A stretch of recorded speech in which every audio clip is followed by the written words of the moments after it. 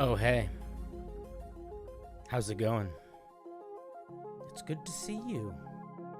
It's been too long, and oh, we are together again. Such wonders. Such wonders. You know? How's it going? Let me open up chat. Where are you guys? I got my screens all over the place. Chat, where'd you go? There you are. Yeah, right where I want you. Oh, hi, chat. How's it going? Ooh, who's here? We got Some Dude Wilson. We got Name. We got Salty Pork. Who else we got? Boca, Dragonos, Doncha, Josh, Heart of the Void. Very cool. Welcome. How's it going? Who's excited to look at some homebrew tonight? I know I'm excited. You know?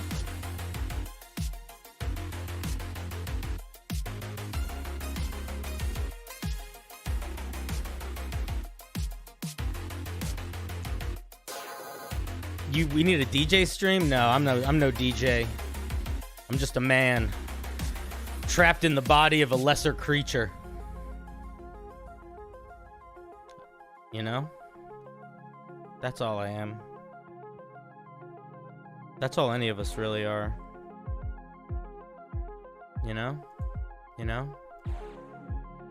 You know what I'm talking about?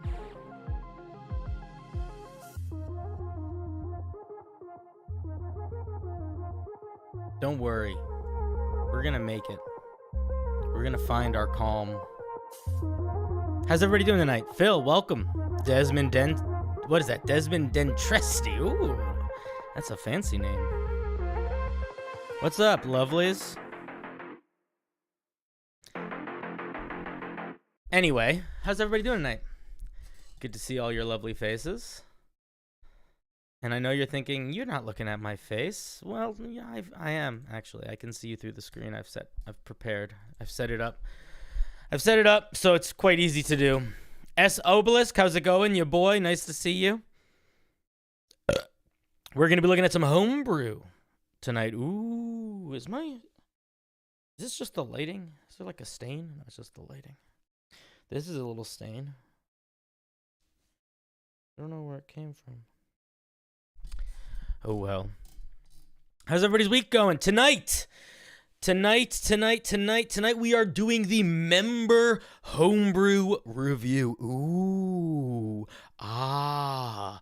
Wow. Hooey. Etc. And the way this is going to work is that if you are a very cool member on my YouTube channel or higher, or you are a patron if you're a Rising Seeker patron, you can submit homebrew for this night. And basically what we're going to do that makes it a little different is we bring you online. If you want, you can come on stream. We can talk about your piece a little bit. And that's the name of the game, lovelies. So that's what we're going to be doing. We got a wheel tonight. We got a lovely wheel here. Let me pull up that lovely wheel. Where is it? Boom! Here's the wheel for tonight. Look at this lovely wheel. Oh, it's so majestic. It's so majestic. I love it. I love everything about it. Why can't I click it right now? Where is it? The only problem with the wheel is sometimes I have a hard time clicking it. There it is. Okay. Behold. The wheel. Ooh. Your Star Wars game? You got a Star Wars game? I've never played a Star Wars game. Well, I played a Star Wars video game, but never a Star Wars D&D game. Okay. Let me make sure all this stuff is set up. So, hi. Tuesday, what's up? You're not a member? You're just here for the spectacle? That's okay, man. Don't give me money you can't give me. That's the best way to not do it. That's why I also have a Sunday stream. So that everybody can participate.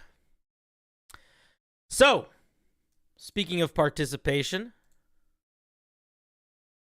you guys want to get started? Or should we goof off for a little bit first? What do you think?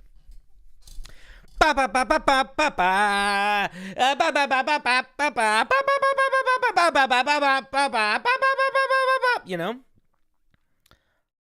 Ooh, how do you submit homebrews? There are two ways you can submit homebrew, friend. One is you can look at the link in the video description right now, and that will give you a link to submitting homebrew for my Sunday stream. I review homebrew open to the world every Sunday. If you want to get stuff reviewed on Thursday nights as well, or in addition, then you can become a member, and it's listed on my member tab, or you can become a patron, and I post it on Patreon. But the link in the bio, that's where you find it. Your next agenda is going to be to make a Gotham City game. That's fun. I've never played Mutants and Masterminds, but I hear it's very fun. The character creation looks really cool. The Sunday streams mess up your sleep schedule? I don't know, buddy. I don't know. Why are any of us here, man? It's because I'm entertaining. I'm entertaining. I entertain you, and you love me, and you wonder why you love a balding man. And I wonder too. But I'm not here to question, you know. I'm just here to find ways, find ways we live our lives. Calm down, Jesus Christ. Where are we starting tonight, guys? I think we start with the man in the hallway. You guys see the man in the hallway? He's right. He's in my nose. We're definitely starting with the man in the hallway for sure. You guys might not even known there was a man in the hallway. You're already bald? I'll get there one day. I got to work on it. You know, I'm a slow learner is the thing. Oh, he's super legit. The hallway man? He's too legit to quit, basically.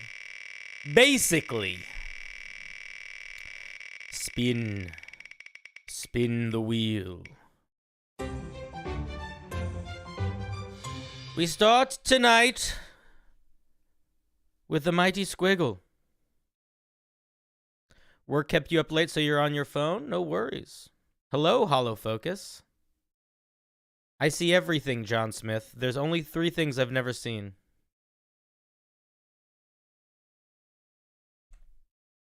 Squiggle will not be coming on stream, so we don't need to worry about finding them. What does Squiggle have to say?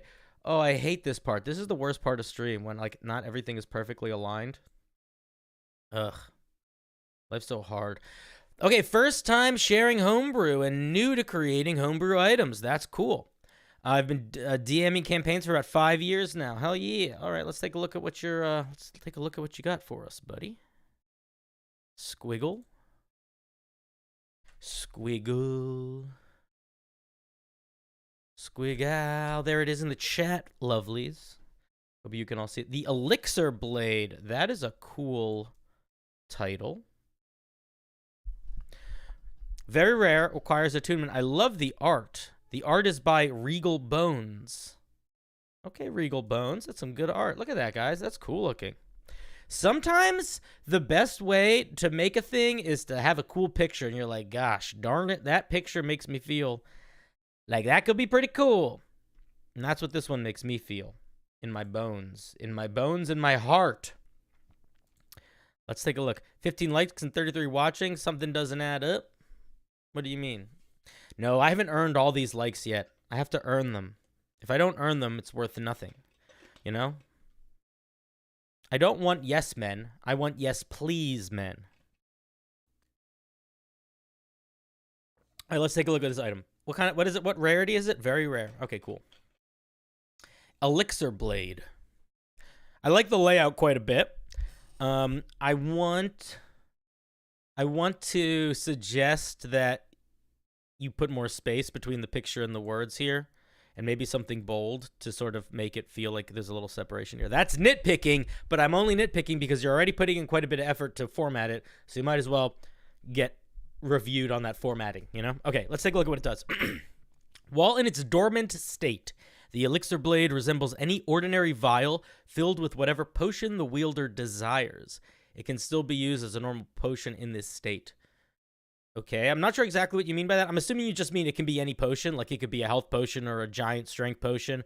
I don't actually think you mean it can be any potion, like it transforms. But let's keep reading. While attuned to this vial, the wielder can use a free action. Free actions aren't a thing in D&D. And And I would argue that if you want this to be a thing that the character can do, then what you would say is, while attuned to this vial, on the wielder's turn, they can cause all of this to happen, and then you say no action required. But you still do need to stipulate, excuse me, when it happens in the action economy, even if you just stipulate that it's on their turn. The wielder can choose the weapon's type and appearance. It has a +2 to attack and damage rolls. While in weapon form, the weapon's damage increases by 1d6 based on the type of potion used to create it. If the potion used would not cause damage, this extra damage is considered force damage. Now that's interesting because I would argue that most potions don't do damage, as far as I know. Like, am I correct? Chat, tell me if I'm being crazy. I feel like most potions mimic spells. Like, enlarge, invisibility, you know? Additionally, the user can replace one of their attacks with the potion effect instead of weapon damage. If the potion requires a saving throw, the target must still make those saves. So does that mean that you can force somebody to have the effects? Okay, so I think what you mean here is that in addition, when you attack a creature with that saving throw, wait a second. Let me read the rest. Let me keep reading first because I'm confusing myself. If the potion requires a saving throw, the target must still make one of those saves. However, the target can choose to fail intentionally. Okay. Once the potion has been used in this way, the ethereal blade of the elixir blade is lost until the wielder uses an action to refill the vial with another potion. Alternatively, blade can be reverted to a potion. Okay, so here's what I think. I think this is a very cool idea, but I feel like there is a level of miscommunication or misassumption here about what potions do most of the time. And what I would argue is that potions doing like 1d6 damage or 3d6 damage is very rare. Most potions do a thing. In fact, I'm seeing people in the chat kind of agree. So like, you might be talking about poisons. That might be what you're I don't think it is though. But most potions do spells, and the problem with forcing that spell on another creature with an attack roll is that it doesn't come with when you put a spell in a potion, it doesn't come with a associated saving throw, I don't think. Let me just check actually. Potion of polymorph, is that a potion? Am I imagining that? I don't think it is, but I feel like potions don't come with saving throws. So my suggestion would be that if you want this to continue to do a thing where you can hit a creature with it to do a potion, what I would probably say is something like, when you hit a creature with this weapon, you can use a bonus action or expend some other element in the action economy to impose, the effects of that spell, and then they make a saving throw against your attack. No, and like against your attack roll, maybe. I don't know. You're gonna have to play around with it. I would actually probably just make it a flat saving throw, and it's a very rare item, so I'd probably make the saving throw 15, or 17, depending on how powerful you want it to be. 17 is a little high. I'd probably make it 15.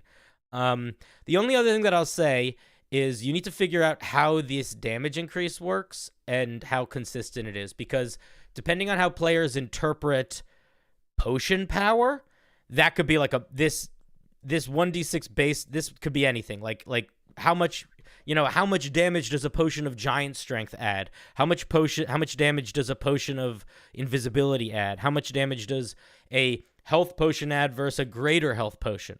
You know what I mean? So I think that this is a really cool idea, but I think you need to spend a little bit of time looking at what potions actually do and thinking about how you would incorporate their use into this. And separate from that, maybe decide if they don't do something one-to-one, like if the potion of invisibility doesn't inflict invisibility upon someone, maybe any sort of potion just can be used to empower the blade. It's a very cool idea, though. I don't have any other thoughts. Chat, is there anything I missed? Did I miss anything, chat? One potion type per sword. Totally different direction. Change the charge the potion type. This is just the beginning of learning curve, though. Super excited for someone that's starting to make items. Increased damage for the rarity of the potion. Increased damage for the rarity of the potion could work. It's a cool idea. Thank you for sharing. I hope you continue to work on it. I don't like that it can become any weapon. Chat is too focused on blades. I think if you wanted to simplify... the potion blade, you could actually honestly drop the whole transformative element and literally have it be a sword that you can pour potions in to empower it. That would also, I think, work very well. And it might even actually help focus the design a little bit, and it would make space for you to leave clarity on how the potions, did stuff. Fracked, you're not coming to stream today? All right, let me see if you're in chat. No, you're not. Okay. Attempting to make a Way of the Four Elements with a Totem Warrior progression. Okay, we spoke about this. You want help with the 17th level feature. Unbroken Air, Fangs of Fire, Snake, Water Rip are mechanically unchanged. I'll skip over them. Thank you for clarifying. I love when you do that. Please review Rising Earth. 4 elements did not have a unique Earth discipline skill. Okay, so for folks that don't know, the Way of the Four Elements monk is essentially how you would play the Avatar. But it's terrible. It's really not good. There are a lot of ways that I've seen people try to balance it. The way that I've seen that's the easiest, I think, is somebody who basically just changed it so everything costs 1 less key point, like across the board for the subclass features. But this is going in a different direction, which I think is going to be good. And specifically, we're going to skip some features that are just what the regular ones get. So that's, I think, Unbroken Air, Fangs of the Fire Snake, and Water Whip. We don't need to focus on too much. Okay, Way of the Four Elements. Starting when you choose this tradition at 3rd level, you pick an elemental aspect and gain its feature. So Unbroken Air is, I think, the same. Basically, you just give a big blast and make a bunch of air knock people around. Fangs of the Fire Snake, you get like fire punches and kicks. Water Whip, you like swing a water whip around. Let's look at what Rising Earth does, which is the new one. You can spend 2 key points as an action to raise a segment of terrain.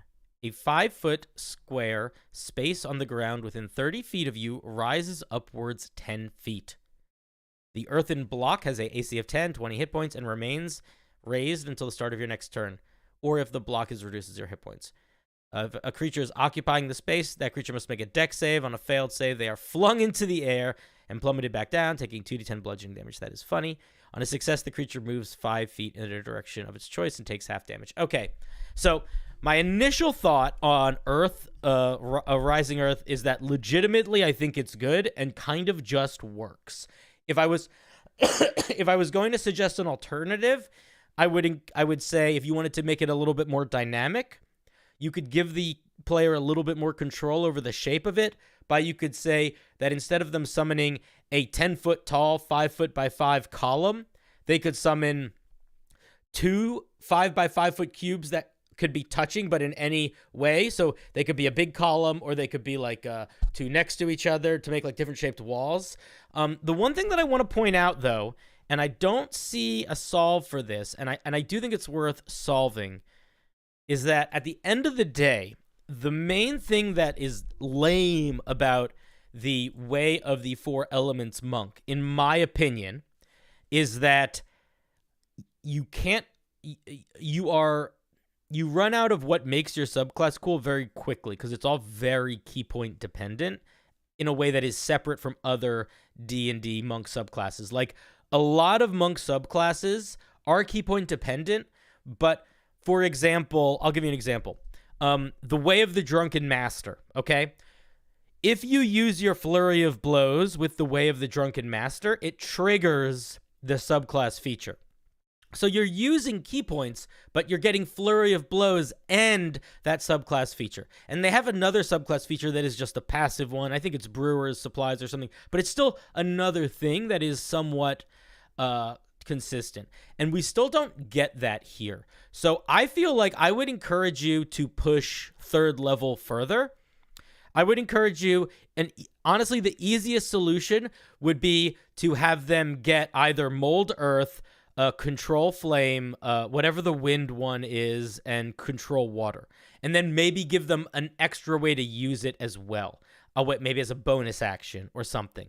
But give them access to one of those cantrips and then have that cantrip interact with them in a distinct way. And that might be enough to make them feel like they're controlling the element. But this still, I think, needs something else at 3rd level, even though these skills are pretty fine. I see some people saying, 2d people. Matt Thorne says 2 key points for 2d10 damage feels a bit weak. The main difference here, I think that, which is why I suggested being able to move the blocks around, is you also are creating like a physical barrier that is around for a round, and that's not nothing. There's a power to that. I think that could be more powerful though, which is why I think you should be able to make 2 blocks. They just have to be touching.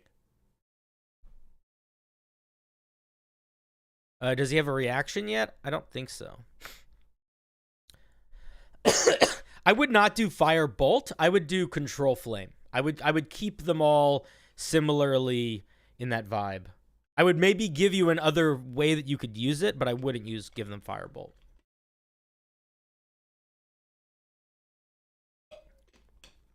Control flame. Yeah.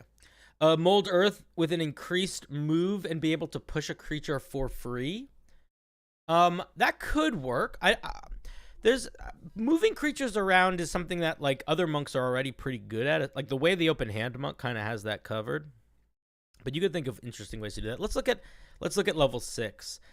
At 6th level, you gain access to certain spells based on the elemental of your choice. You can choose the same aspect at 3rd level or a different one. And okay, so similarly here, let's see. I mean, the spells that we get: air, we get jump and shatter; earth, we get shield and earth and grasp; fire, hellish rebuke and pyrotechnics; water, fog, cloud, and lesser restoration. Okay. So all of these are pretty solid. I think some of them are a little stronger than others, but like I feel like Earth is the strongest. Earth is like noticeably the strongest in my opinion. But the one thing that I'm gonna say is I think you're still facing that issue of we need to move away from the key point dependency. So I would encourage. This is what I would encourage. Let me ask you this. Would it break the game if you got 1 free casting of each of these spells a day? Would it break the game if you went Earthbender and you get Shield once a day for free and Earth and Grasp once a day for free, and then you can spend key points maybe to cast them again? I feel like that would be fine. I don't think that would mess anything up. What if each element receives something similar to the Druid's Fire Spirit thingy? That would be sort of like a summoned creature, which I don't think is the vibe they're going for. Yeah, you only have 6 key points at level 6. That's kind of why it's tricky. That's why monks are hard a lot of the time, because you want them to use their resource, but it's quite limited, and a lot depends on it. Which is why you'll notice a lot of designers will tie key point subclass features to Flurry of Blows, to Step of the Wind, because you are using them in ways that sort of stack, so it doesn't feel as hungry. Monks should really get a bonus to their key of their wisdom modifier. That's an interesting idea. What if you wanted to make Toph from Avatar? That's another thing that's not a bad idea. If you could, at level 6 or at higher levels, just give them all a unique passive feature based on their subclass. So you could go like, Earth gets Tremor Sense. Water could get being able to breathe underwater. Air could maybe get like, I don't know, maybe you're just always under the effects of the jump spell. I don't know what fire would get. Maybe fire would get fire resistance. Fire is the one that always is a little bit weird, especially even in the Avatar world. Fire is the only one that's like, you can't make something with it. It's just fire. But yeah, let's look at 11th level. At 11th level, you can spend 1 key point to cast Absorb Elements. Additionally, whenever you cast a spell using a key point, you don't need to provide a verbal component. You gain the benefits based on elemental aspect of your choice. You choose the same. Okay, can I make another suggestion? What if at 11th level, instead of getting absorb elements, I mean, you could get absorb elements, but do you know how monks can do the thing where they catch an object in the air? But it has to be a projectile. Like, you can't catch a firebolt, or you can't catch a lightning bolt. What if you could do that? What if you could deflect missiles with elements? What if it's like you get absorb elements, or in addition to, or separate from that, when you use deflect missiles, it also works on fire, cold, whatever, the elemental damage types. Whatever absorb elements works. That might be a move also, if you're trying to make you feel a little bit distinct and tie it into other stuff. That's a maybe idea. And then we get more spells. Fly, Erupting Earth, Fireball, Gaseous Form. I think all of these spells are mostly okay. I'm going to be honest, I do not like Erupting Earth. I feel like it is so bad compared to these other spells. But I don't know what a better Earthquake spell is off the top of my head. Chat, is there a better spell that we could represent Earth powers with than Erupting Earth? I know it's like good for the title, but it's such a... I don't know. Am I downplaying Erupting Earth? Is it a better spell than I'm remembering it being? I feel like it's a garbage spell.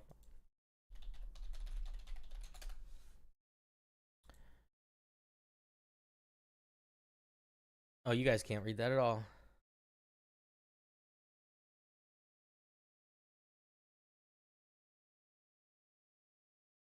$20-foot cube. 3d12 is not bad. Okay, it's not terrible. It's not terrible. It's not terrible. It's not terrible. It's not as bad as I thought it was. But it's not great either. I'm not writing home about it. Pass wall is a good idea. Tiny hut's an interesting idea. Stone skin, meld with stone. I think they're trying to keep them 3rd level. So we want to keep it 3rd level. Okay, 17th level feature. This is where you are asking for help.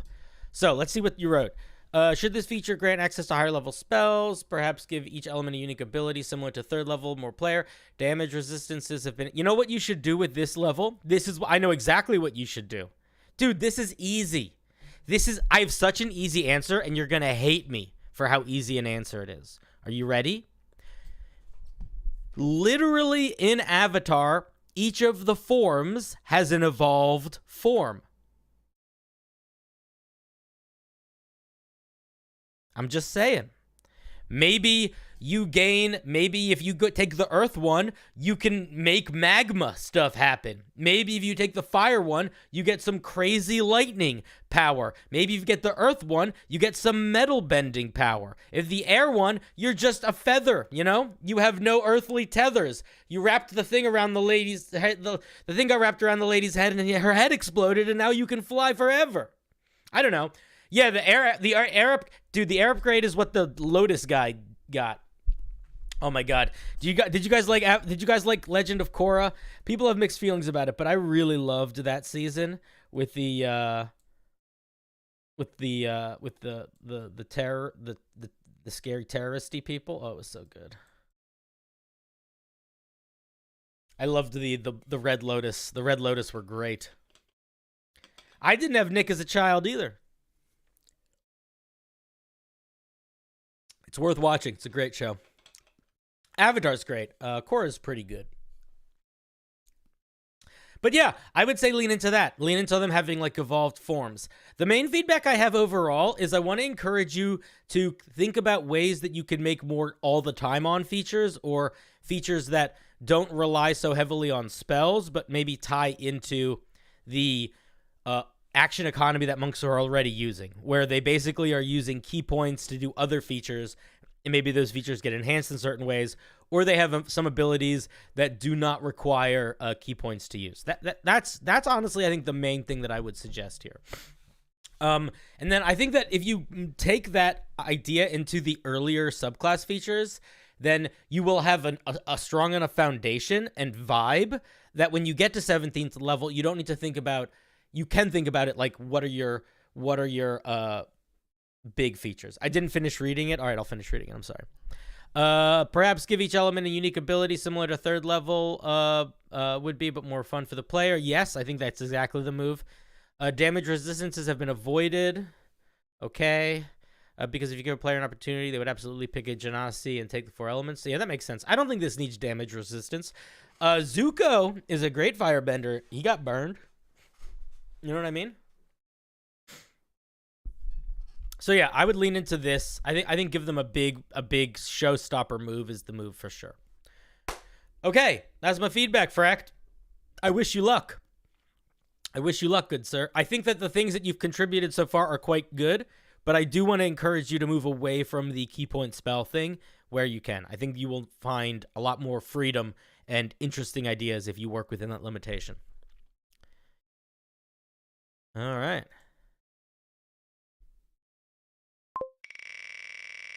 Derek, how's it going, dude? I didn't see you in the chat earlier. Or maybe I did and I just didn't yell at you. I don't think I yelled your name yet. Tradosio, what's up? Quispy. It's time for that Quispy. Quispy says they're going to be here. Let's see if they're in Discord. Hey, Quispy, are you in Discord? I don't see you. I see Sin, I see Sai, I see some dude, I see Name, I see G, and I see Derek. Somebody, Quispy, are you? Then go in the Discord if you want to chat. You know how this works. You've played this game before. What's your name in Discord? Hey, yo, this is a piece I previously submitted and taken up on the Puppet Master Artificer. Gone through some changes. Okay, we got a Puppet Master. Quispy, are you coming on stream? You yelled, I am here.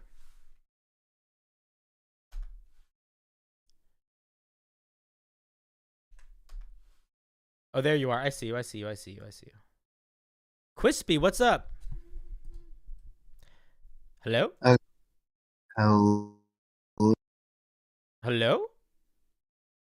Hello. How's it going, Quispy? It's going all right. Sorry, I completely forgot that thing's tonight. Oh my god. That's okay. I just didn't want you to miss out if you wanted to come on stream to talk about it. If you got other stuff you need to do, you know. Yeah, no, I don't have anything else. I was just playing video games. I tuned into the stream right as I saw my name being mentioned. Oh, the serendipitousness of the universe. Yeah, it was perfectly timed. So this is a puppet master we're doing? Yes, it's I'm trying to work on a while back. Okay. You reviewed it a couple weeks ago, I think. What did I say last time? You said I needed to make a stat block for the puppet, which I totally agree. I definitely should have done that, which I have now done. Okay. All right, let's take a look. Let's take a look. We got tool proficiencies, woodcarver's tools. We got hacker spells. Why did you pick the word hacker? Crap, I copied it from a previous thing. I forgot. I guess I forgot to change all the words. That's fine. That's fine. That's fine. You got unseen servant, command, flock of familiars, crown of madness, tiny servant, antagonize, summon construct, charm monster, animate objects, dominate person. Did you include antagonize? Okay, so if you're gonna do something like a spell from Unearthed Arcana that isn't officially published, I would put the spell in the document at the end as like an addendum, so they don't have to look it up. With these spell lists, it looks like you're animating little things and you're messing with people. Yeah? Yeah, what I tried to do was one of each for each level, but I think at one level I couldn't do that. That's okay. I'm just trying to... that's the vibe that I'm getting from it, so I just wanted to make sure that was the vibe that you want. I think that overall this is a pretty solid spell list. I have no idea what antagonize does. I'm not going to look it up right now, so I'm not going to worry about it. Summon construct and charm monster are both very strong, but I think that's fine because it's 13 level. I think this is a pretty cool spell list. All right, so let's look at this puppet. Let's take a look at this puppet. Let's see. All right, we've learned to imbue ourselves with magic of the puppets we control. When you complete a short or long rest and have a woodcarver's tool, you can create an animated puppet. If you use this feature again, the previous animated puppet disappears. So you can have one puppet at a time. The puppet uses animated puppet stat block. We'll take a look at that in a second. Choose your initiative. Okay, so I'm assuming you just did like the basic beast companion rules down here, or is there anything different? Yeah, I based it off of the ranger and the battlesmith and all that stuff. Perfect. I won't worry about that. Okay, so when you pick it, you pick a design option: spellcaster, warrior, or artisan. Cool. Okay, I like that. That's cool. And then when you create a new puppet at the end of a long or short rest, you can choose a different one. Okay, let's take a peek. Okay, so I'm going to talk about you like you're not here for a second. I apologize.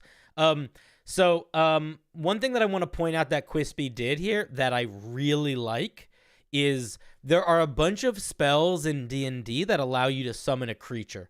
And the newer ones, which are, in my opinion, the ones that are much better designed, are like summon construct, summon summon beast. There's a bunch of summon basic thing, summon undead, and when you pick them, you pick a type, and the stat block includes each of those types like built into it. So you just have one thing you have to look at. You're not like reading features in one section and then pulling the stat block in the other.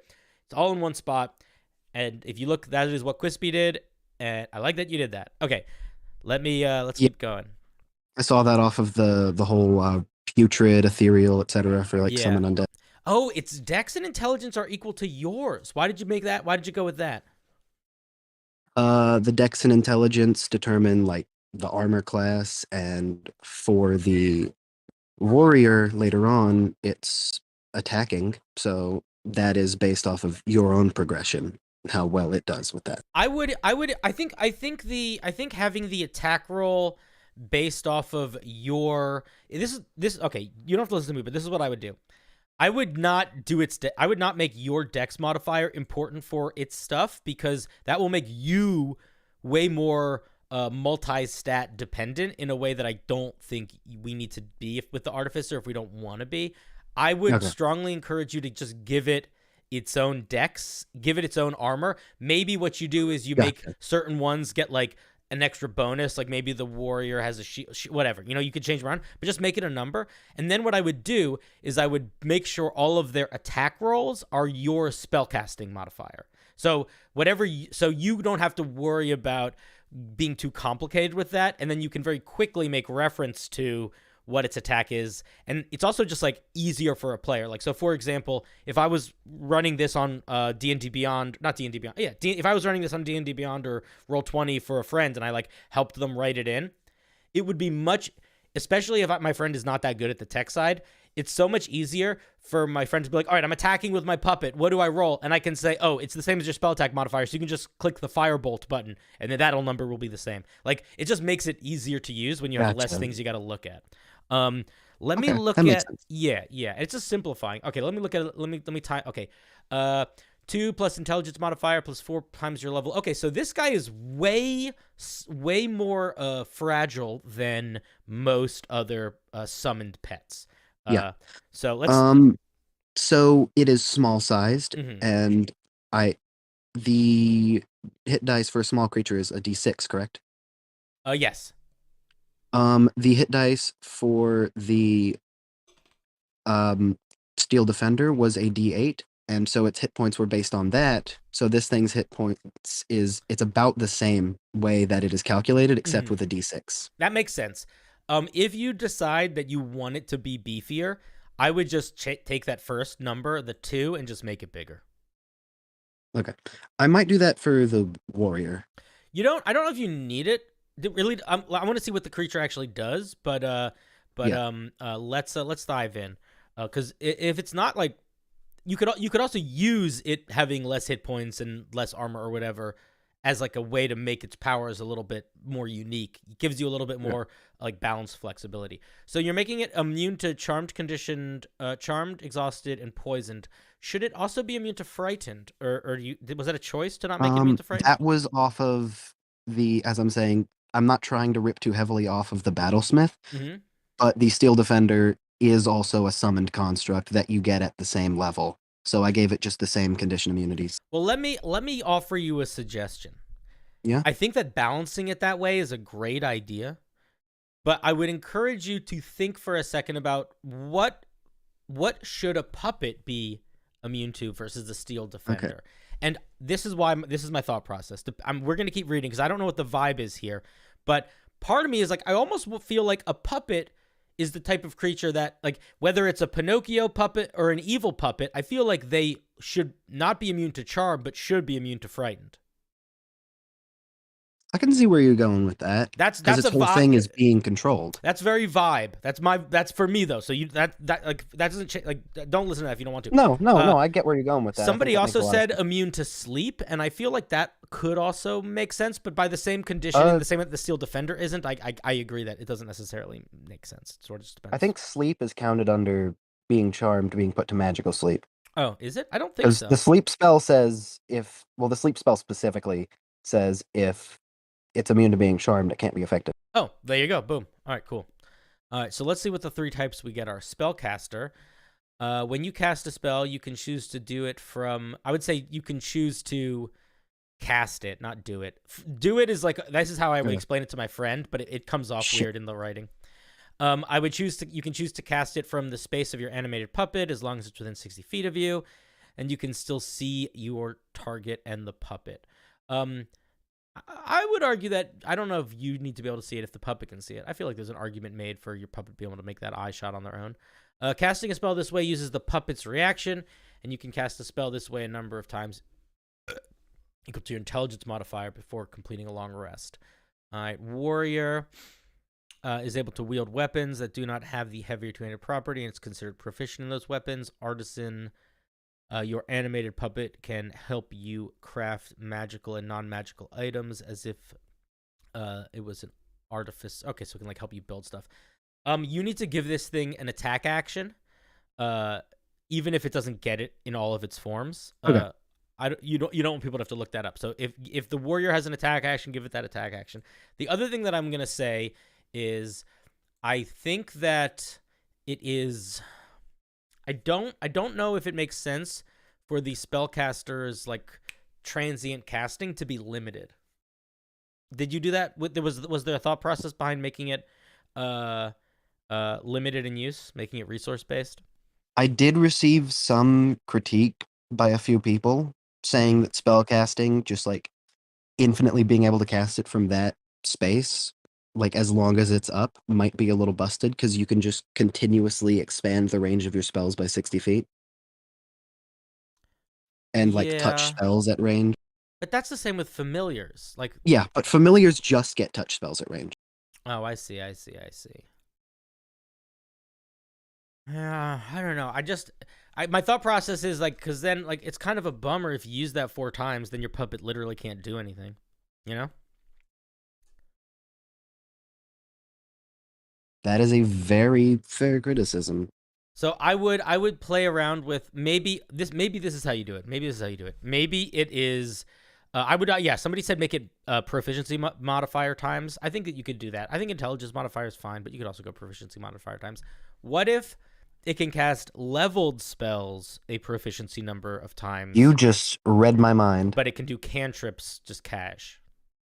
Yeah, I was just typing down on the change ideas sheet. This limitation does not apply to cantrips or something. Yeah, because you want it to always have a thing it can do. And I feel like the artisan one, it's sort of okay if it doesn't, because this is very out of combat. Although, if you want to make the artisan one have, you know what you could do also? If you wanted to make the artist, okay, weird idea, very weird idea. Kind of changes the vibe a little bit, maybe not the move. But what if it has an attack action, okay? Yeah.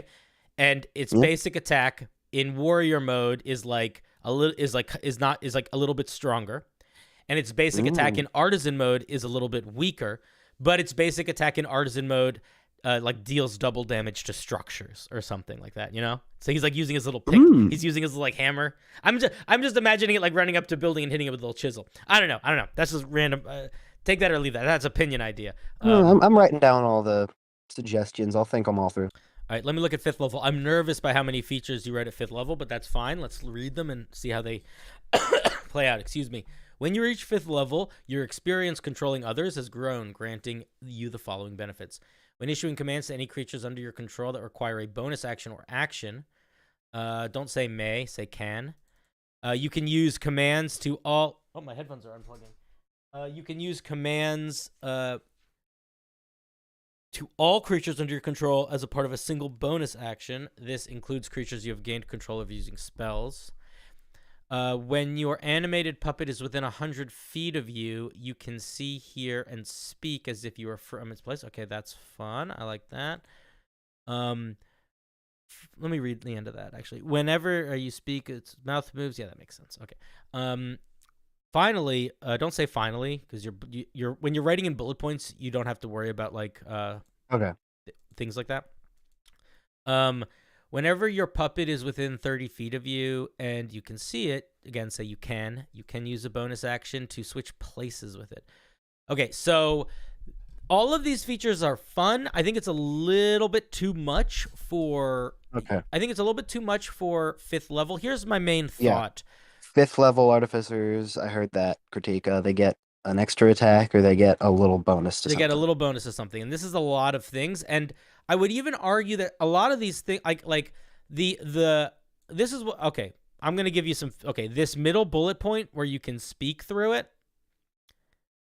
I think you should just get that at 3rd level. I think that should just be a part of it. I would move that down to 3rd level. The teleporty thing, if you're really keen on it, I would put it somewhere higher up, if you can fit it in. The commanding multiple creatures at the same time is interesting, but also feels, I think, like a higher level feature. Okay.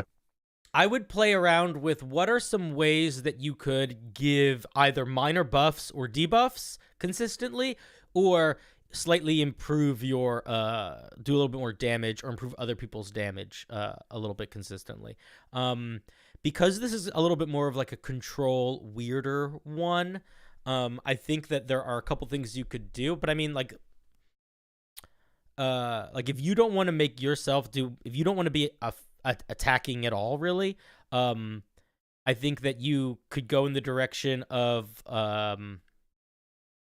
allowing the puppet to do more attacks, or you could go in the thing of allowing the puppet to like have some way that like its presence enhances the creatures around it or debuffs the creatures around it. But maybe just giving it 2 attacks would be the move if you don't want to be a person that's making attacks. I feel like controlling multiple puppets is reasonably analogous to getting extra attacks. It's from I would say from a narrative perspective, I agree some dude, but from a gameplay, I don't fully agree. I think that in the moment it will, but it's like it's one of those things where it's like very situational, and it's gonna. I just don't think it's consistent enough. Yeah, I don't know. I don't think it's consistent enough. Yeah, extra puppet is later on though. Oh, we'll get to some extra puppets. Don't worry. But those are my feelings about 5th level. I think all these features could work. I think you just need to mush them around a little bit. Let me look at animated puppet. At 9th level, you can use 2 puppet. You can have 2 puppets active at a time. I would say you can now have 2 puppets active. That's such a minor detail, but I would change that. And you can choose which one is destroyed whenever you make a new one. Your animated puppets also gain the following features. The spellcaster, the range in which you can cast spells from your additional puppet extends to 120 feet. Additionally, when cast from your space, I would not do the increased DC modifier. I would try to find something else. I would try to think of another way. You can maybe just increase the damage if it's a damaging spell. You could just give it extra die of damage. Right. Warrior, when your puppet is now only limited to wielding weapons in which you are proficient, and which do not have the heavy property. Additionally, your puppet can use your intelligence modifier for attacking damage rolls rather than strength. Shit, I didn't scan this for May's. Oh my god. Not so. No, dude, I've been correcting them every step of the way. We're past the month of May. I'm not trying to be okay. Can every I be step of the May. I don't want to be mean if I don't have to be mean. And I feel like that was getting too pedantic. I would rather earn my rage, you know? So, like I want it to be like, oh, when Cinder's raging at something, we should listen, as opposed to like, Cinder gets so annoyed at this every second. Because I don't actually get that annoyed with it. It's just, it just don't look pretty in them. You know what? It doesn't have good mouth feel. Okay. I would change this pretty significantly because I do think you should give the warrior a standard attack. I don't think, unless you like are trying to build it around. Oh, you know what I would maybe do here? Another thing that you could play around with is putting infusions on your puppets. That might be a move at one of these levels to give you the ability to, because that way you could make your spell. You could put the +1s. You could put the spell power infusion on your spellcaster one, or the reloading crossbow one on your warrior one, or whatever. I would play around with that, see if that could fit, because that might accomplish the goal that you're trying to accomplish with this 9th level feature in general. Tying it into the artificer more. Yeah, like what if it's like this? Like you now, okay, because the other thing is getting two puppets is very strong.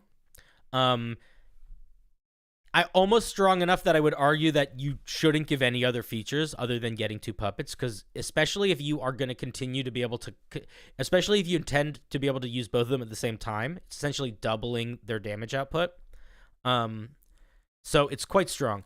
So like I almost would suggest putting multiple puppets at the 15th level feature. But if you want to increase it in another way, I would say having infusions be able to tie to the puppets is a good idea.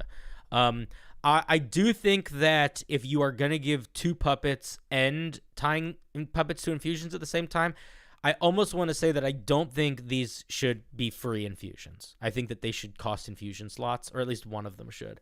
Just because that's because getting 2 free ones and 2 whole puppets would be a lot.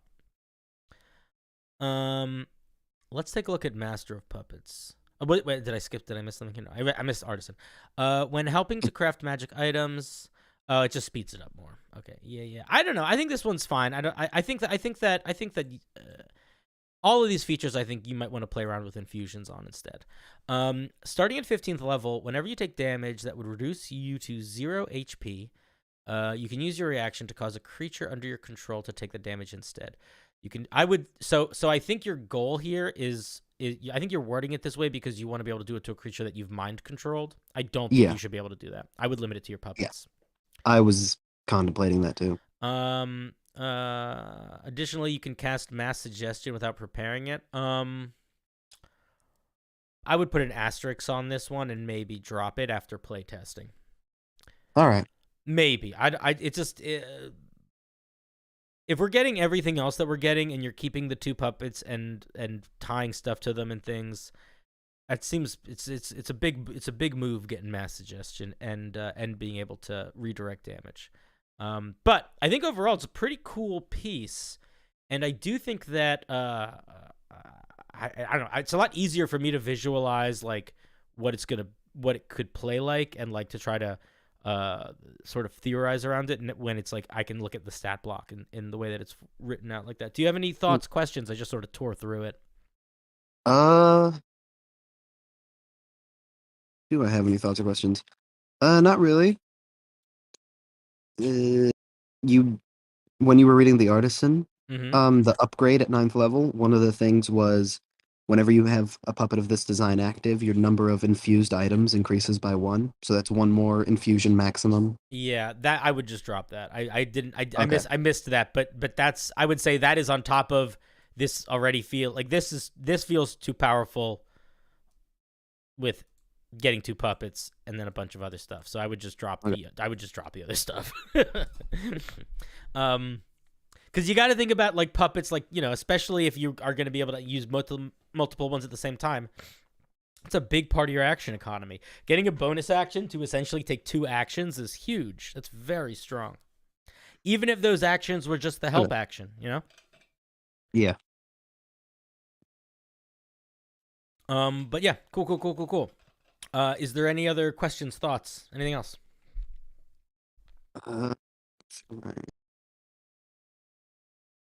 No, you've given some pretty helpful information. I'll Control F and get rid of all the maze. That's fine. I think it's coming together nicely, dude. I like it a lot. It's got some promise. I may or may not submit it again in the future. The only other thing that I'll say, this is a little bit more highbrow, but I feel like you should lean away from the controlling people aspect. I feel like that is just my personal opinion. Maybe keep it in the spells, but I would drop any of the stuff where it ties in the actual stat block, because those parts are the parts that feel the most, the least refined to me, and they feel the most. They stand out the most as like this doesn't feel good when I'm reading it. So that's just my gut feeling, is that you might want to move away from the subclass mind control features and just let that sit in the spells. Gotcha. I'll consider that. Don't listen to me if you disagree with that. Also, all right, dude. I'm gonna kick you out. Any final thoughts before you're out of here? Been nice being on. See you later. Yeah, man. See ya. Click. That was the Quisp. That was the quisp. I agree with you. I agree with everyone. Keep it quispy. That's funny. Vander. Vander is like Vader. Vander. They say they're here, but they're not in chat. Vander! Somebody add Vander in the Discord and say, get over here. This was one of my first, if not very first homebrew piece. My main concern is feature bloat over balance, but balance is also a very high concern. Okay. Feature bloat is a very real problem for new writers and earlier pieces. Another artificer. Y'all fucking love your artificers. Why is everyone and their mama make artificers? I used to make jokes about this. Used to be a bit. The bit called Cinder makes jokes about there being too many artificers. But you guys just keep going. I mean, I can tell you right now this thing has too many features. It shouldn't take up 2 full pages of text. That's crazy. Let's take a look at it. If somebody in Discord wants to ping Vander and say, yo, Vander, you're up. You're at work, so you can't join the call, sadly. Oh, it's okay. Then I shall give you my thoughts while you're at work, and you can come back later. All right, so we have the specialist, known as the Arsenal. Artificers who craft weapons of unparalleled strength are called arsenals. Their weapons rival those of myths and legends, and can level the field against overwhelming odds, whether the weapon is augmented with mechanics, magic, or simply refined to perfection. So it's guy with big weapon. An arsenal's signature weapon is an extension of themselves, and some say their weapon holds a sliver of their very soul. Okay, cool. The idea of artificer with a big weapon is a great idea. The thunder gun, the thunder cannon artificer in the Unearthed Arcana was my favorite one, and they removed it.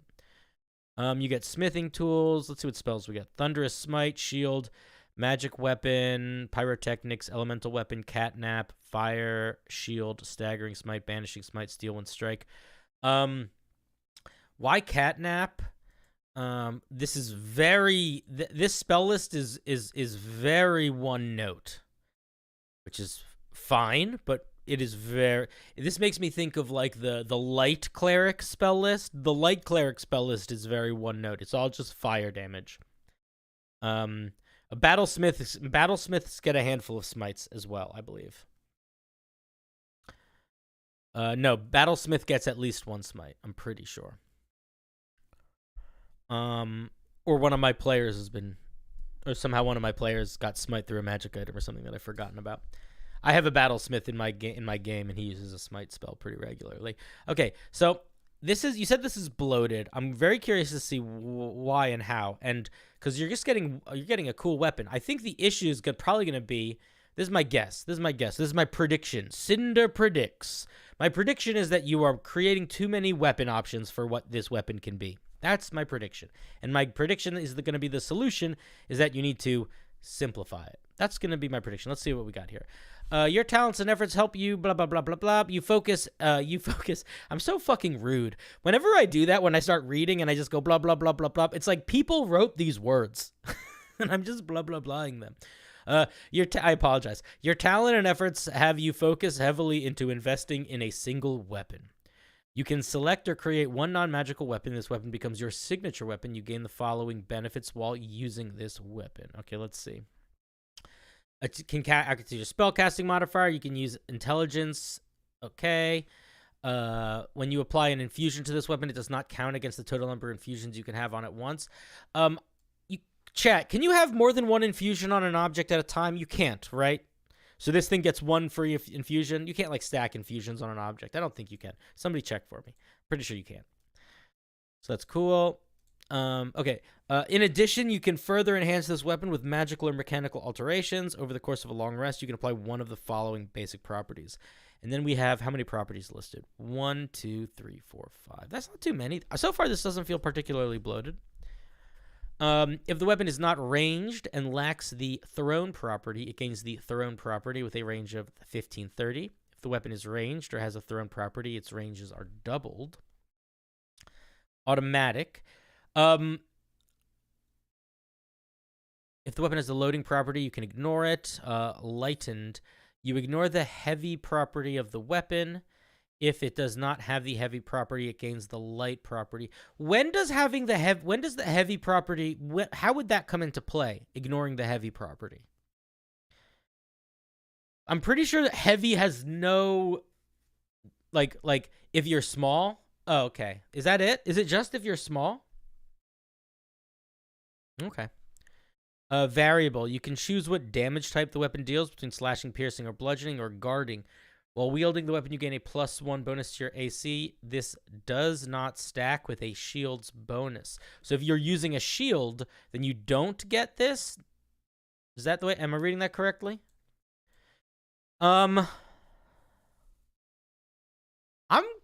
Guys, am I being crazy? Am I missing something, or is this kind of underpowered? Am I missing something? Am I not thinking about a part of the puzzle here? You get to use intelligence for your attack rolls. You get to you get intelligence for your attack rolls. That's big. But everything else, and you get the free infusion. You get advantage on, you get intelligence attack rolls and the free infusion. But everything else is kind of like set dressing. Like, aerodynamic would be really good on a bow. And guarding would be really good on a short sword. But I don't know if these are the move. I think they're backloading power and flavor. That's what it feels like. This is like a nice alternative to Hexblade. It is a good alternative to Hex. No, I like it a lot. I just don't know if it is getting enough, is what I'm saying. Like, I almost feel like these... Here's the problem. Here's my problem. Guarding is really good. Guarding is very good. Aerodynamic, circumstantially, is also very good. But variable, lighting, and automatic, they feel like they're not as good. And I'm wondering, I would consider mushing these around, seeing what else you could do. Like, would it be bad if variable could make it so your weapon dealt like elemental damage? Like, could you make your weapon deal fire or acid or lightning damage? I feel like that would be fine and really cool. I don't think it's enough at 3rd level, because think about it like this. The battlesmith gets the strongest parts of this feature, and they get a pet. The battlesmith gets intelligence for attacks rolls, plus armor that you don't get, by the way. This guy does not get that armor. And they get a giant robot pet. The free infusion is not that... It's a +1 weapon. It's one more +1 weapon. It's it's not crazy. It makes a thing come back to you when you throw it. They're not... An infusion is not nearly as powerful. You could probably dual wield mauls with lightened. Well, mauls are heavy, so they wouldn't become light. They would just become not heavy. So you couldn't do dual wield mauls. And you also can't, you don't have the dual, like, you don't have dual weapon fighting, so you're not getting that attack bonus on that bonus action anyway. You know what I mean? Maybe light should not make you lose the heavy property unless you want to. I don't know. I would play around with variable and lightened and automatic a little bit. I feel like aerodynamic and guarding feel just a lot stronger. A fighting style? Well, that's sort of what these are a little bit. Some of them just feel... I'm genuinely... I might not be thinking about some weird combo you could be doing, but we're going to move on to the next feature. But I do think that I would consider making both lightened, variable, and automatic different, and potentially more. Like, I would encourage going in a slightly different direction, potentially. Maybe let them have 2 properties. 3 secondary light arms for light weapons. Fighting style would be great. All 2-handed melee weapons are 2-handed to my knowledge, but the heavy 2-handed properties are separate. Yes, that is true. Heavy, not all weapons are 2-handed. Not all 2-handed weapons are heavy, but all heavy weapons are 2-handed. But yeah, I would consider maybe messing with these a little bit. These middle 3, automatic, lightened, and variable. So far though, this does not feel bloated. The only place that it feels the tiniest bloated is this description, but it's also like, it's sort of like wild shape. Like sometimes you just need a block of text to explain a thing, and I don't think you're wasting too much text here. You get extra attack. That's fine. That's good. Let's see what we get at 9th level. You can now have 2 infusions on the weapon without either counting against your infusion limit. That's cool. In addition, I would make, even if this is just one sentence, I would make this a new paragraph. Separate the features into separate paragraphs. In addition, you gain 1 new advanced property to apply to your weapon from the list below. If any combination of infusions or properties would give a bonus to attack or damage, you can only have a single bonus from an infusion or property. Good balance. Okay, let's take a look. We got explosive, shifting, swift. Okay, so how many do you got? 1, 2, 3, 4, 5. This is another place. This is actually probably a good spot where you could just pick. You could just make 3. You don't need to make 5. If you're worried about this thing being too big. On a hit, the weapon unleashes a small explosive payload, causing the target to take extra fire damage, and they must make a strength saving throw or be knocked 10 feet away. I would make this once per turn. Shifting. When you select this property, choose another weapon type or a shield. You can use a bonus action to make your signature weapon shift between the new weapon or the shield and its original form. All previous infusions and added properties are retained and apply to the new form if applicable. If they are not, they are retained but inactive until transformed again. See, this is cool. I like this theoretically. But I'm telling you right now, explosive is a lot stronger. A lot stronger. Maybe that don't matter to you, but it's worth thinking about. Swift. When you take the attack action, you can make another attack with the weapon as a bonus action, as if it were an offhanded weapon attack. You cannot make this attack if the weapon was thrown, unless it is the returning infusion. Yeah, see, this is another one. This is so much stronger than shifting. I would lean against Swift. I feel like this one feels weird. I feel like, I don't know. I feel like making you get more attacks with the weapon I would lean against that as a way to boost it, at least as like a select way to boost it. I would probably come up with something different here. Or I would probably just drop this one actually. Elemental Affinity. When you apply this property, choose between fire, cold, lightning, poison. Your weapon now deals extra damage to the chosen type equal to your intelligence modifier. I think this is cool. I think you should just make this not the extra damage, but I think you should let them choose damage types at level 3. Attuned. When you use this weapon as a focus, you gain a bonus to your spell attack and damage rolls. I literally talked about this in the last one. I disagree with subclass features that just give you a flat modifier to saving throw stuff. I would drop that. I'd come up with something different. I think that in the 9th level could use some work for sure. I think explosive is the best is probably the best designed part of it. I think shifting is really cool, but shifting kind of feels like it shouldn't be an option here. It should just be like a thing that you can maybe do at a certain point. Elemental Affinity is fine. I just feel like it should somewhere else. Swift feels off, and Attuned feels off. I would probably switch those out for something else. Legendary Armament. The reason why I don't like getting subclass stuff that gives you stat bonuses is that it like there's very, very few things that do that. And when they do, they affect weapon attacks almost exclusively. Like the only thing I can think of off the top of my head that gives you a class feature that gives you a bonus like that is the Forge Cleric, which lets you make +1 weapons or +1 armor. But making it for spells is real hectic. Let's look at Legendary Armament. At 15th level, your weapon now rivals some of the arms of the legend. Okay, can I make a suggestion? Honestly, I think maybe the move is. Overall, I think that you can do some serious simplification here. This is what I would do if I were you. I would probably anything that has to do with the weapon dealing damage or dealing extra damage, I would completely remove from these things. Completely remove from these things. And I would make it so the weapon just did a certain amount of damage. And you could make it do slightly different things with these features. And then at 9th level, I would just make the amount of damage that weapon did increase, or maybe it gets an extra type of damage, and depending on which feature you get, that extra damage is a certain type or can switch between types or does something extra. That's what I would suggest doing. But I think that the idea, like I would treat it more like the way a Steel Defender grows in terms of expressing how it's like flatly builds. Let's look at 15th level. Dancing.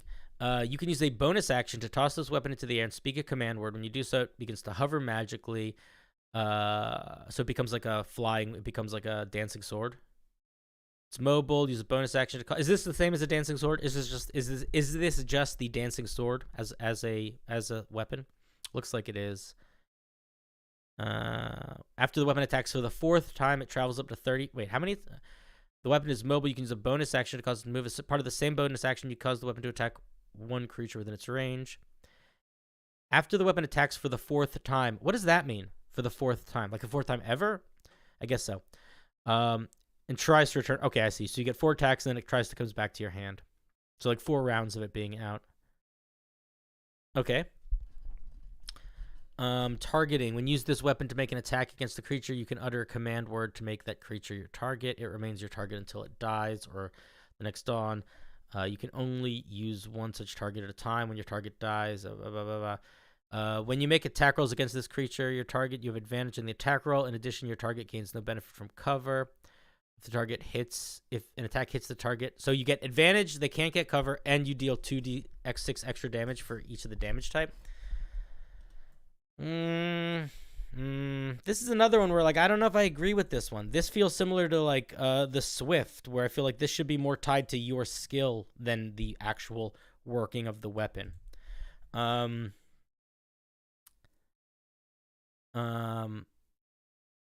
It is the oath bow. Targeting is the oath bow. Tempered. In fact, I would say that I think I disagree with basing them off of the magical weapons so specifically. I would encourage you to lean into the idea of you are an artificer. You are building this. It doesn't need to be the same as a magic weapon, and it should probably be something a little bit more distinct, specific to you. Yeah, make 2 or 3 variants. I agree. I think that the bloat is from there's just too many. There's a lot of options, and if you just pick 3, you can really focus them. With tempered, when you attack an object, it deals maximum damage. When you attack a creature and roll 20, it takes extra damage. Then roll another 20. If you roll 20, you destroy one of its. So this is like a I forget what that weapon is called, but there's a magic weapon that does this. And then what does spell to do? You permanently imbue the weapon with a 4th level spell. You use your attack modifiers. You get a twice a day 4th level spell casting out of it. Or you can copy the effects of another rare weapon. I'm gonna be honest, man. I think the 15th level features need work. I think that if you want, I don't agree with making them so based off of items that already exist. I strongly encourage you to continue to make them sort of distinct, or give you like once a day showstopper moves with them that you could pull off. Yeah, I would rework the 15th level ones, I think, if I were you. The dancing one is cool, but it's just a dancing sword. And then I don't know how I feel about getting 2 4th level spell slots for free at 15th level. It's another one that it's like it feels like a little bit like just very different than what this subclass is about.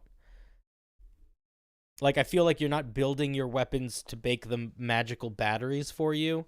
Like, there's not really a feeling like that earlier. If there is, I completely missed it. It's really like you're making them to be weapons. So I would lean into that. I would lean into that aspect of it. If you die, your soul is transformed into a weapon. That's fun. This is a fun little bit at the end here. I like that. The 15 level stuff, I want it to be really strong to compete with existing weapons. I think that's fair, but I think that you need to make them compete with existing weapons, not be existing weapons. That's what I would say. And I would encourage you to think about 2 things. One is lean into the idea that this is an artificer that is making this weapon more powerful over time. And that's how it's getting like stronger. And then the other thing is I would strongly encourage you to look at the way the armor, somebody else mentioned it, but look at how the armor smith does it, where they have different forms that the weapon has, and those different forms kind of expand over time. I think that might help focus this a little bit. You don't necessarily need to do it exactly. You could definitely keep it more module, but those are my thoughts. It's an interesting idea. Flavor-wise, it's like the artificer that I want more than any other artificer. Vader, do you have any questions? I see you're in the chat. And I can see you in the chat.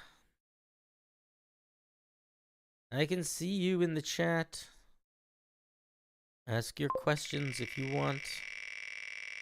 Because I can see you in the chat.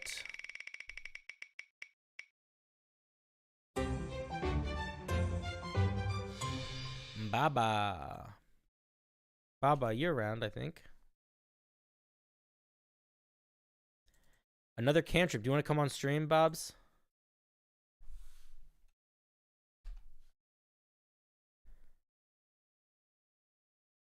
I don't see you in the Discord.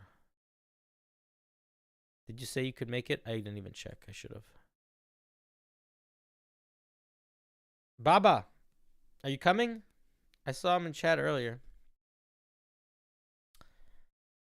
Nothing specific. Just wanted some feedback on the direction. I think the direction is very good. I think it just would. I would just focus it a little bit more. I think the direction is really, really strong though. Like, I think follow your instincts, and don't feel the need to rely so heavily on the established materials for building your mechanics. Lean into them for like balance and like flow. But like, I think you're in a good direction. There's the document. I'll ping Baba. Baba, you want to come on stream?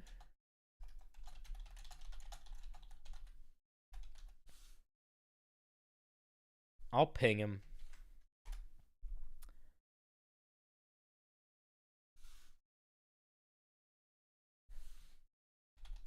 Why isn't it working? Baba. Baba. All right. Oh, here he is. Boom. Hey, Baba. Baba, black sheep. Hey, how's it going, buddy? pretty good. So what you got? Came back from a little work trip. How was the work trip? I was gonna make it, but it did. Was the work trip good? Did you survive? I did survive. I was a little nervous. I was a little bit ready to get grilled a little bit because a bunch of the stuff I've had to do. It's vaccine research. Has been taking longer than it was supposed to. So I was gritting my teeth going in, but it wasn't nearly so bad as I thought it might be. Okay. Well, I'm glad you didn't get grilled too hard. When I was a couple years ago, one of the guys that I lived with was a what's it called when you're like a doctor but you still are in school, but you like actually are a doctor? Grad school? I don't know. Resident? He was like maybe residency. He was a researcher, but he was doing a COVID vaccine research when I was living with him. Gotcha. Yeah, so much research going on for COVID. He was showing me like a PowerPoint that he was really proud of, and I was like, "This is just gobbledygook, buddy." Like I was very kind to him. Like I was like, "This is really cool." Like, yeah, it looks good. Like these are just a bunch of letters and words. I don't know what any of these things mean. All right, so yeah, the jargon can get pretty. I just don't speak doctor, and huge. I think that when doctors spend a lot of time talking to doctors, postdoc. He was doing his postdoc. When doctors spend a lot of time talking to doctors, they forget that other people don't speak doctor. It's sort of the same if you start talking about D&D to somebody that doesn't speak D&D and you like casually say the word like displacer beast or like paladin. Exactly. Like you forget that people don't know what a paladin is. But if a random person hears the word paladin, they're like, "You mean that like weird Overwatch ripoff?" Like they don't know what you're talking about. All right, so let's take a look at this cantrip. It's called Smoke Conjuration, 1 action, 60 feet, lasts a minute. No concentration. Okay, let's see. No concentration. You create a 10-foot radius sphere of smoke centered on a point within range you can see. The smoke. I'm going to burp in a second. There it is. There it The is. smoke spreads around corners. The area is heavily obscured, and you can choose its color and smell. It lasts for a duration of the spell, or until the wind or a moderately great wind, at least 10 feet miles per hour, disperses it. Okay, so you basically, it's like a mini fog cloud, essentially, but you can make it smell and look a little different. But you can make multiple because it's not concentration. That's kind of the hidden power of it, but also that takes time. Yeah, I'm wondering if that's too much. Yeah, this one is tough because was that your intention to make it so you could make multiple? That was kind of a punch up for it because otherwise, I think that it is real limited, right? Because you are obscuring an area, and situationally that can be pretty good. Like if you're running away down a tunnel and people are shooting at you, or if you are trying to, blind someone who is up in a tower who can't move or something. Mm-hmm. But I do feel like the situations aren't quite enough to make it, an attractive enough cantrip, selection. Yeah. Okay. I have two thoughts. One is I worry about keeping track of the duration of them if you're making a couple. Just from like keeping track of stuff in your head. It's like each one's going to be on its own timer, basically. And I do think that if being able to stack a thing that sits in the game for a minute is potentially taking it into leveled spell power, or at least requiring. I think it needs some amount of limitation. And my suggestion would be one of two things. One, actually, something along the lines of limiting, either making it so you can have a number of these up equal to your proficiency bonus, so it would still get bigger over time.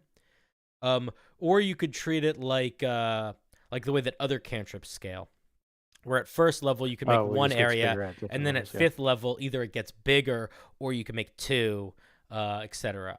Just because I think being able to make a new thing that lasts a minute every round forever is a little bit much. Yeah. Tuesday Adams says, shape water, non-concentration, it lasts an hour, and you can have two durable at a time. But shape water is not. If I'm like shaped water, you're not creating 10 feet of obscurement. Like that's very different mechanically. Like if we're looking at what we get with shaped water, you're like moving the flow of water or changing its color or freezing it. It's very situational. I mean, you need water. Yeah. You can't really. You can create water if you have enough water to create water. Or situation. It's also like like if I'm standing in a if you're standing in a room by a lake or by a river, you still need to like take the time to move the water to where it needs to go and then like hold it there or freeze it in place. It's still it's different power levels, I'd say. And really the only one that's going to like affect combat here is probably the freezing the water, and that's not as complicated as keeping track of like sight lines or something like that. Yeah, it's a 10-foot radius, so it is really 10-foot radius is pretty big. It's true. 25-foot diameter. That's not how our area works. You pick a quarter of the square as the. That really depends, Desmond. You're bringing up a hot topic. Is where the point is. The point is not. The point can definitely be the middle of a square. That is pretty normal in D&D terms to do. I've seen it done many times. But yeah, I think the idea is pretty cool. I would make it scale like a cantrip, or I would make it scale like a cantrip, or limit it to in some way. Just getting bigger. Getting bigger could work, or making more of them, So you'd end up basically with 4 max. Yeah, and if you did it that way, I would make it so I would consider making it so you cast it and they all appear at the same time. Oh yeah. That would make it, that would definitely make it useful at those levels. Useful, yes, but also because, again, I think a a big aspect of this. The timing would be is easier. the timing is easier to keep track of, exactly. One thing I think the timing usually wouldn't be a problem in a battle because the battle isn't going to last a minute. No, but if it's 10 like rounds. if it's one of those slog battles and you're really taking advantage of this and you got like snakes of this stuff around, you know what I mean? But that's like real situation. That's going to happen like maybe once in a campaign. I could pretty easily see myself being a sorcerer, meta magicking and taking advantage of that with this pretty badly. Just like cranking out with like quicken spell. Yeah. The other thing that I think chat and all should keep in mind is you can make it go away with wind. So if somebody has the cantrip gust, they can just poof it away back, which I kind of like. Yeah. It is a little abusable in its current state for sure. Any other thoughts or questions for me? Feelings? I don't think so. Yearnings. It's pretty straightforward, Yeah, I like it quite a bit for the idea. The other thing that you could do if you wanted to tone it down is just make the area smaller. So start as like making like 5 foot and then 10. 5 foot radius and just gets bigger with like scale. Yeah, with, like that would be an easy way to like if you're trying it out and you're like, oh, this is affecting too much, you could just make the area smaller. Yeah, I guess then it would eventually get better than Fog Cloud, kind of. But yeah. That's something to think about. I think it's better than Fog Cloud almost immediately because the downside of Fog Cloud is that concentration. Not just concentration, but you have no ability to manipulate the shape of the fog. Like this, you're like building the shape. I could very intentionally. I could sort of like make a little. Yeah, like if there's a bunch of creatures sort of clumped together with Fog Cloud, you're all in fog. With this, I could be like, you guys are in fog and you guys are not. Yeah, I could see that. Yeah. It's a cool one, though. I like it quite a bit. All right. All right, buddy. I will head out. All right, be well. I'm glad you didn't get yelled at for COVID stuff. Yeah, always good. All right, see you. Right, see you, buddy. Oh, wait, I left the stream chat. I meant to kick you out. There we go. That's how we do that. I would make it a cube if you're going to make it bigger. Oh, that's not a bad idea. Cube could also work. Blind fight smiting? Yeah, that would be fun. Exactly. Derek Silverstone. It is time for Derek Silverstone. Speaking of Derek Silverstone, if any of you are interested in joining in and being a part of these live shows where you come on stream, all you have to do is become a member of the channel or a Patreon member. Consider joining. It helps support me. It helps continue to do the stuff that we do. I'm not trying to seek your money, but I would love to have it if you want to give it. All right, let me grab Derek. That was enough of a commercial, right? Was that a good commercial? Yeah, the funny part is that I didn't actually give you any money. I don't know. Somebody gifted you. Yeah. We got some generous folk in the chat. Yeah, you can gift subs on YouTube. Who would have guessed? So for the 3 of you that have a lot of money, gift 1 million subs. Derek, what do you want to talk about? What do you want to look at tonight? So you didn't read the I didn't read anything you thing. wrote. No, do you want me to read that first? It doesn't particularly matter. It just expressed that I'm being greedy. I asked for 3 magic items in that one because they're all small. So first, if you want to look at the deviant die. Yeah, wait 1 second. Holy moly, Tradosio gifting the 5 subs. Very generous. That is very kind, generous. And it looks like we got looks like Dragonos, Steven, Vander, and some random guy, and Bib Sidey. And you guys can all participate in the member homebrew review stream next week because you are now members for at least a month. Very cool, very cool, very cool. Okay, wait. So let's do it one at a time. I don't know if we're gonna do all 3. Which one do you want me to look at the most? The deviant die. Deviant die. In the wonders item section. All right. Up. I found it. I know how letters work. I did school once. Sorry. The A, B's. I got I'm them. impatient. I forgot that deviant had an E. I was going in the I direction. That's fair. All right. Let's take a look. Larry, welcome. We didn't get to you yet. Don't worry. All right, so it's an uncommon item. It requires attunement. When you roll this 6-sided die, it can only roll a 1 or a 6. Okay? So it's like a trick die normally. But separately from that, once per day, you can use this feature to exchange a single d20 being rolled by a hostile creature within 30 feet of you for a d12. Oh, we're going to fix this. It's going to be so pretty when it's done. You must choose to use this feature before the roll is made. If the roll is made as an attack roll, a 12 on the die counts as a critical hit. Okay, so 2 things. One, the way that you would word this, I think, the way that I would word this if I were you, is I would say, I would put, don't put the once per day at the front.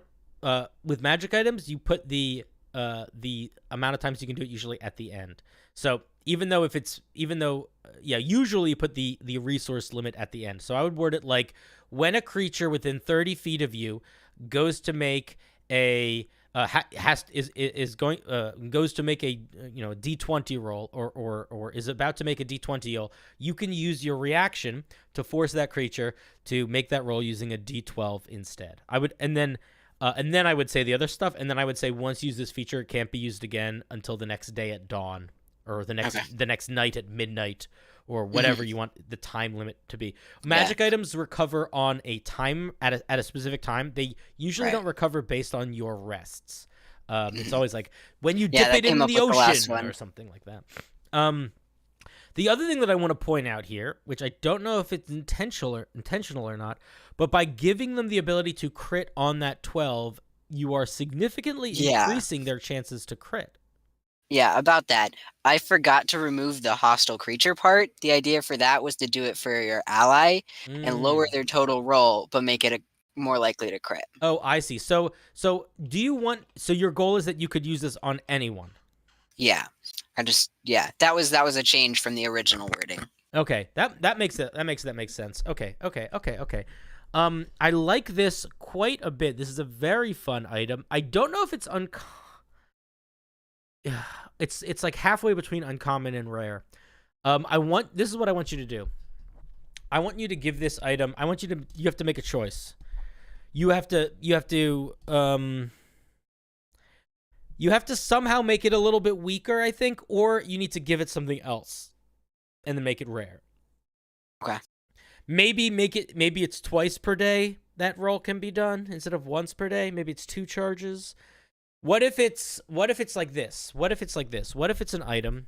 Okay, hear me out. It's a die roll. It's a dice, okay? It has 4 charges. Okay? Okay. Whenever you use this dice, you can expend 1 charge to make it land on whatever number you want it to land on. That's one charge to do that. And then you can use 2 charges to do this reroll mechanic. So the idea being that if somebody wanted to use it to like gamble or to like bet in more of like a role play scenario, they could do that a handful of times if they wanted to, or they could do it a couple times and then save it for save the bigger one. I feel like that would make sense. Does that take it in a direction that you're not trying to take it in? So kind of. The original charlatan's die that I made it off of, the common magic item, just lets you always pick what it rolls. So maybe I see. So maybe it just always picks. Maybe it just always lets you pick.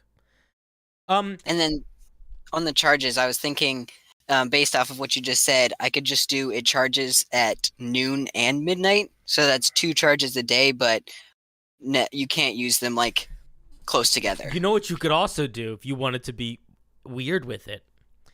If the common item version is a die that can always be whatever it wants, I wonder if you could make it. This might break a game, but it is a good headspace to be in, I think. What if if you're within a certain range of other people rolling ordinary dice, you can affect those dice rolls. So like if you go to a casino, you lean up on the table, you could make somebody next to you roll snake eyes, you know? Yeah, I see what you're saying. I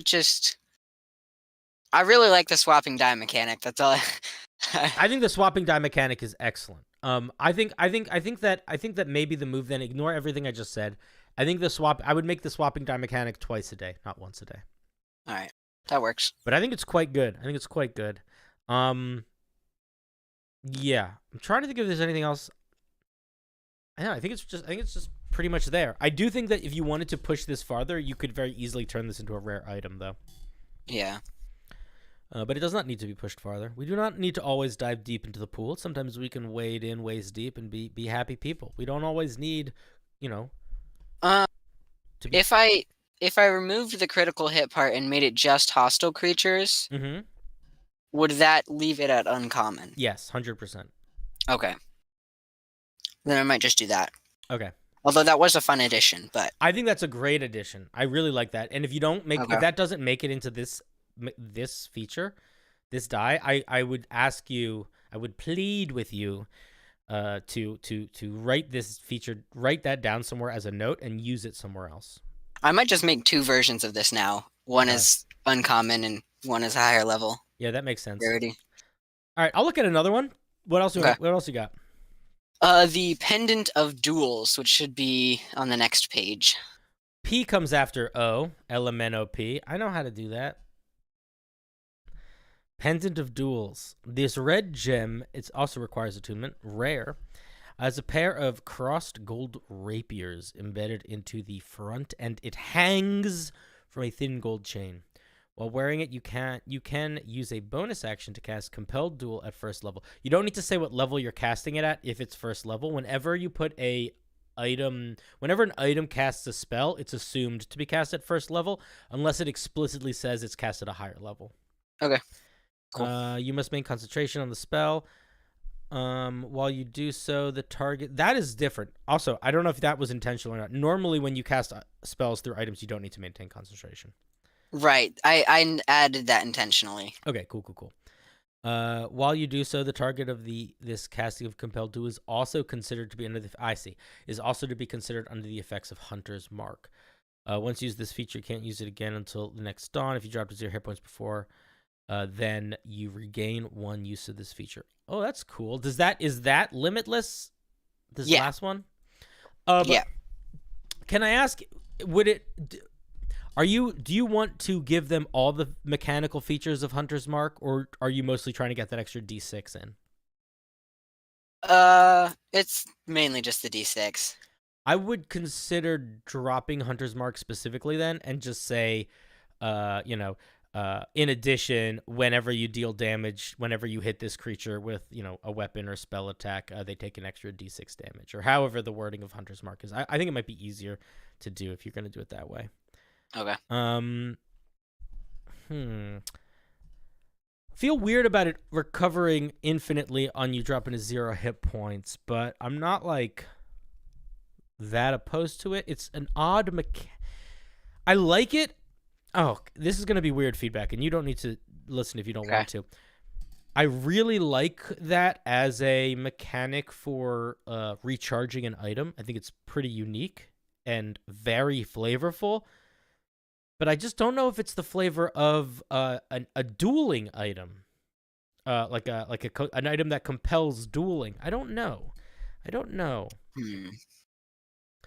genuinely don't know.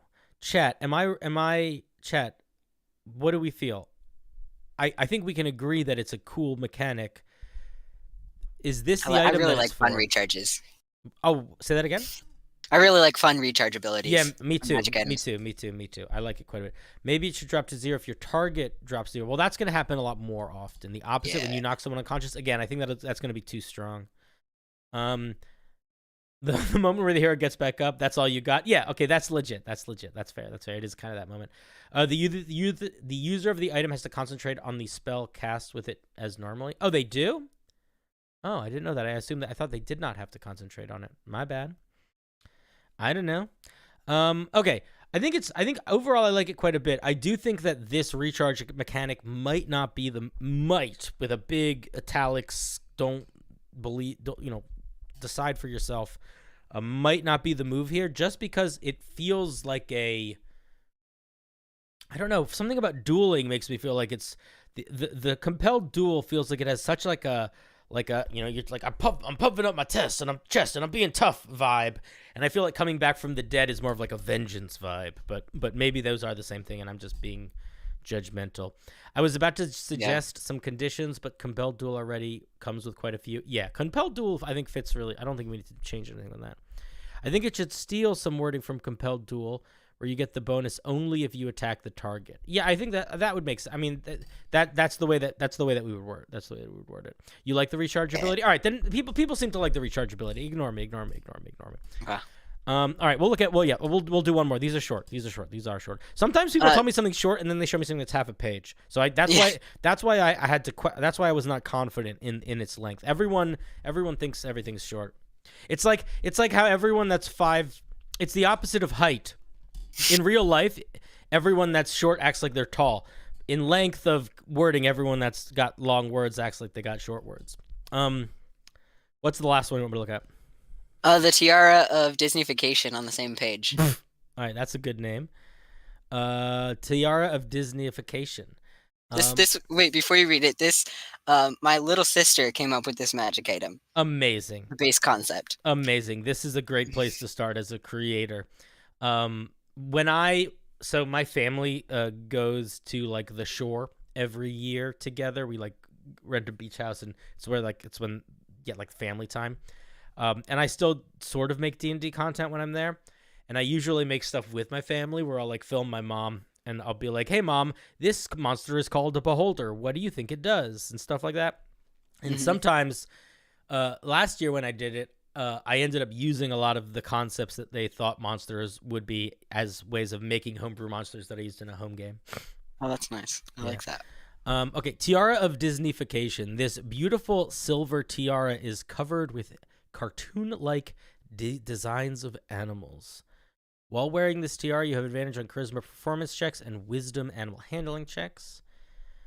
Curse. Once you put on this tiara, you can't take it off until you are targeted by the remove curse spell. While wearing this tiara, anytime you try to speak, it comes out as a song. Okay. I got thoughts. I like this a lot. Oh man, this is a good item. This is a very goofy item. Awesome. I like this a lot. This is the kind of item where I wonder. There is a tiny thing, and I don't know how much it matters, but I do wonder how annoying it's gonna get. But maybe that's the fair. point. Maybe that's the point. You know, like maybe it's a curse, right? Like it's not supposed to. It's not supposed to be all fun and dandy. But I like it quite a bit. There was someone I talked about who assumed that this would mean that the player has to sing. That was It doesn't specify, but that's but I that is what my players would do. Yeah. I think that I don't necessarily know if that's a bad thing. It's not. I don't actually think that's a bad thing, but I do think it's a thing worth thinking about. The only other thing that I would say that I feel like is missing from this piece of the puzzle is that in Disney, I feel like animals can understand the princesses, and I'm wondering if it would make sense to turn it into like a one-way speak with animals, or like the way that like the maybe not that strong, but like the way that like a gnome can kind of communicate simple ideas to like squirrels and stuff. Yeah. I figured I'd covered that with the animal handling advantage. Yeah. But maybe not. No, I think you do. That was just another way that you could go about it if you wanted to. I like it quite a bit. I think that if I were you, I would either basically change nothing, or I would come up with some stipulation to the song.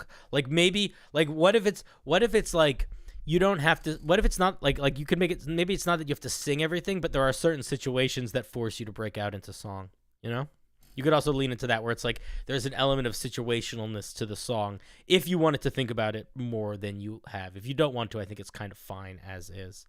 But you could do something like whenever you. I mean, it could be as simple as whenever you make it could be as simple as like whenever you make a persuasion, intimidation, or deception check to another human, you have to make a saving throw, and if you fail, your character has to express that idea in song. Like, it could be something like that, if you wanted to, but you don't have to. I kind of like it like this. I think it's funny. Okay. Any final thoughts, questions, concerns? I mean, if you'd let me be more greedy, I could suggest another one, but I don't. No. Your I didn't greed, think so. your greed knows no limits, so I must bound you. Okay. I must shackle you to the rock and send vultures to eat your liver because you gave the humans fire when I didn't give you permission yet. That's fair. Yeah. All right, buddy. Have a good one. Thank you so much. Yeah, man. These are great. All right. See ya. Click. So one of the things that I think is really fun that we're starting to get in our little community, which I absolutely love, is that people are finding like little niches that they like creating in. And the thing is, if you find like a little niche of like this is a fun idea, I want to lean in, you'd be amazed how like crazy deep you can get into that idea. But also people will start to like notice you for them. They'll be like, hey, this is the guy that's doing that thing. And I think that Derek might be one of the more recent creators that I think has started to got a name for us. We have a couple of folks that are like OG folks that people like, oh yeah, that's Og Skeeve's stuff. But yeah, it's cool. Derek's been making these little guys, these little common items into other things, and it's cool. When I was making a lot of homebrew, and I'll probably start making homebrew on stream again at some point. But my thing was I was trying to make monster player options. I just want to make monstrous player options. I want to make subclasses that make you feel like a monster, and that's kind of the only thing I want to make.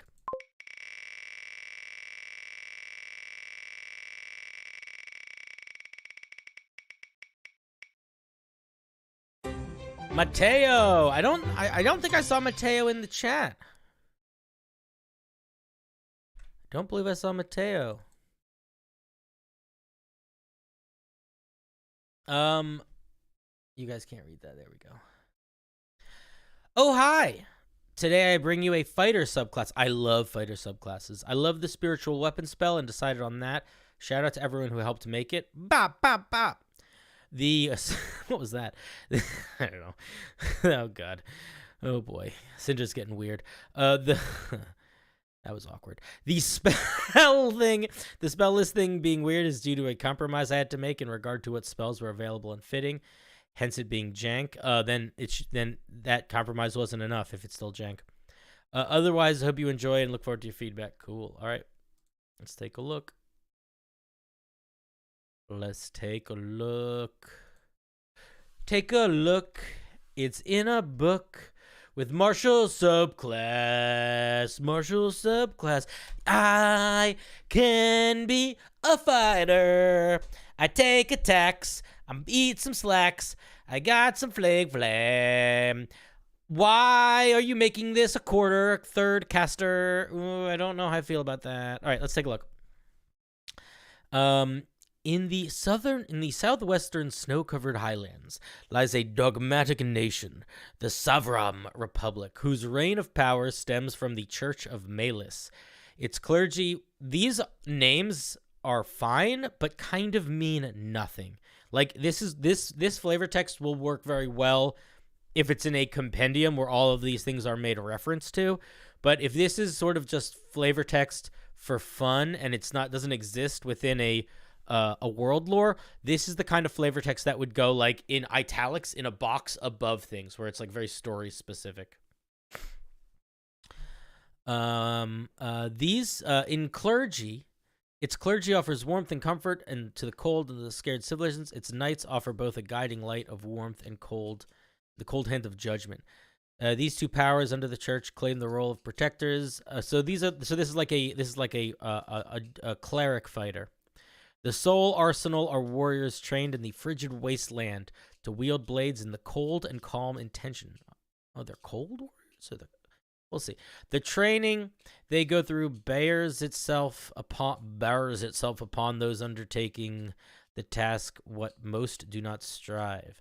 The end result is a warrior capable of wielding their spirit essence as a blade, sharp enough to cut down any enemy that crosses the ones they serve. Most work for pay, few work for loyalty, and few straggler. Okay, so this is not a religious fighter, just a guy that fights in the cold with spirit power. All right, the flavor text I think could use a little focusing. Oh, you already said that. I'm dumb. Okay, I immediately question this thing being a quarter caster or whatever it's called when a subclass has spell casting. I'll tell you why. Because we got one. It's called an Eldritch Knight. You learn 2 cantrips, Blade Burst, and then your choice of Blade Ward, Green Flame Blade, which deals cold damage instead, Booming Blade, Light Thaumaturgy, or Frostbite. You get spell slots. Okay, let's see. Wizard spells. You're getting expensive until you finish a long rest. If you know the first level spell Ice Knife, a first level spell slot, and a second level spell slot, you cast Ice Knife. Okay, that's fine. You have 2 first level spells prepared, one being the Heroism spell, and the other being your choice of Find Familiar, Fog Cloud, Ice Knife, or Searing Smite. This is a very confusing way of writing this. I'm going to say that you want this thing to do too many things. I think that's what's happening here. Almost immediately, I feel like I'm getting that vibe. You learn additional spells at later levels. Blur, Branding Smite, Cloud of Daggers, Enlarge, Reduce, Flock of Familiars, Misty Step. Yeah, these are a little, like, there's too many directions in these spells. 14th level, you get Haste, Conjure Barrage, Phantom Seed, or Sleet Storm. 9th level, Freedom of Movement, Shadow, Ice Storm. Yeah, so I'm not sure what your goal is here with these spells, but, like, first of all, they're very powerful, which is sort of fine, but it's just too many directions. It's just you're going in too many directions with these spells. I'm going to read the rest of the subclass, and I'm curious if I'm going to feel like it should even have spells at all based on what else we get. But I will tell you right now that this is a little bit... I wouldn't word this like the Fey Touched, Shadow Touched, because those are feats and they're not intended to be written like class features. I would not list them like this either. Like, I would put them in the class features. Like, at 7th, I would put the 7th level spells in the 7th level. I would put the 14th level in the 14th level, or I'd make it 15th level. I would, like, tie these to... Because you're not making them... Like, the other thing that I'm going to say is if you're not picking spells, then I feel like using spell slots at all is like a waste of time. Like, I would just give you, like, once-a-day castings of them, probably. It's just a really... No, it's a super restricted spell list, but it's restricted in a way that is also sort of less restricted than other spell lists because it's pulling from a bunch of different schools of magic. And normally you're just limited to 2. Like for example, the Eldritch Knight can only take Abjuration and Evocation, I believe. So you're sort of limited, but in some ways you're less limited because this is crossing this is not just wizard spells. These are all sorts of spells. You're getting Conjure Barrage. That's a ranger only spell. You're getting Branding Smite. That's a paladin only spell for the most part. So this is quite strong. In a way that I don't agree with how it's written. So yeah, and like we want familiars, we want fog clouds, this is just trying. I'm saying a lot about this feature. Suffice to say, I feel like it just does too much. We're getting too many spells in too many directions. Are we a misty, windy, sweepy, speedy fighter? Are we a fighter that summons pets? Are we a cold fighter? I don't think we can be all of them. Or if we're going to be all of them, we have to be them in we have to see those expressed in class features and not a lot of spells. Because it makes it too vague. Tricks and training. You can spend time meditating to change a spell or cantrip you choose from another list. Yeah, I would drop this entirely. This is really strong too. Especially because if this is the case, if it just takes literally minutes to change spells, then you do get... For all intents and purposes, you do get all of these spells because you can sit down for a couple minutes to change them. So you don't actually just get limited to these couple choices. You're getting all of them. So yeah, I would change that. Okay. At 3rd level, let's see what else we get. At 3rd level, you can manifest your soul into a weapon that you can call upon. You can cast spiritual weapon at will. That is really strong. Okay, this if you can cast spiritual weapon. Okay, let me read the rest of it. While the spiritual weapon is within 5 feet of you, it moves with you. It can attack without needing to move. Spectral weapons can attack without needing to move. What does that mean? When you take the attack action, you can replace weapon attacks with melee attacks made with the spectral weapon following all the other rules of the spell. Wait a minute. So can you be? Are you getting bonus action attacks with this weapon or not? Because you're getting bonus. You're making attacks with a bonus action with spiritual weapon. So, okay. Another reason why you shouldn't have these spells. Getting spiritual weapon at will by itself, I would argue, is too strong for a 3rd level feature, let alone any of these other parts. This already is too strong. This already is too strong. I would encourage you to look at the Echo Knight. The Echo Knight has essentially a spiritual weapon. It's an echo that can fly around. And that echo does let you get an extra attack. But that extra attack is resource-based. You can get that extra attack a number of times per day equal to your constitution modifier, I believe. This is just too strong. I would encourage you to decide what flavor you want this thing to have and lean harder in that direction. If your goal is a fighter that swings their weapon around, I mean, my immediate question is, why not be an Echo Knight? Because I feel like the Echo Knight just solves that problem. And if you don't want to be an Echo Knight, I think you need to think of how are you going to express the mechanics of you having essentially the ability to attack with a thing that flies around. And how is that going to be distinctly different from the Echo Knight? And by that, I don't mean what extra features, because we're dropping all these spells. I mean, how is this functionally different than the Echo Knight, other than the fact that it's significantly better? The only thing the Echo Knight gets that this doesn't is the teleport between places thing, which is really strong, but like, it's not nearly as strong as bonus action full attack at range every round. I hate it when ads come up and you're not in the room to skip them. Oh, sorry, buddy. If they want to summon weapons, they might want to check out the Soul Knife. The Soul Knife is another good example, although the Soul Knife does different things, because the Soul Knife isn't really, I mean, the Soul Knife is about summoning weapons. This isn't really about summoning weapons. I mean, literally you're summoning a spiritual weapon, but what makes it unique is that it's a weapon that flies around. Well, you can only... Oh, that's true. That's true. You can have unlimited spiritual weapons because spiritual weapon does not require concentration. So technically, you could just summon them every turn. You couldn't attack with each of them at the same time. You would have to pick one, but that's still quite powerful because you could always summon them and just have them like hanging out in areas like almost like towers, you know? Like the amount of spaces you could potentially hit on the board are infinite. Yeah, so you got to think about that too. I would probably make sure that you can only have one out at a time, and I think that I would come up with some alternative features for it too. Spell effects don't stack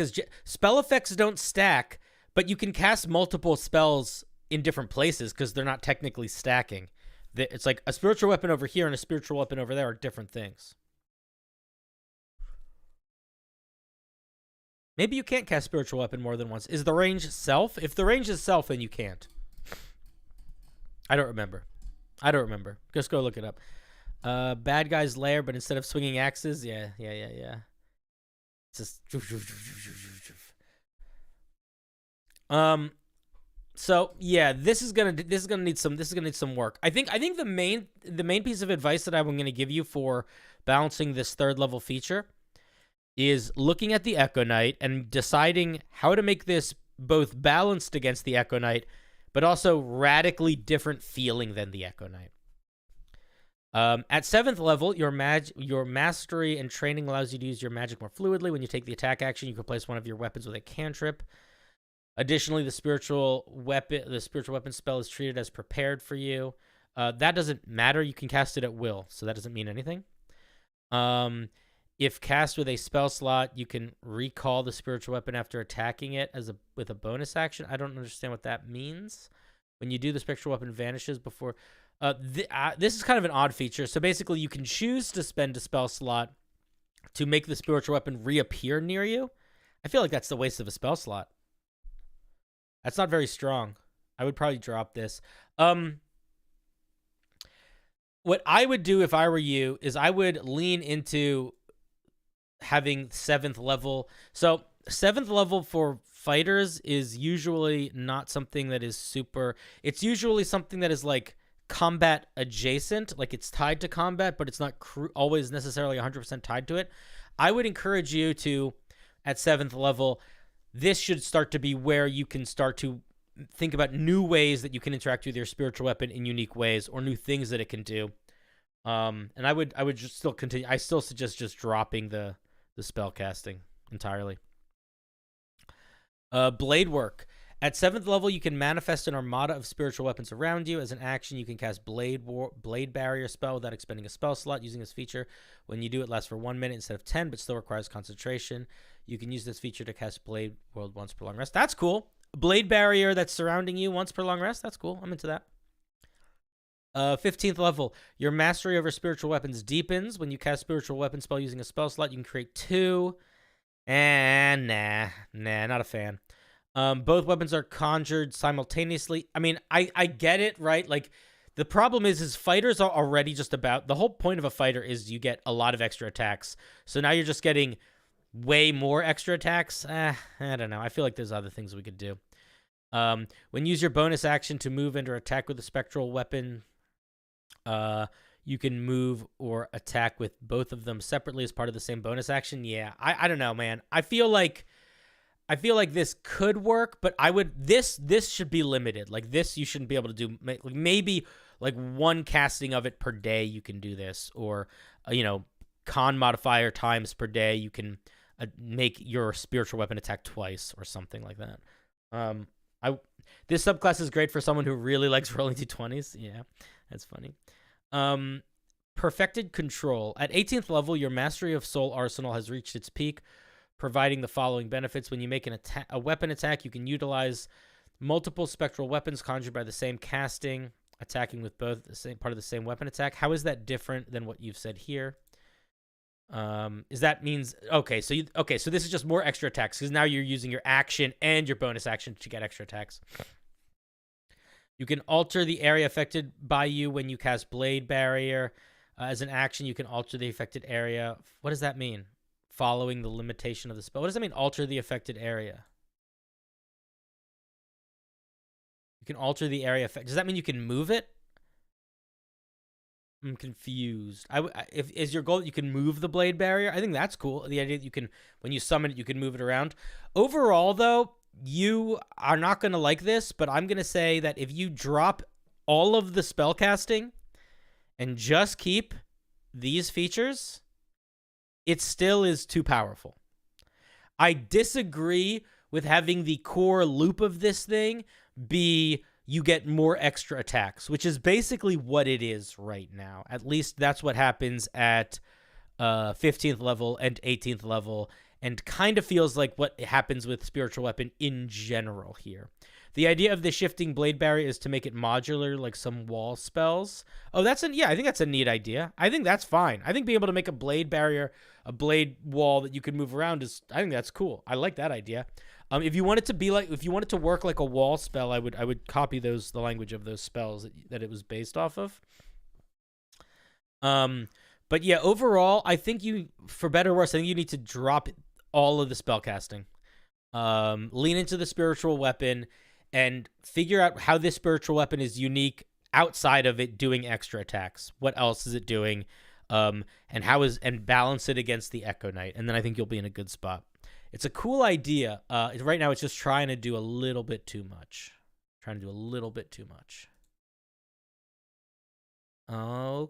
Okay.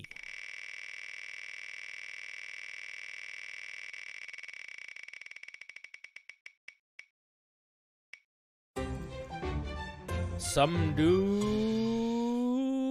Wilson. It's a boss monster. I mentioned it during the helpline. Ooh. All right, some dude. Are you coming on? Are you coming on stream? I didn't see what you said. Yes. Let me grab you. Ahoy, hoy, good dude.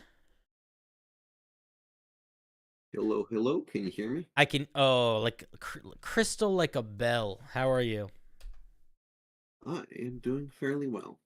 What's new in your world? Let me make. I actually gotta make you a little louder, but that's on my end. Not a whole lot. So what are we looking at here? Arceus horror. Arceus horror. Explain it to me. So this is actually a boss from a sort of semi-side-scrolling, semi-platformer action game that I've decided to try and adapt. Cool. A bold. So it's okay. So what game is it from? This is Starbound. So what does it do in that game? It's a boss. Yeah, but like, Specifically, the culmination of the first dungeon of the boss. It's the boss of the first dungeon. Okay, what's his vibe supposed to be? It's an abomination. It's got horror in the name. It's this But like terrifying thing that lives what's inside the primary faster than light fuel of the setting. Okay. Let's take. I didn't use any of that flavor in here though. Let's take a peek. Wait, I gotta fix my camera. My camera got fucked up. I'm back. Okay. So it's CR 11, 16 armor, 95 hit points. It's slow, 10-foot fly speed. It's got a bunch of damage immunities, but nothing too hectic. Some resistances. Less condition immunities than I would have guessed. Weak levitation. This creature's flight is hovering, and it cannot reach. This creature's flight is hovering. Then if it's a hover creature, you need to list that in the fly speed next to the 10 feet. Say fly 10 feet hover or fly hover 10 feet. I forget one of those two. And then I would just drop this creature's flight is hovering here, and I would say something like, also I wouldn't say this creature, I would name it. I would say, you could even just say the horror if you wanted to, but I would say the horror cannot reach a greater height than 5 feet above the ground. Crystalline casing. This creature has 200 points of crystal armor. Okay. So it's got a lot more hit points initially. When this creature takes damage and up to 10 hit points worth... When this creature takes damage, up to 10 hit points worth of that damage will be taken by armor points.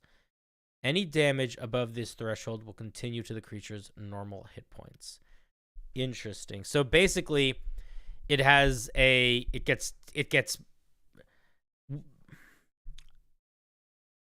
so 20 times it has a minus 10 basically damage reducer. So it's damage threshold sort of, but chip damage still works against it. It's not It'll just take you longer. Okay, I see. So if you hit it really hard, you'll punch straight through to its weak core. Okay, I'm trying to think if there's a better way to phrase that. It's an interesting idea. When this creature takes damage, up to 10 hit points worth of, I would say of that damage, I would get rid of worth.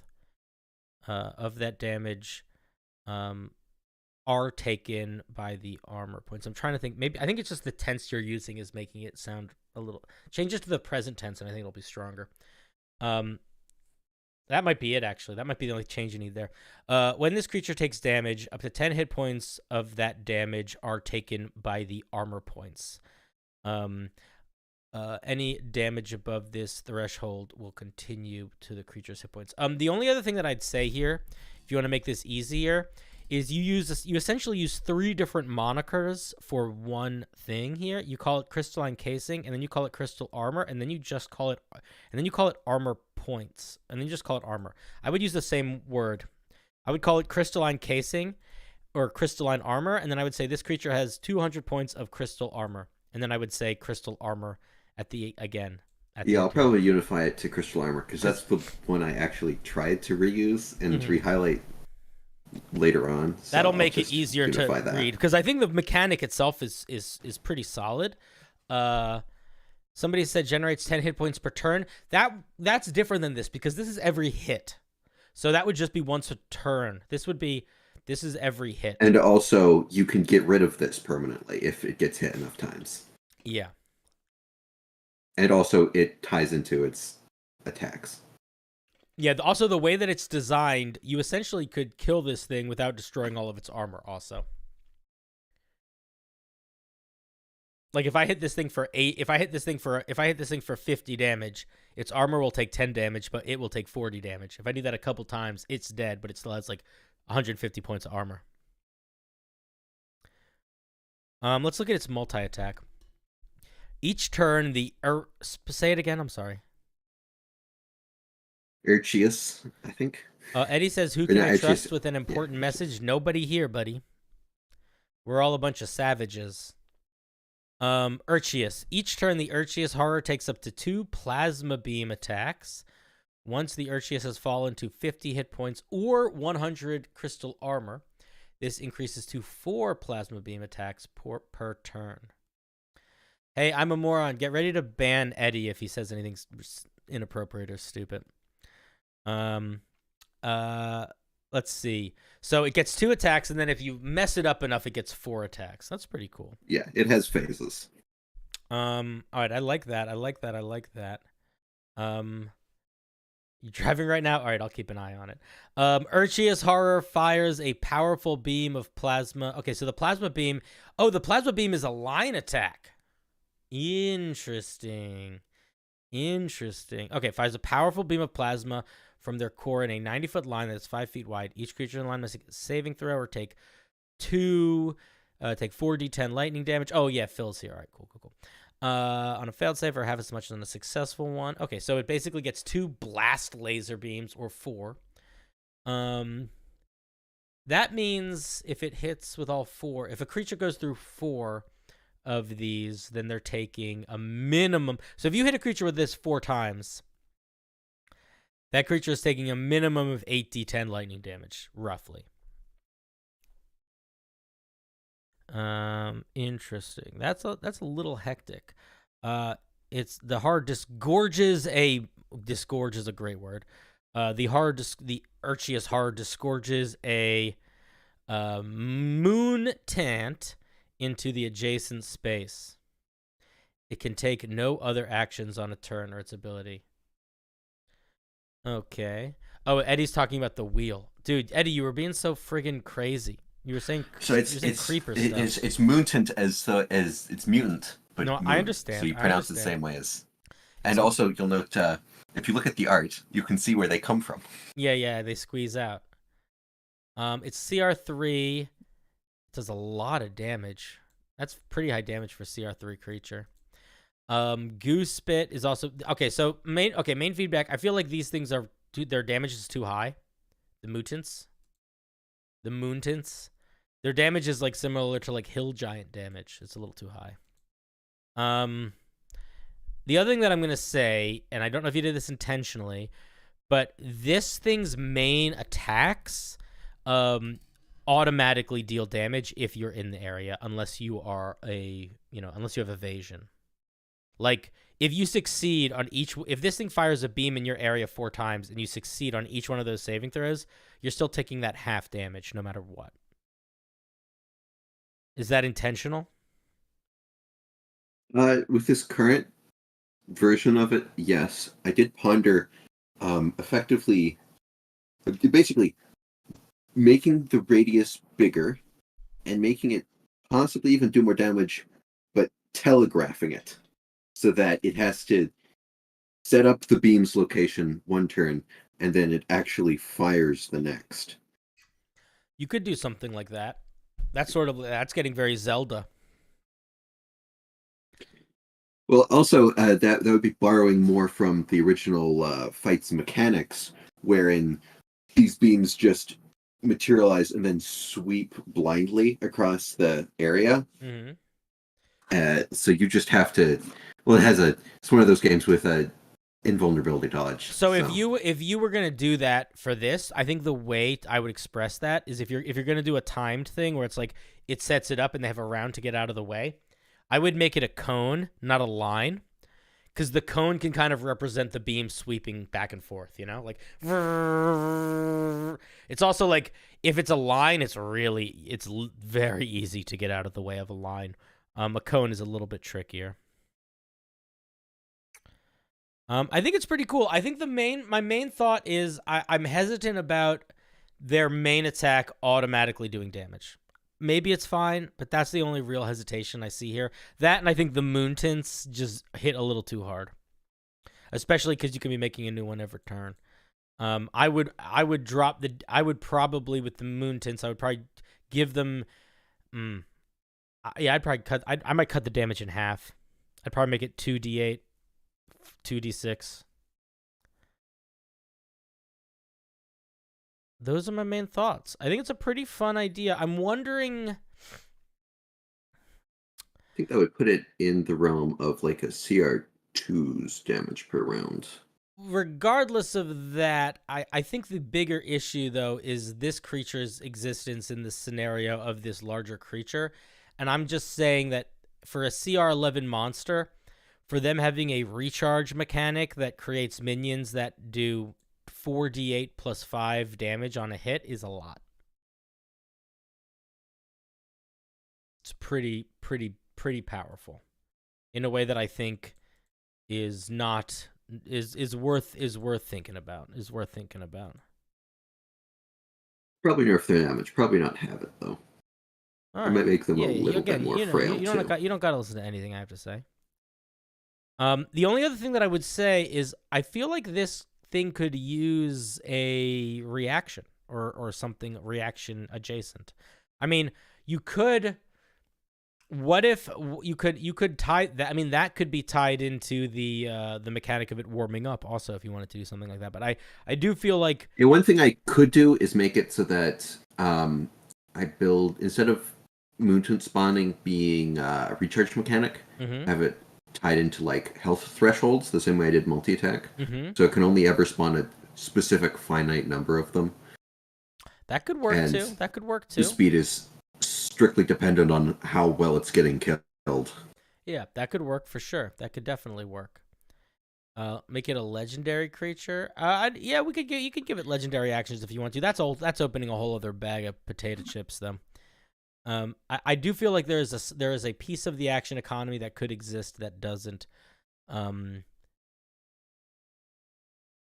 But overall, I think it's pretty solid. Yeah, I just think it needs another action or bonus action or reaction. I don't even know what that would be because I'm not super familiar with it, but I would encourage you to give it another thing that it can do that's not shoot a beam or squeeze out a guy. Tredocio. I'll note that the creating mutants already prevents it from multi-attacking.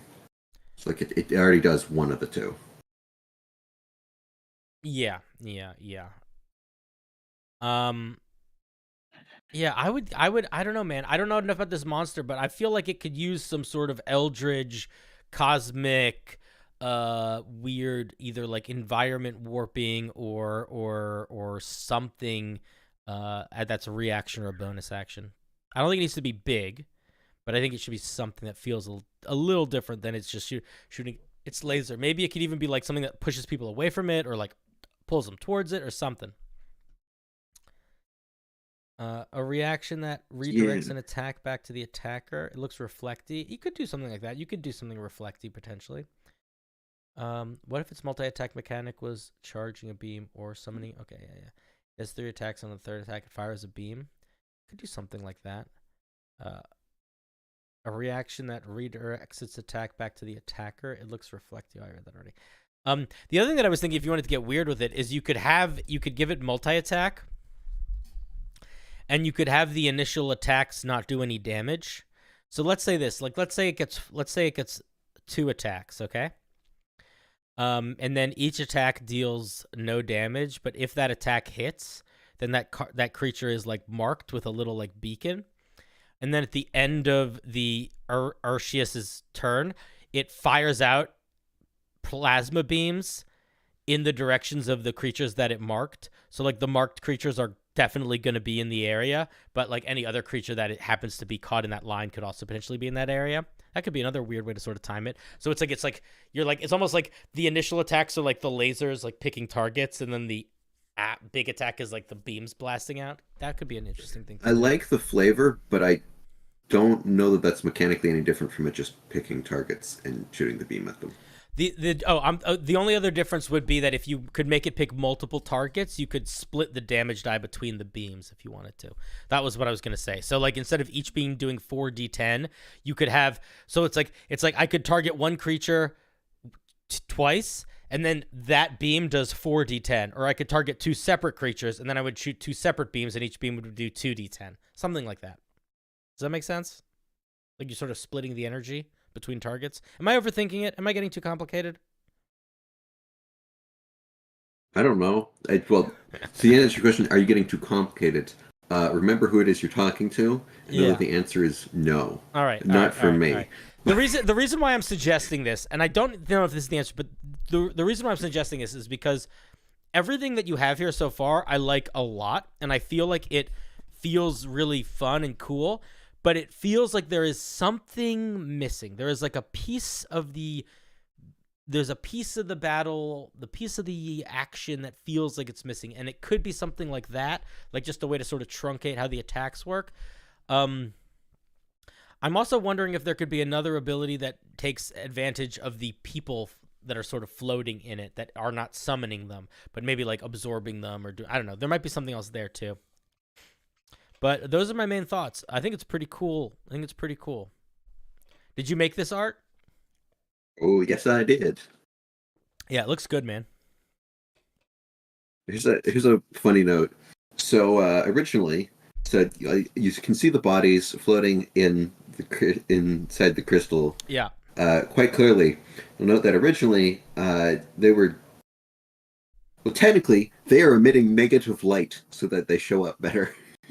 Because just having them be like normal objects that just reflect light like physics demands just didn't have them show up enough. So I had them emit negative light.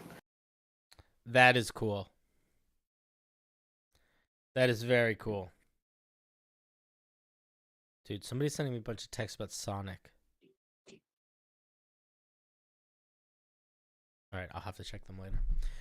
All right, cool, man. I like this piece quite a lot. Do you have any other thoughts, questions, anything I missed, anything you want me to talk about before we say farewells on it for now? No, I think covered it. All right, cool. Thank you very much for sharing. All right, I'm hanging up on you. Bye. I hung up on him.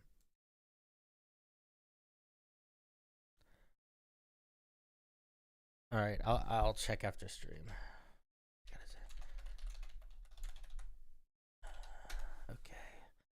Okay, it's just us now, team. We're just us. We're all back.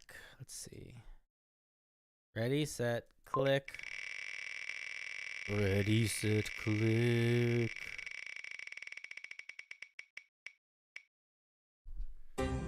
Tuesday. I believe I saw Tuesday in the chat a couple times. Tuesday, did you submit twice? Do I have two different Tuesdays? Do I have two different people that go by Tuesday?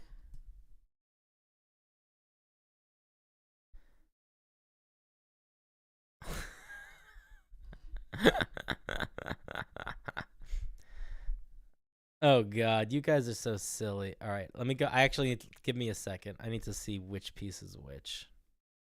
I don't even know if I can check that. I don't know if I have that info. I don't have that info. All right, so who's the other Tuesday? I don't know which one's Tuesday Adams because they just wrote Tuesday. All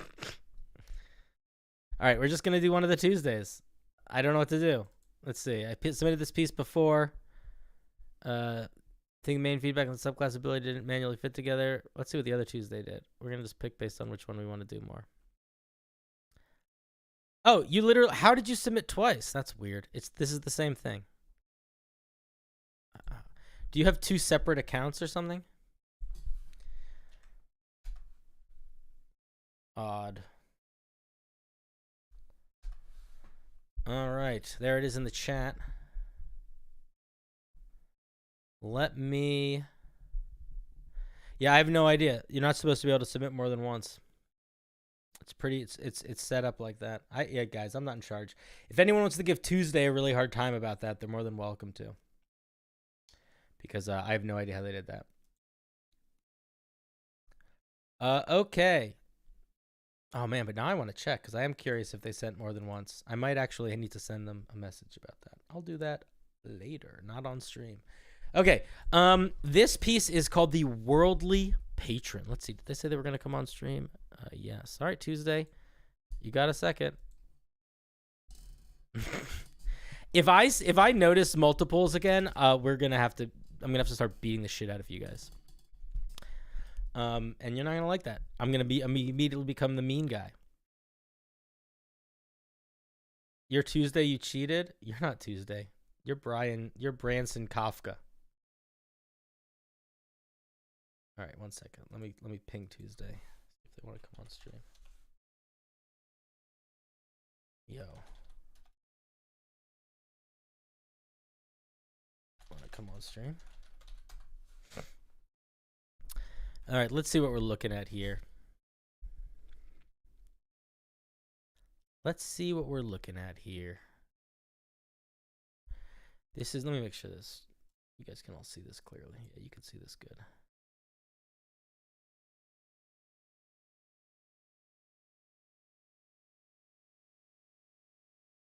Yeah, everybody's Tuesday. Otherworldly Patron, the Scholar. The Scholar. An unshakable desire for arcane knowledge lives within your soul. Despite every barrier that was in your path, you have found your way to power. You have found your way to power! Whether by foolishness or intellect, you have attracted the attention of a being who's interested in what they can learn from your experiences. Patrons likely to make scholar warlocks are the witch. Okay, okay. I just finished a warlock last night. Is Tuesday coming on? I guess they're not. All right, they said they were going to. I saw them in the chat earlier. All right, let's see what spells we get. Detect magic, identify, locate object, zone of truth, clairvoyance, sending, fabricate, locate creature, legend, lore, wall of force. These are all very... All right, these all make sense. The wall of force is feels a little bit out of place here, but they make sense as they're like spells that are like about magic adjacent spells. Zone of truth is another one that it feels a little bit not fitting. But everything else kind of makes sense. I feel like scrying could go on this list. All right, let's see what we get at first level. At first level, we get 2 things. At first level, your mind quickly dissects the armor and defensive maneuvers of your opponents in combat. You can designate a creature you can see or hear within 60 feet as a bonus action. Say as a bonus action first. As a bonus action, you can designate at the end of each of the creature's turns after initiative is rolled. What does that mean? Drop after initiative is rolled. You don't need that. You gain a +1 bonus to your... Actually, you literally drop all of this. Just say this. Just this. You get a +1 bonus to your attack rolls against that target. This bonus can stack up to 3 times. This bonus is lost if you target a new creature with this ability.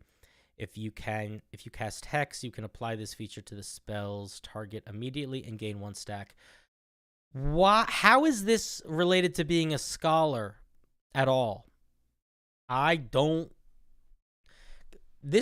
We talk about serendipity a lot on stream. This is like the 3rd piece we've looked at tonight that does these like flat bonuses. I disagree with this. I don't think this is the move. This is just called Warlock but better. This is just Warlock but better. I disagree with this feature. I don't think this is the move. I think there's probably better ways to express that. And the tying it with hex, I feel like is just extra in a way that I disagree with. Serendipity, what a great vocabulary word. It's okay one.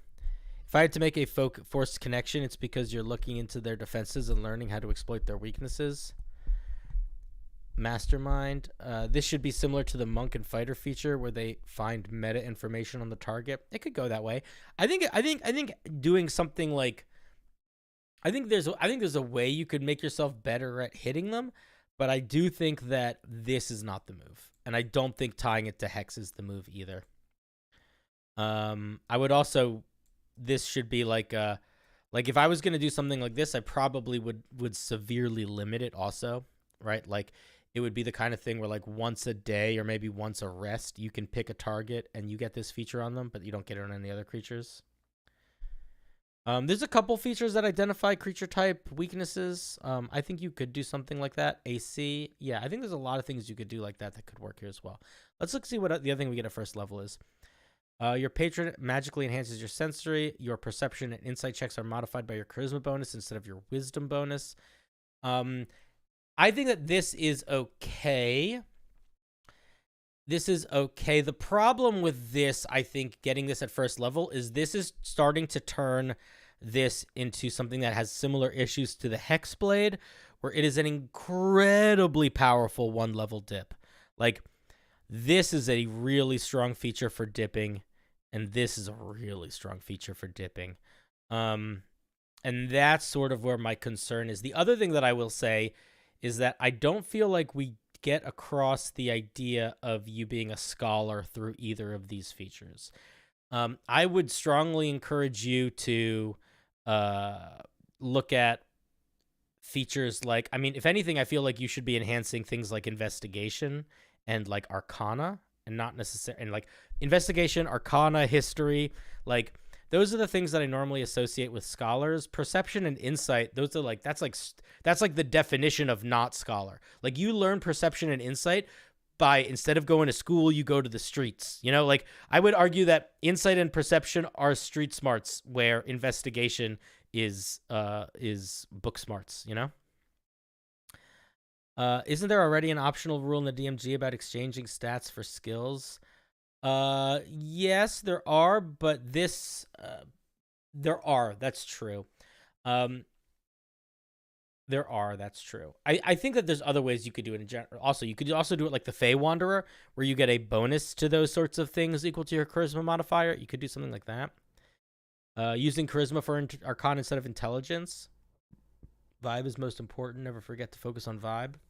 Yeah, I feel like we're losing vibe quickly. Like this.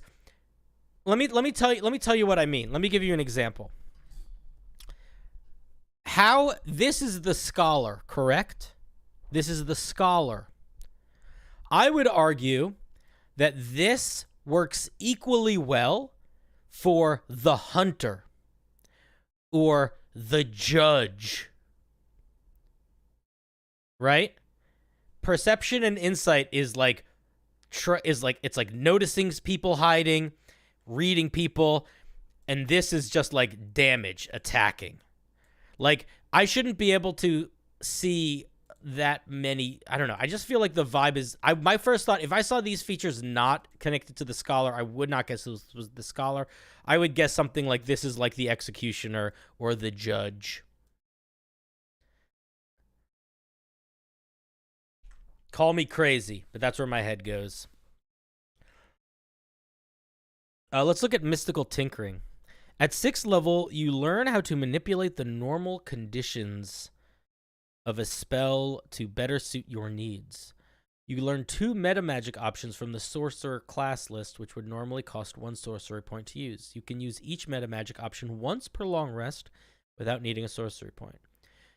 If you have access to sorcery points, such as from having levels of sorcery, you can use those points on these again. Okay, you learn one more addition. You learn an additional one at level 10. I would not learn an additional one at level 10. You're already getting 2. I don't. There are situations where it makes sense for a feature to grow, and then there's times where I think it kind of doesn't. I think this is a time where I feel like it doesn't. And I wouldn't do that here.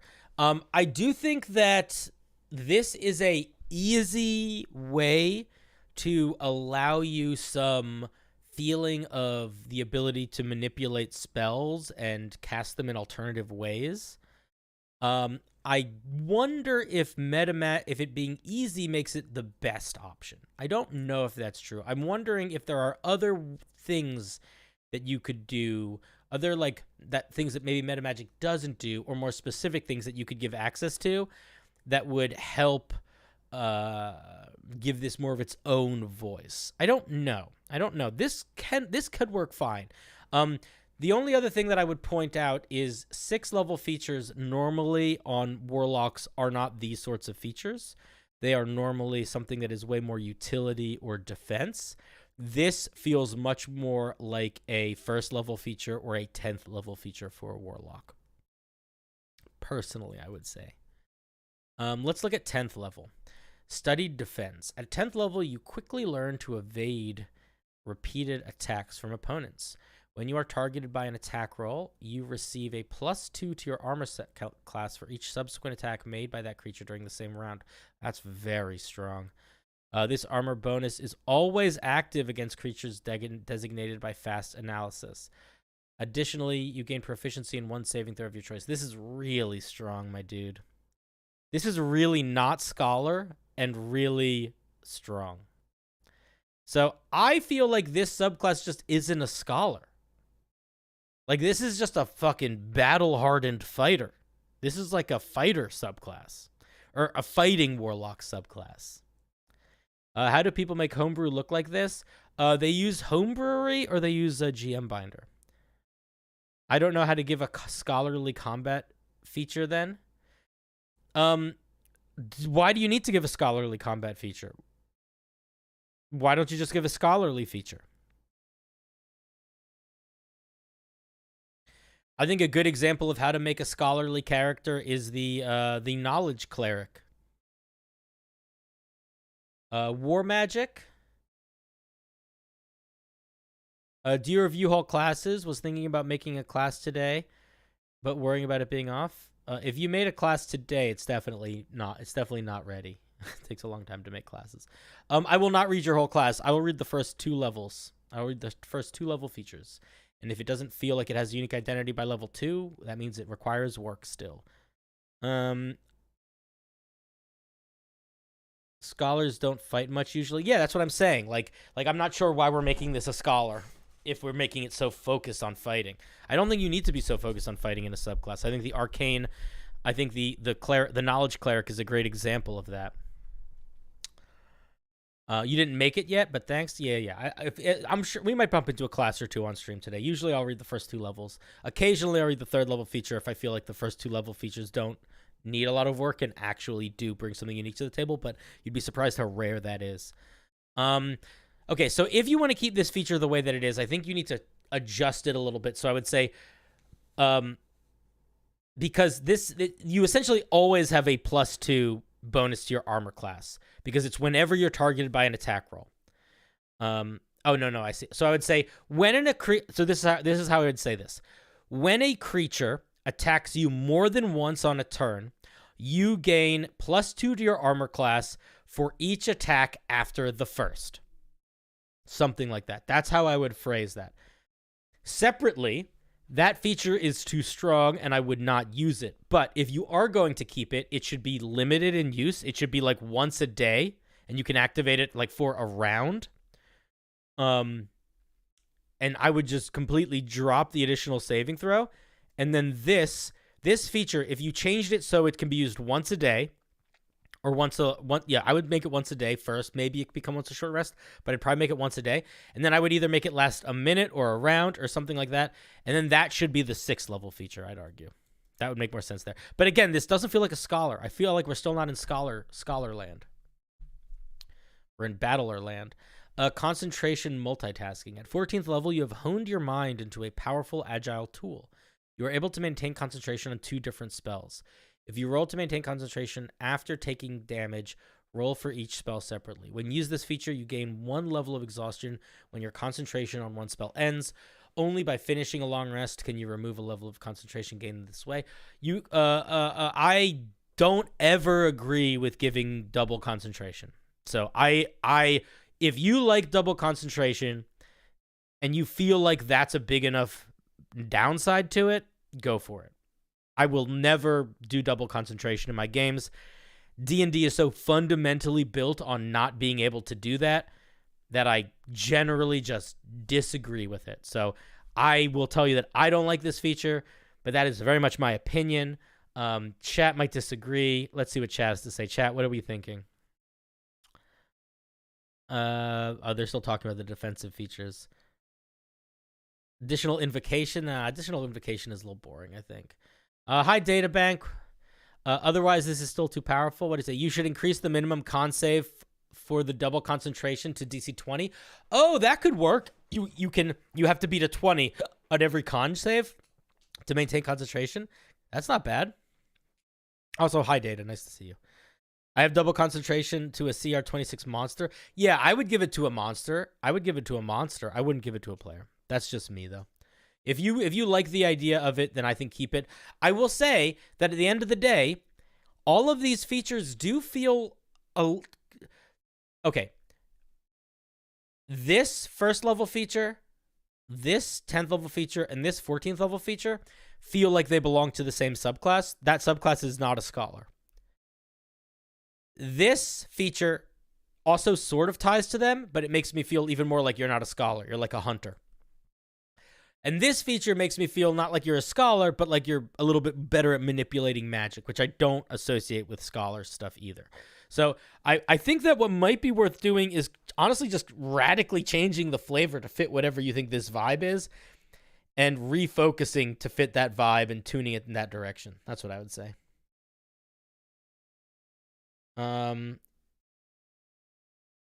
I feel like double concentration, one of those things that breaks a lot, mostly because people who write concentration spells. Yeah, exactly. It's just not something it's just one of those. There are certain fundamental rules that I will abide by when I am writing homebrew and when I'm running games, and that is one of them. Thank you very much for who was that? That was Tuesday. Thank you very much, Tuesday. Interesting piece. I do think it needs a little bit more focus. Tuesday, how the fuck did you get on twice? I really need to make sure that that doesn't happen again in the future. Yeah. Okay. Hey, Data. Just got here. Symbiote vibe? Could be a symbiote vibe. Z Morningstar. Hi, Cinder. First time catching a stream. Welcome, Basil. Absolutely love your content. I love your content. Symbiote would be really cool flavor for that. Yeah, it could be. It doesn't matter. It's the same link. Like, it doesn't matter. It doesn't matter. It's not like you get multiple accounts for it. I'm gonna be honest. Didn't really seem like much of a scholar. Yeah, it didn't really. That was the main thing. Is it doesn't. I don't think it feels like a scholar. Z Morningstar is not gonna make it on stream tonight. Let's see. Similar to the Order of Scribes. Is this a wizard? Oh no, this is a sorcerer. I like sorcerers too. Similar to the Order of the Scribes is the most wizardly wizard. This is meant to be the most sorcerous sorcerer. As of now, I'm on my phone, so there's no table for spells. There's no table for the spell list. Okay. For expanded spells, I was inspired by Lunar Sorcerer. Should I stick to 3 spell lists for simplicity's sake, or move to an alternative 9 choices? Fuck that. No, don't do 9. Do 3. I do 3. Oh, Z, you didn't give me access, buddy bear. You didn't give me access. Gotta give me access or I can't check it. Hey, Cinder, love your content. First time watching your stream. Welcome, Guybrush. How's it going? Yeah, everybody give an F. And F's in the chat for our dear Z. I'm a moron. Are you still driving, moron? Moron, if you're home, let me know. There's access now? Is there actually? Okay. I'm a gentle. Remember this moment, okay? Hey, look at me. Look at me. Remember this moment. I am a benevolent leader. Don't you ever forget it. Now bow down and throw something upon the pyre so that my smokes and things might rise up into the ashes. Let's go. Let's be a little bit. No, we're not the Fates right now. We're just this guy. We're just mostly normal Cinder. Okay. All right, let's take a look.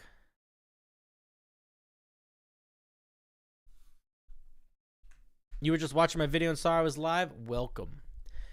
I know, my streams are a little different in person than they are on TikTok. I hope that you don't mind. I hope you're okay with it.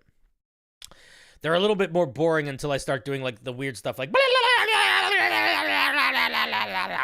but then, you know, then we get back to looking at Homebrew. And then I have to fix my little machine. Let's be. This is who we are right now. This thing above me is my mood setter. Not TikTok. I do YouTube. I used to do TikTok. Oh, Redstone for the pyre. Yes, thank you, Redstone Raymond. For the pyre, indeed. Very good. Okay, mystic sorcerers were imbued with magic defined by their own whim. That is a weird sentence. I would probably change it.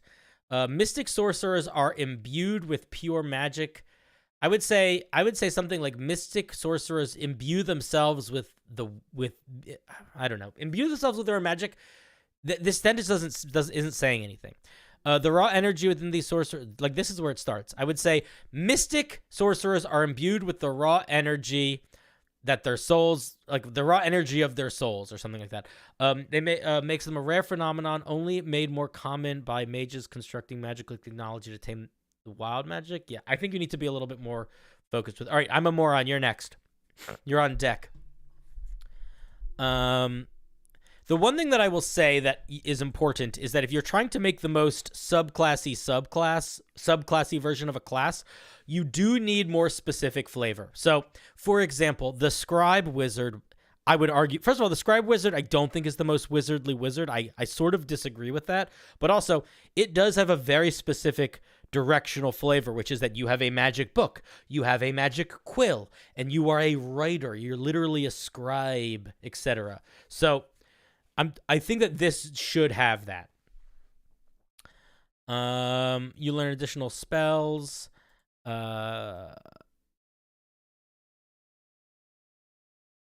You need to list. Okay, so before I look at the spell lists, you need to make sure that this is. I see. More than limited to spell lists like Druid, Ranger, Cleric, Paladin, Sorcerer, Warlock, Wizard. You need to also limit spell schools for these spells. They need to be Wizard, Warlock spells that are enchantment or illusion or whatever. They need to be limited by spell schools too, not just classes. I would argue, okay, enthrall. Why do we have creature types damage? What are all these? What's going on here? Do you become different creature types? I'm not exactly sure what that implies, so I'm not sure how to respond to that. Like, what are these damage types? Where are these damage types coming from? What does this mean? What does any of this mean? Enthrall, detect thoughts, vampiric touch, resilient sphere, arcane hand, cure wounds, lesser restoration, vivify, death ward, mass cure wounds. Goodberry, Flame Blade, Conjure Animals. Conjure Animals is a really annoying spell. I would not give it to someone. Dominate Beast, Reincarnate. Some of these, why are we getting, Reincarnate is like a 9. What level spell is Reincarnate? And what level spell is Arcane Hand? And what level spell is Mass Cure Wounds? I feel like these are pretty different leveled spells. So when you're making these spell lists, all of these spells need to be the same. Reincarnate is 4th level? Really? Oh, Resurrection. I'm getting mixed up with Resurrection. I'm sorry. Reincarnate is not 8th level. Reincarnate is 5th level, I think.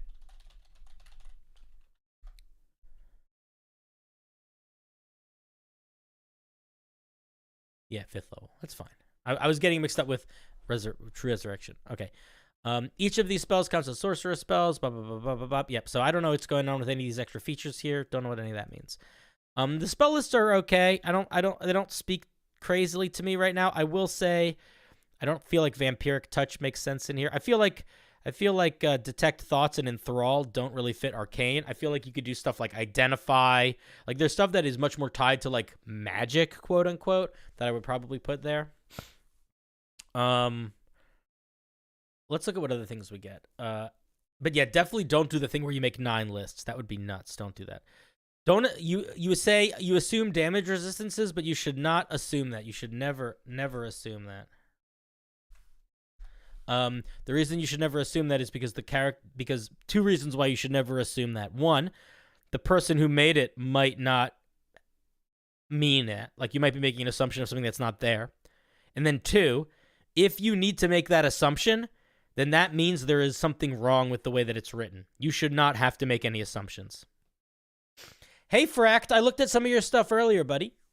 Welcome. Nice to see you. Sorry I missed you. Okay. Let's look at malleable magic. Oh, Zeke, did you want to come on stream? Are you in my Discord? You can come on stream if you want to. I don't think you're in. If you're in my Discord, you can go into Discord and then you can come on stream if you want to talk about your piece. If you're bold enough. I don't know if your Discord name is different. Nah. All right, cool. Malleable magic. Whenever you cast a spell, you are immune to your own spell's damage and can choose to automatically succeed on the saving throw of your own spells. Additionally, when you cast a spell, you can temporarily replace its damage type with the damage type of your mystic magic. Okay, so a couple things here. 1, there's a better way to write this. I would just say you automatically succeed on saving throws from your own spells, and you are immune to damage from your own spells. I would literally just say that. Already broken first level ability. What part of that do you think is broken? The only thing that I will say here is these damage types are not balanced. Like, Arcane is just better. If you can make all of your spells force damage, you just win D&D. Like, there. Like, if I can change everything into force damage, that's too strong. Straight up too strong.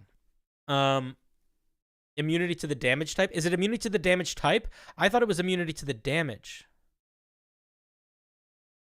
I assume that this is just immunity from the spell. Like, you can cast Fireball at your feet and then you're okay. That's how I read that.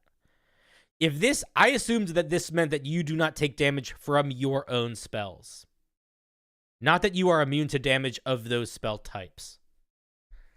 And I think that that's kind of fine. It's unique. I will say it lends itself to a kind of goofy play style because it's like it encourages you to like shoot a fireball at your feet, which is kind of fun. Additionally, yeah, I feel like you should just drop this extra damage type stuff. I would just drop all of it. Just drop all of it. I think it's adding complications and balances stuff that you just don't need. I would just drop it. There's much better ways, I think, to express these sorts of ideas. And at the end of the day, I also am going to be honest here. I don't feel like you might not like this, but it's the truth.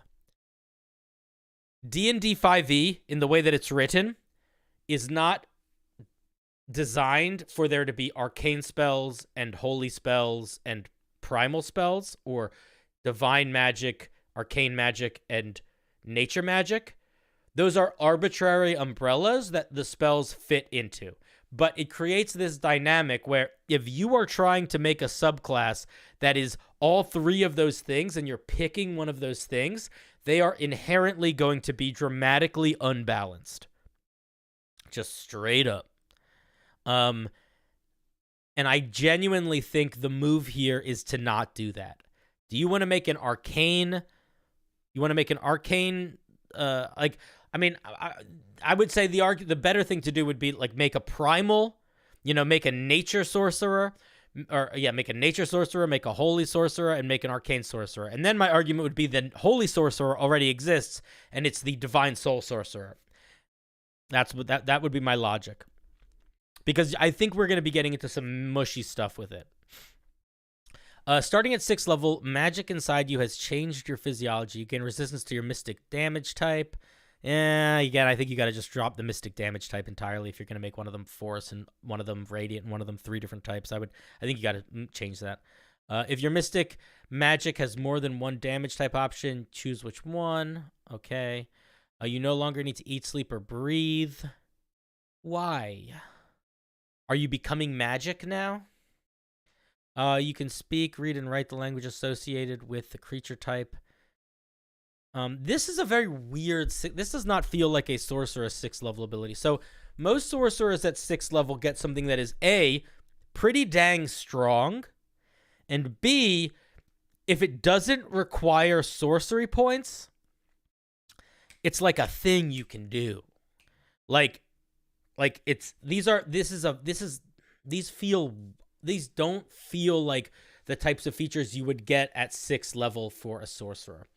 I would strongly encourage you to think about making this not 3 kind of semi-passive features and make it 1 more punchy feature. You're in a blackout? Oh, you're in Stormland. Oh man, I'm so sorry you're in Stormland. I don't think all sorcerers get meta magic abilities at 6th level, but I know most of them do.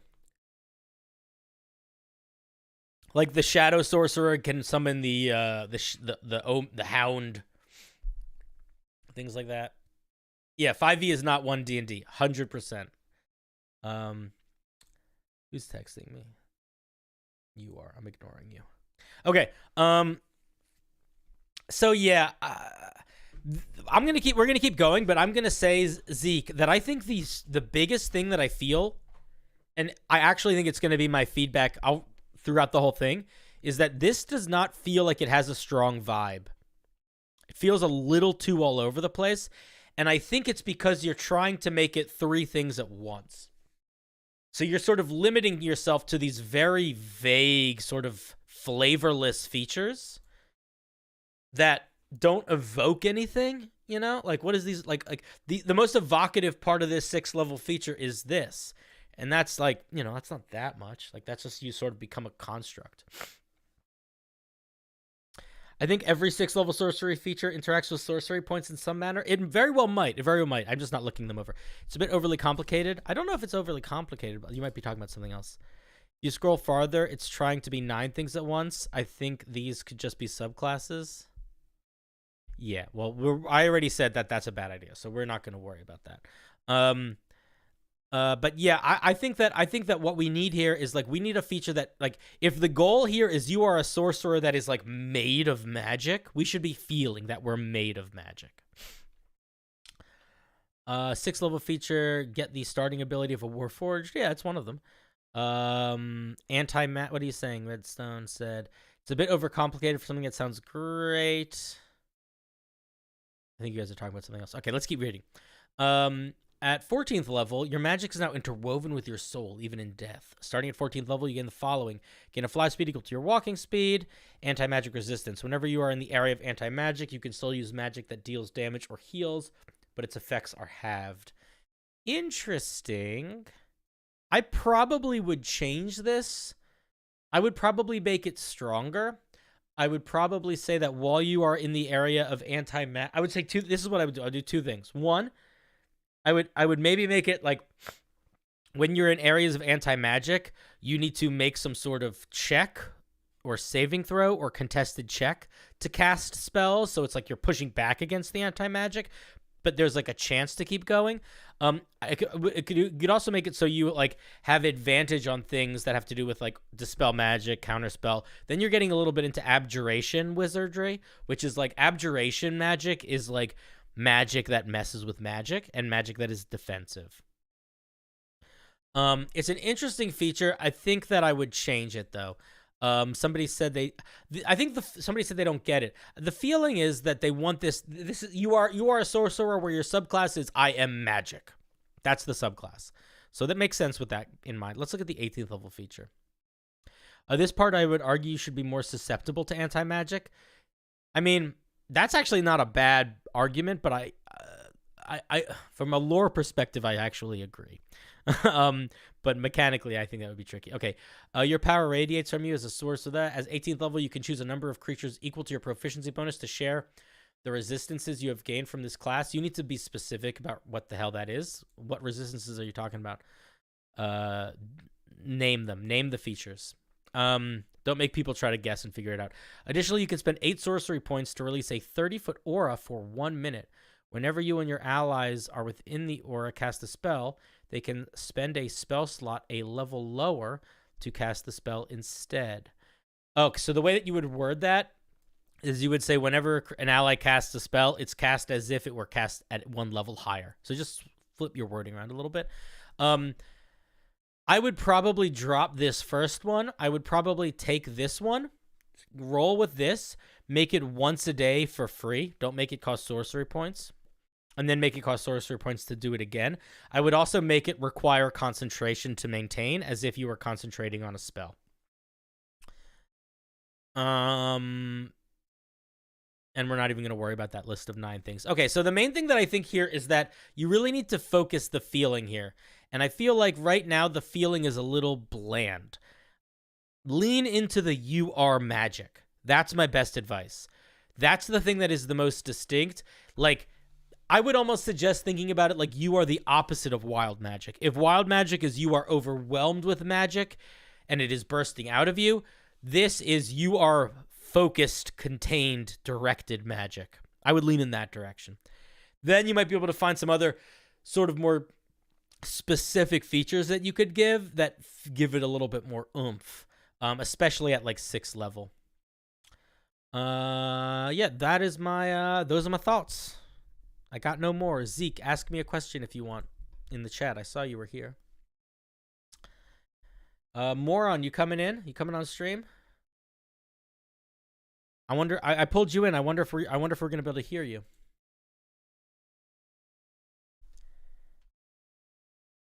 All right, hello. Hey, buddy, how's it going? How's the storm? TLDR, the storm knocked over some trees and it destroyed the entire neighborhood's power grid. And now I'm just chilling in my car. Oh man, I am so sorry, buddy. How long do you think you're gonna be in Stormland? I have no clue. The storm has passed, but I cannot even go to McDonald's. The 24-hour store, by the way. Dang. All right. This looks like a pretty hectic creature. Tell me about it before we dive in, because I see like 4 pages of stat block. All right. So this is this creature initially came from my webtoon, and I think like a long time ago, my girlfriend thought my webtoon would be a great campaign setting to play in. So I've since then for several years have been running my webtoon as a campaign setting with her. Mm-hmm. And occasionally we would because of D&D, I would come up with some really cool stuff and maybe out. And this creature is one of the main story elements in the whole comic. These are primordials. Mm-hmm. Primordials are creatures that are born from the nothingness of the world, and their whole kind of shtick is that they taught mortals how to cast magic. Okay. And that's detailed in the doc. I hope I could cover it enough with the text that I have. No, that's good. That's what I needed. Yeah. I'm sorry. I'm making chat bigger so I can see it more easily. Yeah. Okay. So it is like the source of magic. Yes. They're not really evil, but they are very frightening. That's the idea. Yeah. That's kind of what primordials are in like D&D traditional lore, like elementals. They're like they are not good nor bad. They are just forces, but they are scary. Okay. So it's got a million skills. It doesn't have any saving throws. I felt saving throws would be too strong. It's a CR30 monster. Give it saving throws. Give it wisdom, give it con, and give it one other one. Give it wisdom. Give it wisdom, con, and charisma. That's my suggestion. Yeah. I would recommend looking at the lore text that I've tried putting up there, because primordials are actually from a creature type that I've made up, and I thought it was a weird creature type that I thought would be interesting to look through. Am I looking at anomalies or primordial? Primordials are anomalies. Okay. So when reality glitches, a powerful spell flukes, or when a surge of raw magic damages dimensional space, this corruption of reality can gain sentience and to become an anomaly. Anomalies are the inscrutable and illogical beings of code that do not follow the laws of nature. Even the weakest anomaly that makes its way to the material realm could cause complete havoc as it Okay, cool. So they are like they're like a reality warp, or they unshape reality. Without special preparation, an anomaly can be very difficult to capture or stop. This reminds me of like the girl from Sandman that becomes the vortex. yeah, a little detail. Yeah. To really get their vibes in, because I don't think I can explained it well. In the world is called Empyrean, and one of the weird quirks about magic is it's actually a lot like code, right? There's like, ones and zeros and all this stuff, right? Characters often metagame. So what an anomaly would be if someone put a little bit of a spaghetti code in that magic. Yeah, and no, I get it. I get the vibe. I'm there. Yeah. Empyreans are also a monster in 5e, just so you know. Yeah. It is said that the four gods of the Imperium created the world using spells. The primordial sprung into existence when the emptiness of the universe was filled. A primordial is the concentration of nothing, a sentient black hole. So how is it? So are primordials different than anomalies? Now I'm confused. Sounds like I'm reading about two separate types of monsters. They're the same thing. Basically, once you fill in, negative space with stuff, that negative space gets tinier and it gets more concentrated, and that creates a black hole, which is, in real life, a kind of glitch in its own way. Yes, but I guess so. All anomalies are primordials, but not all primordials are anomalies. Like, why are these written as two separate things? It's because there are other anomalies. So not all anomalies are primordials, but primordials are anomalies. If that makes sense. Yes, that does. Okay. Yeah.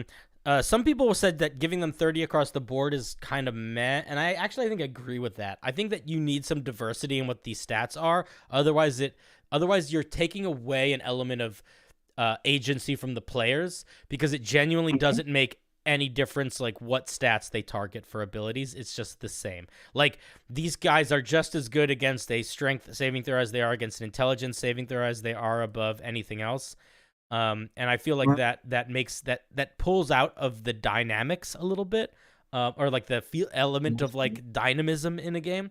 In your opinion, you should go above 30. Yeah, I guess you could, but like nothing goes above 30 technically. So I don't know. All right, let's take a look at what else we get. Temporal chains. Although the primordial is free, it is still partially chained. During combat, it acts last in the initiative order. That's kind of cool. So it doesn't roll initiative; it just always goes last. Nope. Yeah, it always goes last. I like that. Freedom of movement. Is that just freedom of movement? Yeah, just freedom of movement, straight up. Cool. Spell destruction. When a creature targets the primordial with an 8th level spell or low that isn't counterspell, they have to make a DC 27 saving throw. Jesus.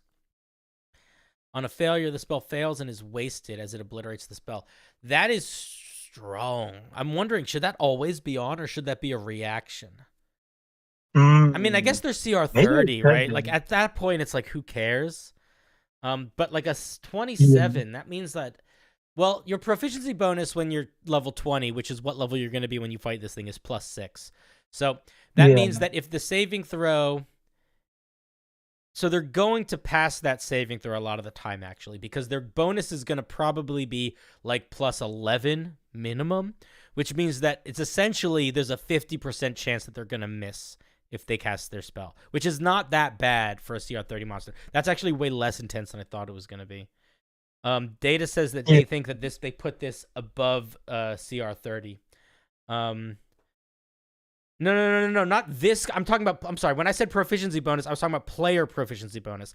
I'm trying to think about the players. So if I'm a player and I am a level 20 wizard and I have a 20 in intelligence, that means my my intelligence ability is going to be 5 plus 6, 11. So if I'm rolling this, I'm rolling. I guess. Wait a minute. My spellcasting modifier. No. I'm Yeah, just you can't rolling a add your plus 5. proficiency. Oh. Then this is definitely way too high because without magic items, the highest you can roll is a 25. So I would say you need to significantly lower this, or change it so or change it so it does include their proficiency bonus. Yeah. Good point. Because there's a less than 1% chance that any spell they cast is going to work. At that point, just make them immune to spells. I would just make a flat DC at that point. Yeah. Singularity. It can move through other creatures and objects. Creatures and objects that enter the space of the Primordial for the first time on their turn or start their turn in it take a shit ton of force damage. If the damage reduced to 0, they're erased. How big are they and how fast do they move? Gargantuan. Big boys. Interesting. All right, let's keep going. That's a cool feature. I want to see. I do think that right now I will say that this thing is more powerful than any other CR30 monster by a not small margin. I don't know if that matters or not to you because CR30 is the highest, but like so far this is like a good chunk stronger. Event Horizon creatures that start their turn within 10 feet of the Primordial must make a strength save or be pulled towards the center of it. How far are they pulled? Are they just pulled directly to the center? Yeah, just straight into the center. So that just makes... So basically, if you fail that saving throw, there's no way you're not taking 10d10 damage. Yeah, you get gobbled up if you get too close. That could be okay, depending on how strong you made the rest of it. All right, I'm going to say, undoubtedly, this is too strong. Yeah. Undoubtedly. Let's look at its attacks. Bunch of force damage. I think that makes sense. Knocked prone or grappled. That's fine. If anything, I would do. I don't know. That feels a little weird. I don't know. I feel like this creature shouldn't be able to grapple. It's like made of black hole. That feels weird. That it's like picking you up. Yeah. It's got long arms. But literally, it's like what happens if can antimatter pick you up? I feel like you just enter the black hole. Yeah, you. Wish. It can cast the wish spell.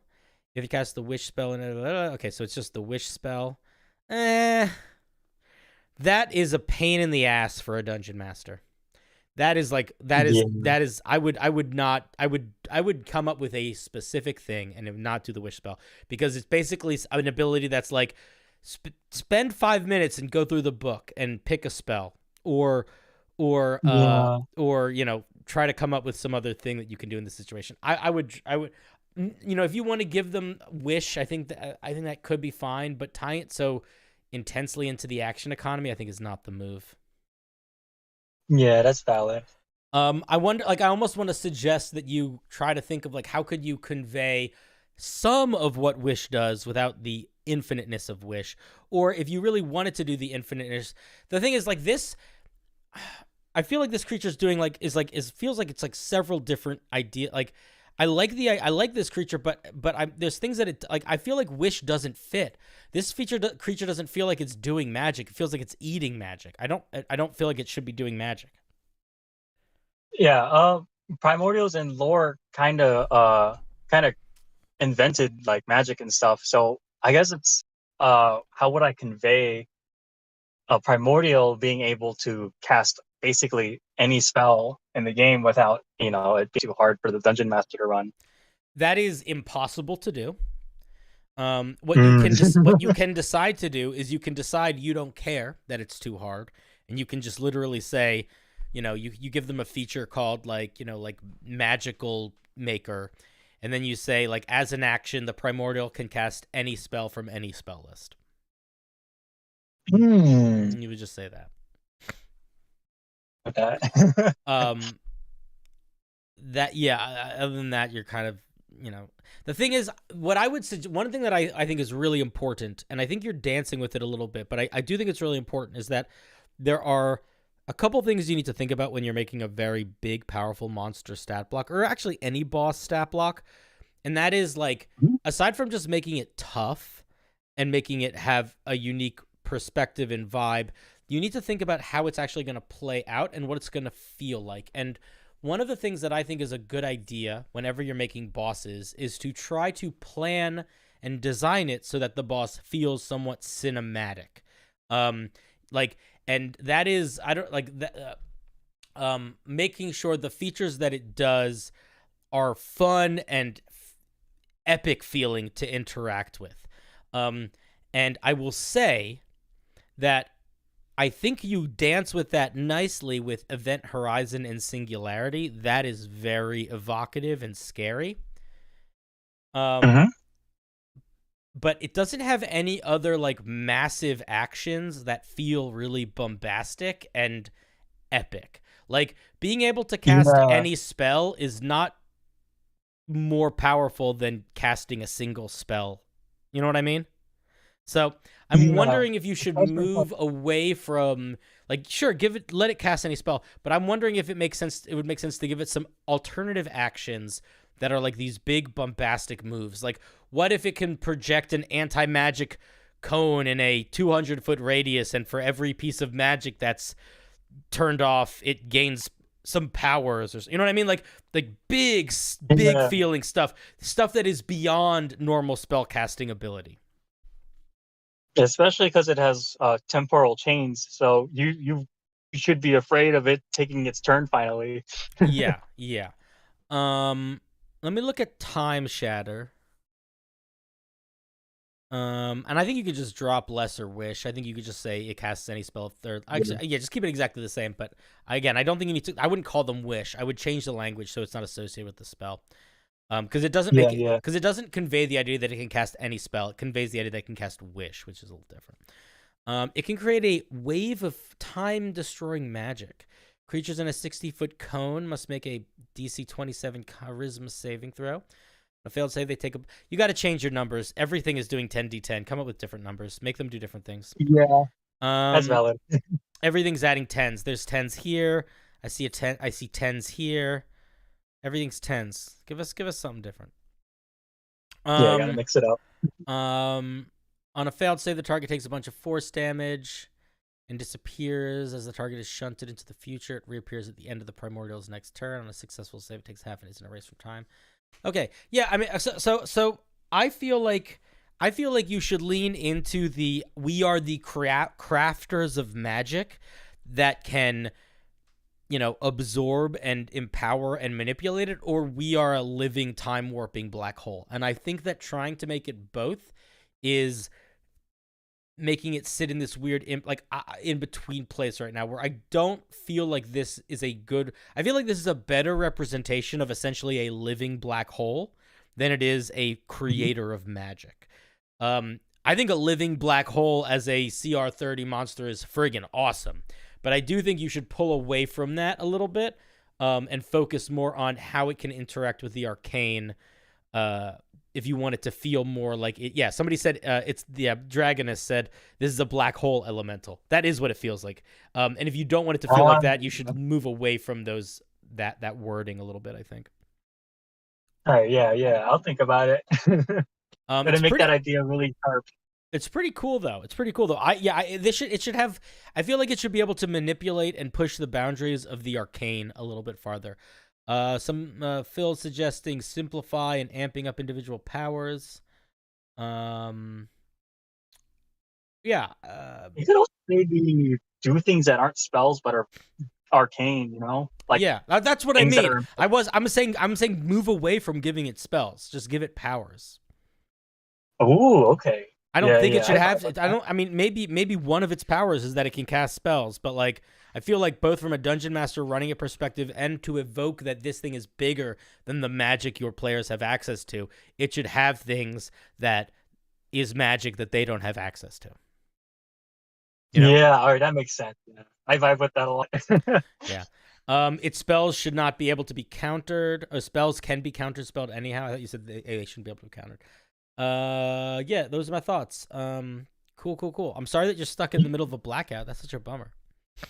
Yeah, I guess the Primordial ran through my street. Yeah, true.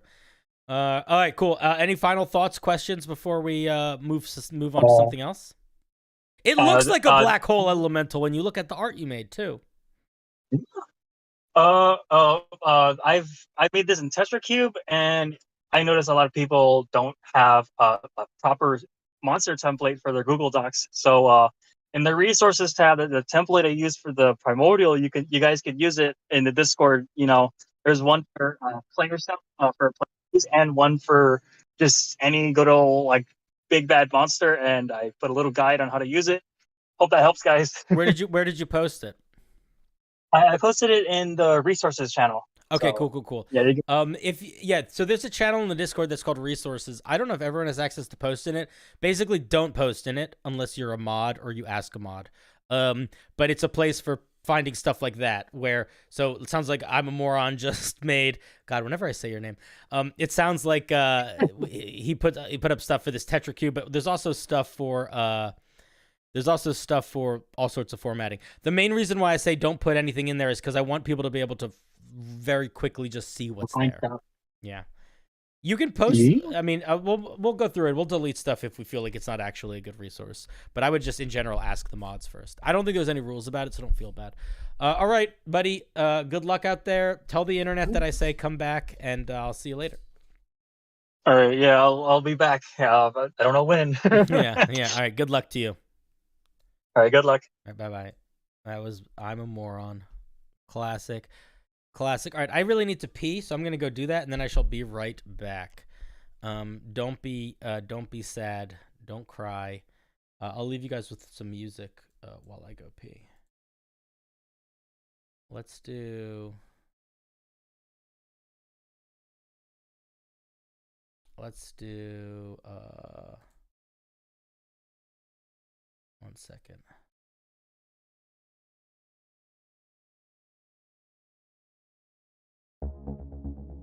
Oh yeah, this will be good. Alright, I'll be back in a second. Un momento, por favor.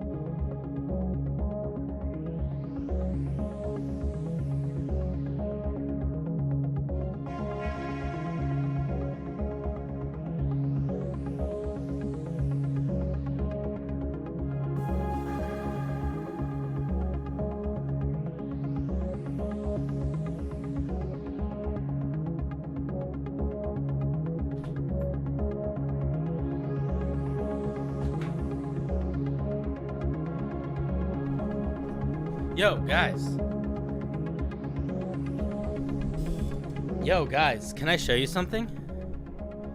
Yo, guys, check this out.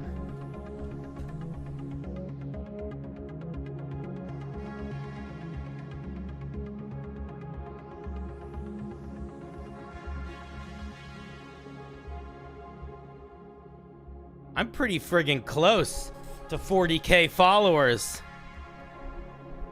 I'm pretty friggin' close to 40K followers.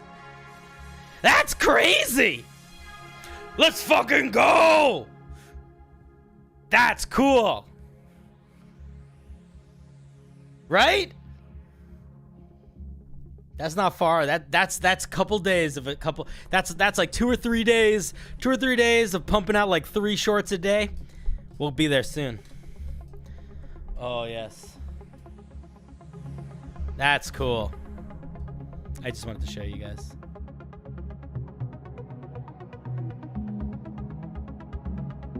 Amber, are you being called? I don't know. Hi, Amber. Ring, ring. Ring, ring. What didn't you realize? I didn't realize you didn't have that number. Nah, man, I'm a little YouTuber. Here's the thing. I'm not a big stream. I'll be very honest. The part of this is where I'm at in my journey. I'll be really honest. Where I'm at in my journey right now is that I am hoping to be able to be a YouTuber. I have not yet succeeded at it. I am on a trajectory that feels successful, but I don't make enough money to make a living off of this yet. Like, I just quit my job because I'm irresponsible. But it was not a smart move. It was a dumb move. But I am hoping that it will become a smart move in the long run. And that in the meantime, I can live in poverty, kind of chill. Because I don't really have anything else I'm responsible for other than, you know, a couple eldritch creatures. But yeah, I'm little. I'm just very active because we're hustling. I'm a hustler. You know? But yeah, I'm still a small YouTuber. Let's get the fates. Where are they? There they are.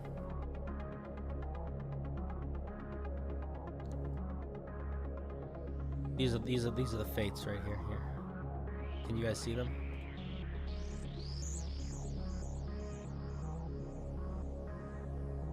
They're my lady friends.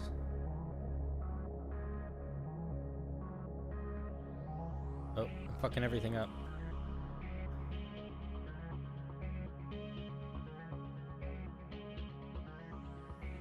Alright, I'll spin. I'm sorry.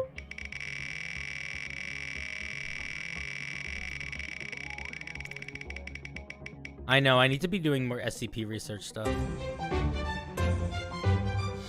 I will be honest, the last time I made an SCP video, I really did not enjoy the responses to it. Like, I legitimately didn't like, it was so many people, so many comments were, actually, in Article 266 Appendix A, the Immortal Lizard defeated that. Technically, he's not, vulnerable to the charm condition because, he became immune to it. It just kind of, it's like the worst of the worst annoying people come out of the woodwork. So I would much rather make videos where you guys, it inspires you guys to like leave interesting comments that I care about and like want to read. I hate all that shit. Okay, this is from Coetus. They won't be able to make it. I have an exam tomorrow, so you can't join. That's okay. I still love you. You know I do. You know what's so exciting? So many of you are very active in my shorts comments in a way that I recognize you, and then you start coming to stream, and it's like, oh, we're mushing the mash. This is a revised version of a monk of the Kinetic Fist. The goal is to make a monk that can be at melee and do more battlefield control than damage stun. I think it may be a little strong. All right, let's take a look. It probably is a little strong, but it is easier to scale down than up. I agree.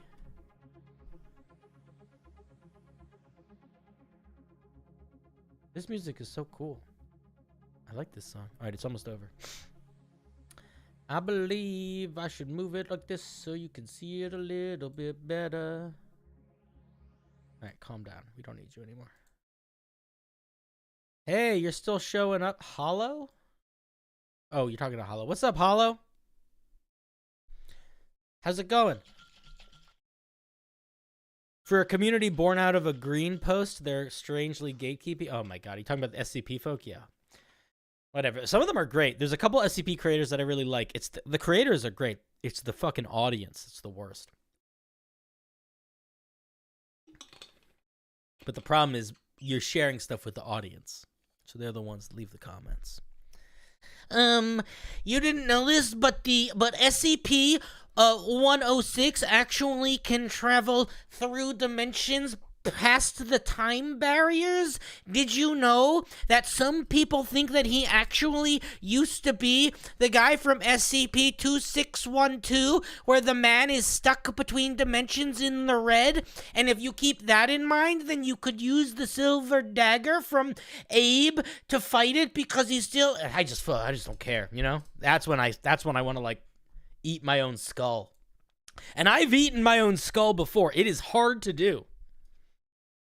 Okay, let's take a look at the way of the Kinetic Fist. Monks of the Kinetic Fist understand the principles that keep the universe in motion and train to sense and control its flow to become unstoppable warriors. Coetus, why is this all one sentence, dude? Come on, man, you know better than that. I don't even know what it says because I can't read that many words together. Monks of the Kinetic, what do? They understand the principles that keep the universe in motion. Period. Put a period here. They train to sense and control its flow. Period. They are unstoppable warriors and masters of battlefield control. Period. Come on now. I have to dip soon. If my stuff comes up, someone at me on Discord. All right, I will at you, or somebody else will, hopefully. Let's see. Entropy and momentum control. Beginning at 3rd level, your studies in kinetic energy and key training have given you the ability to manipulate the movement of kinetic energy, its transformation into heated storage. Shorten your sentences, or I'm gonna eat your brain. I'm gonna do that thing that I don't like to do, where I acknowledge the fact that I am not exactly just a person sitting in a chair.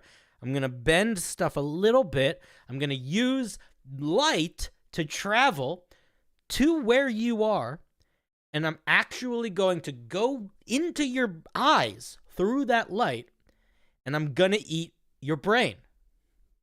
Stop writing such long sentences. I want to know what you're saying, and I will stop knowing it when these sentences get so gosh darn long. You know? All right, let's see what we get. When you hit a creature with one of your attacks, when you hit a creature, I would say when you hit a creature with one of your attacks using Flurry of Blows, that's how I would word this. When you hit a creature with one of your attacks using Flurry of Blows, that creature can't use reactions until the start of their next turn. Okay, cool. While your patient defense is active, the space within 15 feet around you, just say counts as. Don't say is counted as. Say counts as difficult terrain for creatures of your choice. Okay, cool. Link, I got you. It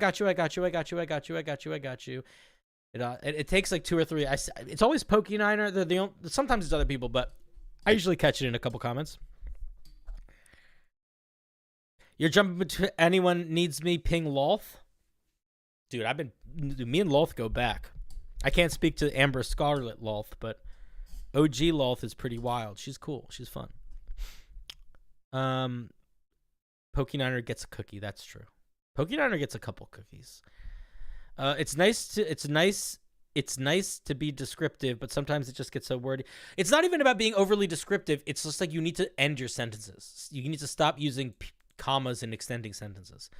All right, let's look at the rest of the features. When you use your Step of the Wind, you can target another creature within 30 feet of you. That creature must make a Dex saving throw. It can choose to fail. Put the it in there. On a failure, on a failed save, it is moved a distance equal to your unarmed movement in a direction of your choice. That's really strong. I would not make it your full movement. I would make it like either your unarmored movement bonus. So like at 3rd level, it might be like 10 feet and then extend. Like it's like, you know how you get your unarmored movement gets faster. Like you get plus 5 feet, then 10, then 25, whatever. I would have it move that bonus, not your total movement. The retaliation trait of your deflect missiles doesn't cost key.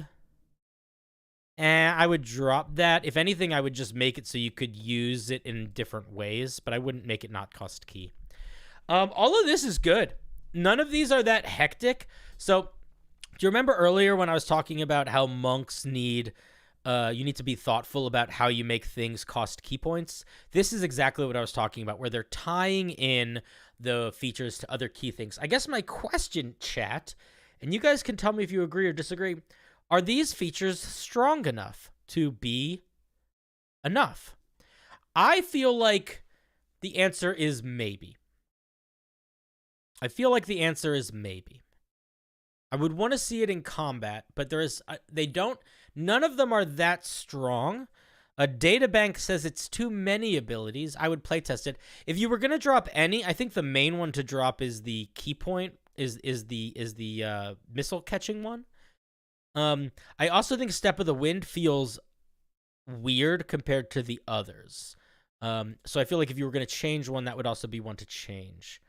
Deflect missiles is too strong. Yeah, I would drop the deflect missiles one. No reactions means no counterspell, no silvery barbs. Anti-magic is neat. You should be focusing on a single, more powerful ability. See Drunken Monk. That's kind of what I was thinking. I was thinking the Drunken Master Monk is a really good example of how you can make some very evocative abilities that sort of stand out. This is sort of like an alternative version almost of the Open Hand Monk a little bit. You're sort of trading in very distinct power for a little bit more versatility and wider scope of interaction. Like any monk thing that you're doing is going to be a little different with this feature. You like the patient defense? I think I like all of them. The only one I don't like is deflect missiles, and I don't even not like this one. I just don't think it should be tied to Step of the Wind. I just this feels more like psychic powers than anything else, in the way that the others don't. Like these all feel like you are These all feel like they kind of have to do with like momentum and like things moving through space. This one feels too psychic powersy, in my opinion. The first ability makes it sound like it, like only the extra attacks in Flurry of Blows proc the feature. I think that is I think that's how it's supposed to be. I think only the extra attacks from Flurry of Blows should proc the feature. I don't think all of them should. Deflect missiles is balanced. I think the making it not cost key is a little bit. And I think that for people that are like, this is getting a lot of things at third level, I would say I agree, and this would be the one to lose. Let's look at the other thing we get at third level. Starting at third level, you can feel the flow of energy around you. Gain blind sight to a range of 10 feet. I would either give this at another level or tie this into key point usage. I wouldn't, because this is pretty strong. And this is also pretty strong. I would change it a little bit. Yeah, blindsight doesn't really fit the vibe, you know? Like I don't know. I feel like it doesn't really fit the vibe. I don't think there's anything super crazy wrong with it. Deflect missiles already doesn't cost key. I think they mean the throwback part. The throwback part is the part that they're talking about.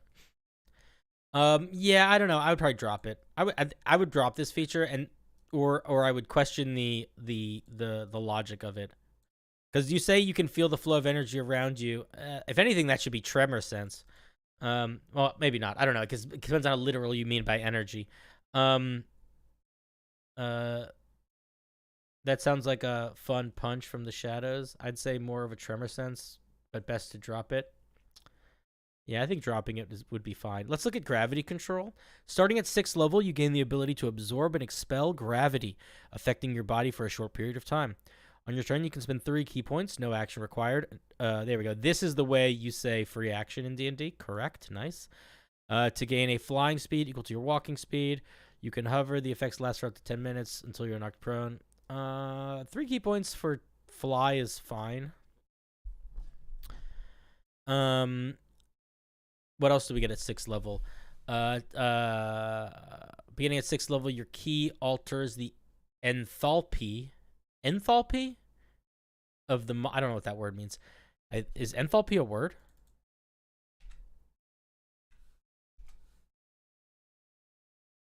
Thermodynamics. Okay, yeah, I guess it's a word.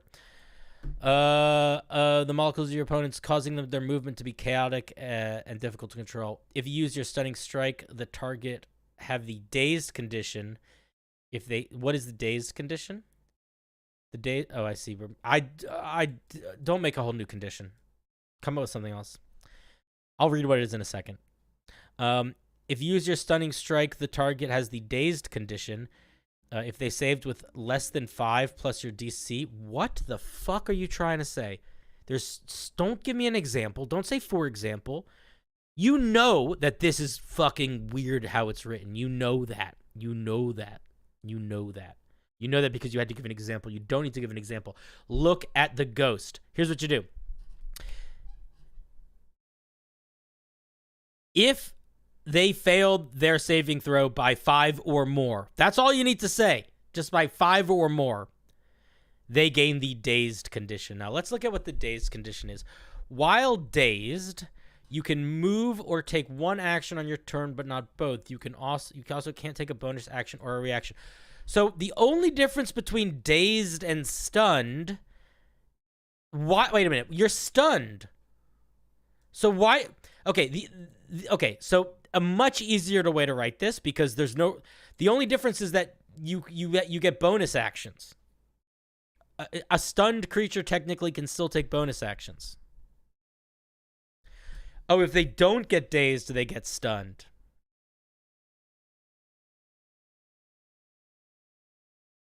Oh, okay. So you're... Oh, I get it. I get it. So if I make the saving throw, but I don't make it by enough, then I get dazed. I don't think that should be the move. I would not do that. I would not do that if I were you. Bonus actions are a type of action. They don't happen when stunned. Are you sure, Databank? I am not positive about that, but I will check, because that would radically change some stuff in a game that I was just a player in. There was a major moment where a bad guy got stunned, and they used a bonus action, and it significantly changed combat. So I'm gonna send that to my dungeon master. Can somebody link? No. Can somebody can somebody in Discord in the stream events chat in Discord find the link and put it there? Because I want to see that. Okay.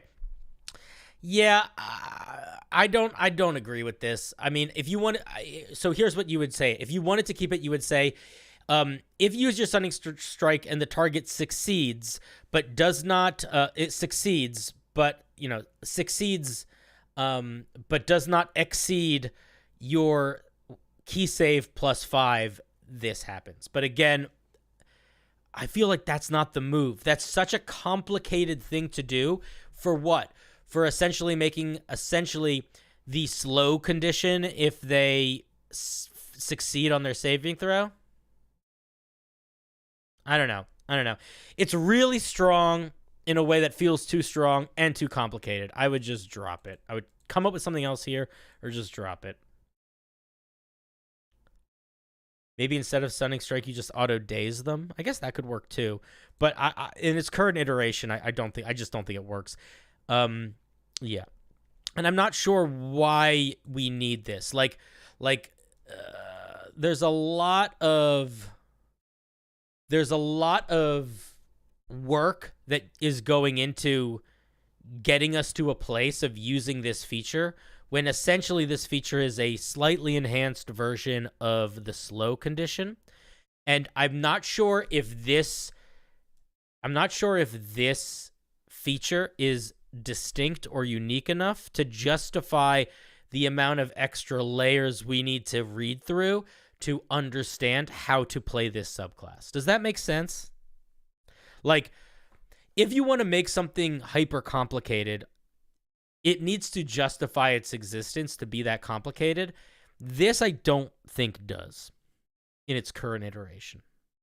Why make it a condition all? Why not just describe the effect and the ability? That's exactly my point, Dragonos. I'm not sure. I'm genuinely not sure. According to the rules, anything that deprives you of an ability to take actions also prevents you from taking bonus actions.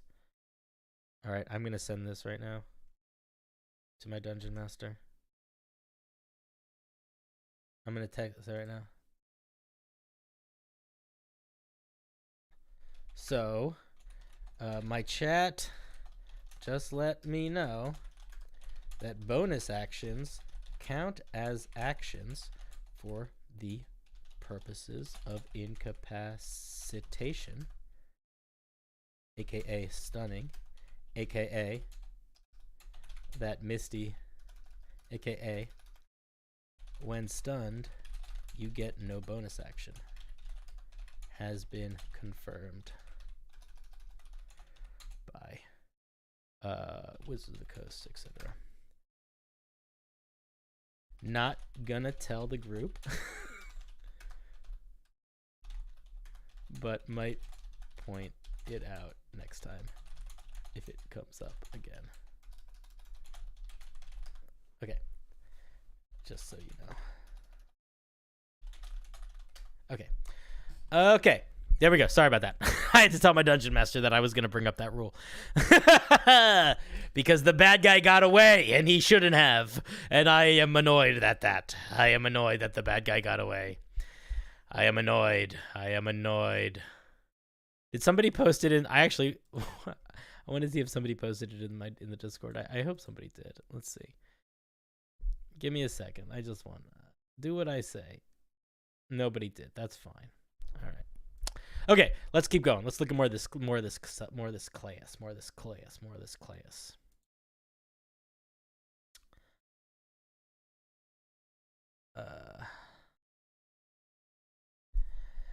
Our boy should have stuck around. He can't alter. He relies on me too much. I'm too powerful. Okay, let's keep looking. So at 11th level, you have... So here's what I think. Honestly, I would say completely drop Resonance Strike. If you don't feel like Gravity Control is enough at 6th level, give them one other thing that they can do. Maybe another spell they can cast with key points or something. But I would drop this feature. Okay, Entropic Siphon. Starting at 11th level, you have become more efficient with your energy transformations and your senses have sharpened. You gain the following benefits. What if you could cast Fly and Heat Metal? Because I feel like thermodynamics, heat transference, this is all very tied. Okay. If a creature within 30 feet of what? Be clear. If a creature within 30 feet of you makes a dexterity saving throw, you can use your reaction to spend a key point to extend the effects of your evasion trait to that creature for the save. You can use this feature on more than one creature using the same reaction, but you must spend 1 key point for each affected creature. That is interesting. I'm wondering if...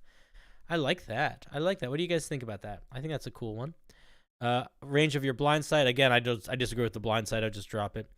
The retaliatory trait of your deflect missiles extends to a range of 40, 60. This is a fairly situational thing. I think it's fine. I think it's cool.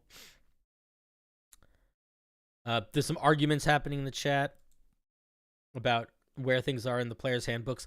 Just so you guys know, there are different versions of the player's handbook that have slightly different pages. So if you are looking at a different publication of it, the page numbers might be different. And also the rules might be different. They add, like, if you have a player's handbook that came out within 5 years of 5e coming out, that player's handbook is different than a player's handbook that came out within the last 2 years. It's like noticeably different. Yeah, there's errata. Yeah. Errata and errata. Okay, 11th level's pretty solid. I think you just dropped the blind sight still. Let's look at Living Transformer. When you reach 17th level, your body has been modified to absorb and expel enormous amounts of energy. As a bonus action, you can spend 5 key points to enter to temporarily enter a higher state of control and transfer of energy for 10 minutes. There's got to be a cleaner way to say higher state of control and transfer of energy. This is so awkward. Got to think of a cooler wording for that. This state ends early if you are unconscious or die. While in your living transformer state, you gain the following benefits: resistance to a bunch of damage types, more blind sight, and any creature of your choice that starts its turn within 15 feet of you has to make a con saving throw. On a failure, they take 2d10 cold damage, and you regain your reaction if you've already expended it. Huh. This should only last a minute, not 10 minutes. That's the first thing. Interesting. It's a little bit weird feeling. So this is like the first feature where you get into like heat transference. And I kind of think that it's too late to do that. I feel like it no longer feels like it fits because it doesn't come up anywhere else in it. this feature is cool. The be able to get your reaction back, dealing a little bit of cold damage. This is kind of meh. I'm not a big fan of stuff that just gives you barbarian stuff, but that's fine. This is cool, but the vibe, like I feel like the vibe is not focused. I feel like kinetic I feel like it's too late in the game to introduce this totally new idea. Like, cold damage feels so out of place.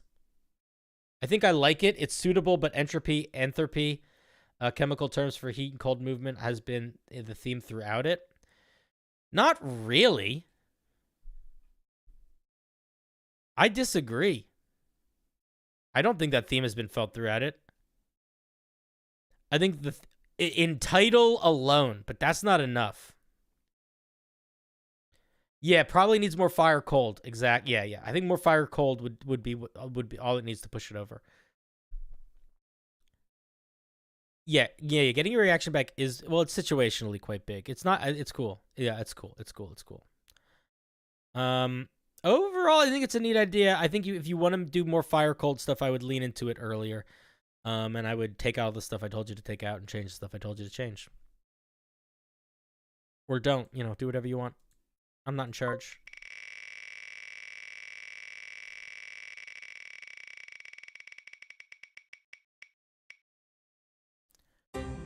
Oh shoot. It's Poke9er. Hey, Cinder and friends. Wait a minute. That's us. We're Cinder and friends. Hopefully I'll be online to speak with y'all. If not, I will make a note of the 6th level feature for this subclass is my main scare. Pokey, are you around? I hope so. I'm going to check Discord in a second. Blight Blood. That's a cool name. Why Blight Blood and not Blood Blight? Yep. I didn't know. Chat told me. Sent me receipts.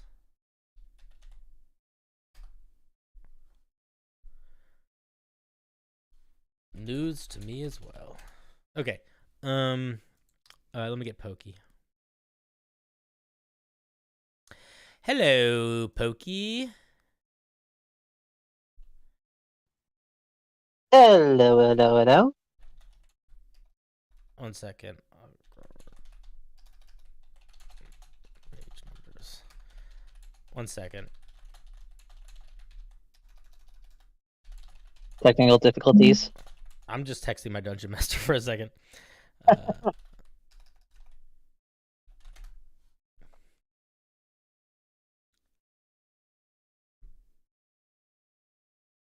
That's a Crawford tweet. Page numbers. Something errata, maybe.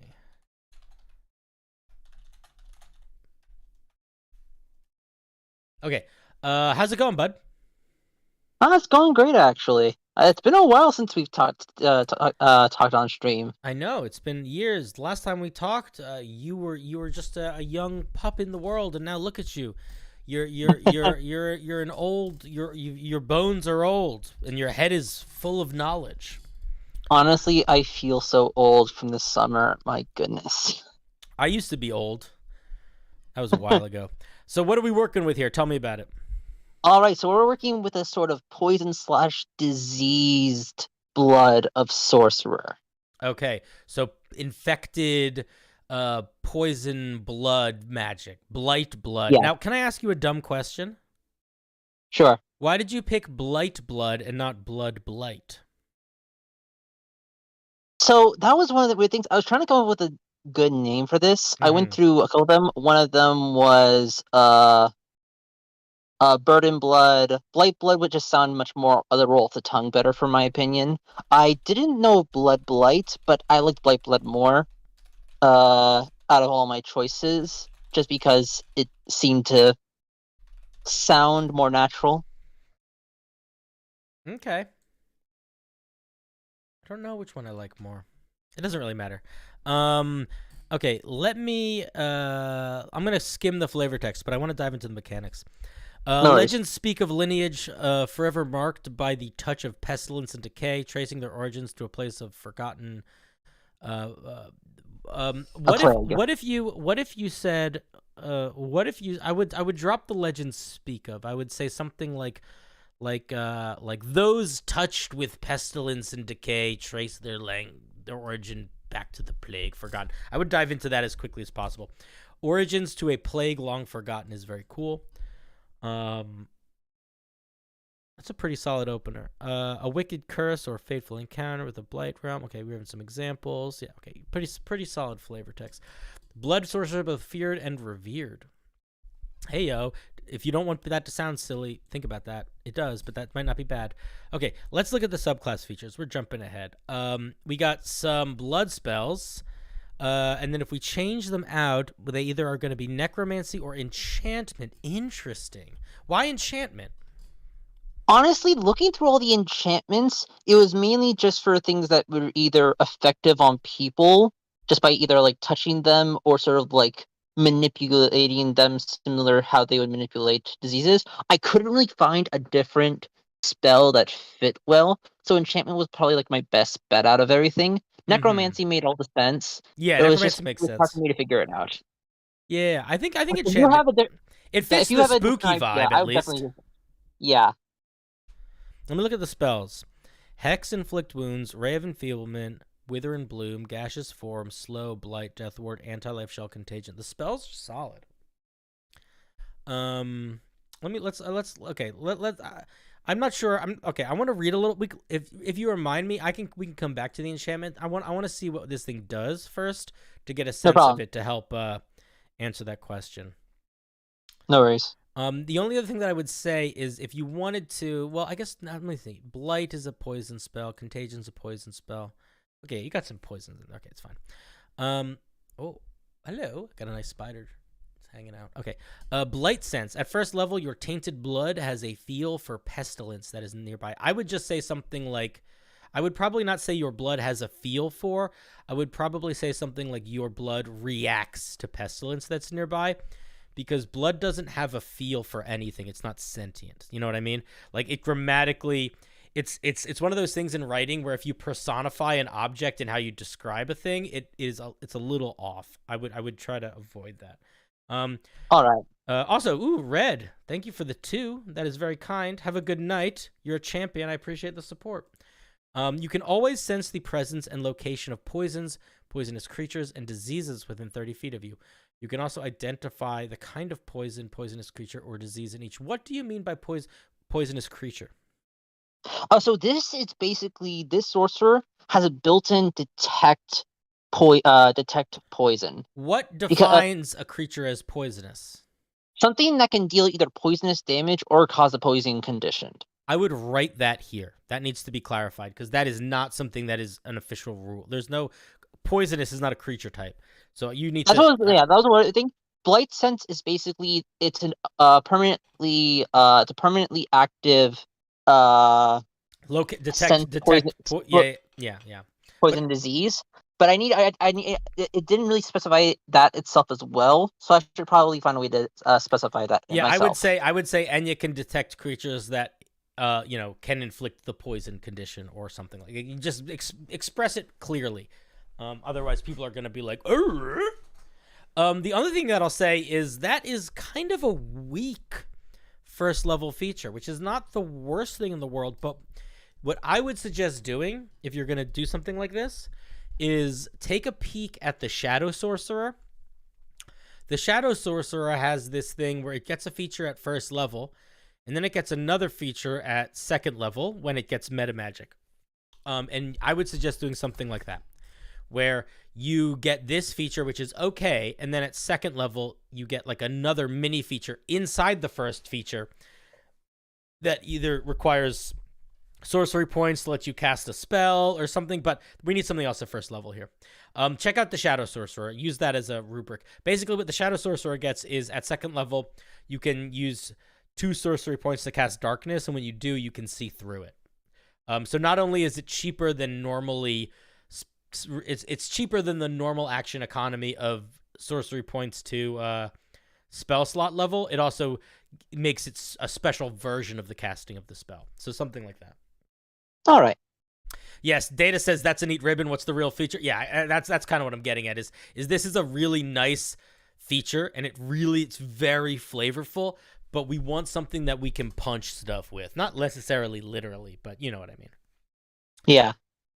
Getting acid splash or poison spray would be nice too. I mean, getting poison spray would make sense. Okay, wait. I believe they already get poison spray. They already get poison spray at as a sorcerer. Yeah, but they don't get it for free, I think is what Philip is suggesting. All right.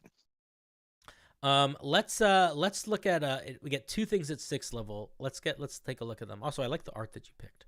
Okay. Infectious casting. At 6th level, starting at 6th level, your sorceress origin can contaminate your spells through your metamagic. You gain the transmuted spell metamagic. It doesn't count against the ones you know. If you already know this metamagic, you get another one. Additionally, if you use your metamagic to change a spell to poison, you do not need to spend any sorcery points to do so. Okay, I really like that. I like that a lot. The only thing that I would say is if somebody's like, free metamagic, I don't know how I feel about that, I would say you could also just keep the second part, but it's not necessarily a super powerful thing because poison damage is normally the weaker. But I really and usually a lot of resistance to it, which will be addressed a lot later. I like this feature a lot, though. I like this feature a lot. Let me look at pestilence. Pestilent form. Also at 6th level, your awareness for pestilence allows your body to reject certain diseases and toxins. You have advantage on saving throws against the poison and resistance to poison. Okay, so I'm going to be honest. We're still feeling pretty gosh darn weak, buddy. I like the flavor a lot, but this thing needs punches. This thing needs to pack some punch. We don't want to wait. We don't want to have to wait till a high, especially at sorcerer. A sorcerer should basically feel like it's done. Like it has everything it needs to accomplish its goal of being at 6th level. And you are answering that question very well with flavor, but you are not answering it very well yet with like powerful mechanics. And I'm wondering if there's something you could do. I feel like the piece of the puzzle to put in is to tie in a secondary poison, a secondary 1st level or 3rd level feature that allows you to use sorcery points to like do something with poison. That way it would impact the 6th level feature, like, because you could sort of link things together, something like that, something that makes your poison better in some way, or makes your poison do something extended in some way. So worth thinking about. Let's look at 14th level Plagued Essence. What is happening in my computer? Dismiss, get away. Starting at 14th level, your blight-filled body enhances your magic to become you got a misspelling in incredibly infectious. Whenever you cast a spell that deals poison damage to a creature, that creature must succeed on a con saving throw against your spell save DC. On a failure, they get the poison condition, and their movement speed is reduced by half until the start of the next turn. We should get something like this way earlier. I don't think we should get this at 14. This should be way earlier. That was one thing. This Riz actually was originally a 6th level ability, but people said it was way too strong too early as part of the subclass. Who said that? Name them. No, I'm just kidding. See. No, you don't need to name them. But like out of the 6 people who reviewed it, about three of them clearly said that was way too strong to give at 6th level. If you drop the movement speed thing, it's not. All right. I'd also argue you could make that the special thing you give it at 1st level, where you can spend a meta magic to make things get poisoned from your spells. When you cast a spell, you can you can spend a meta magic point to make it poisonous, or you could, maybe you can cast maybe some of your poison spells you can cast using meta magic, and when you do, they do extra things, something like that. New meta magic options are also cool. Yeah, I'm a big fan of those. Okay, True Pestilence. At 18th level, somebody said it should be a 1st level feature. I think it could also work as a 1st level feature too. Whenever you use a sorcerer feature or spell that, don't say to cause the poison. Oh, I would say that causes the poison condition, or you could also say that inflicts the poisoned condition. Comma, the effect ignores any immunities to that condition. It also ignores advantages. This doesn't immunity to damage. Additionally, when a creature succeeds on a saving throw against poison Yes, for 1 not sorcery damage. points, you can spend 1 sorcery point as a reaction to have them re-roll the saving throw using the lower roll. This is too late in the game to get this feature. This is too important a feature for this class to work for it to get at 18th level. What I would suggest thinking about is your sorcerer should fully function as a sorcerer, assuming they will never get to level 14. So if your sorcerer is built around poison damage, you should make sure you have everything you need to accomplish that well at level 10. 14 should be where you get something that's like cool and like, you know, it can extend the power or whatever. And then 18th level should be like a special bonus boost crazy feature that expresses your mastery of it in a way that is like explosive and like a little bit more flashy. It can be passive, but it can't be something that you need to make it work. Like you're never going to get to 18th level for most characters. So you want to think of the 18th level feature as like a treat or like a bonus, like a special treat, as opposed to like a core part of the class. Does that make sense? Yeah, that makes sense. Let me ask this. If Yeah. I moved this 18th level feature down to 14th and then weaken the 14th level feature to move it to first level, would that work? And I need to just make a new 18th level for the subclass? Yeah, I think something like that could work. I don't think you need this to do everything that it does. This is what I would do. I would simplify it. I would be like, creatures that are immune to poison damage or the poisoned condition are now resistant to poison damage and the poisoned condition.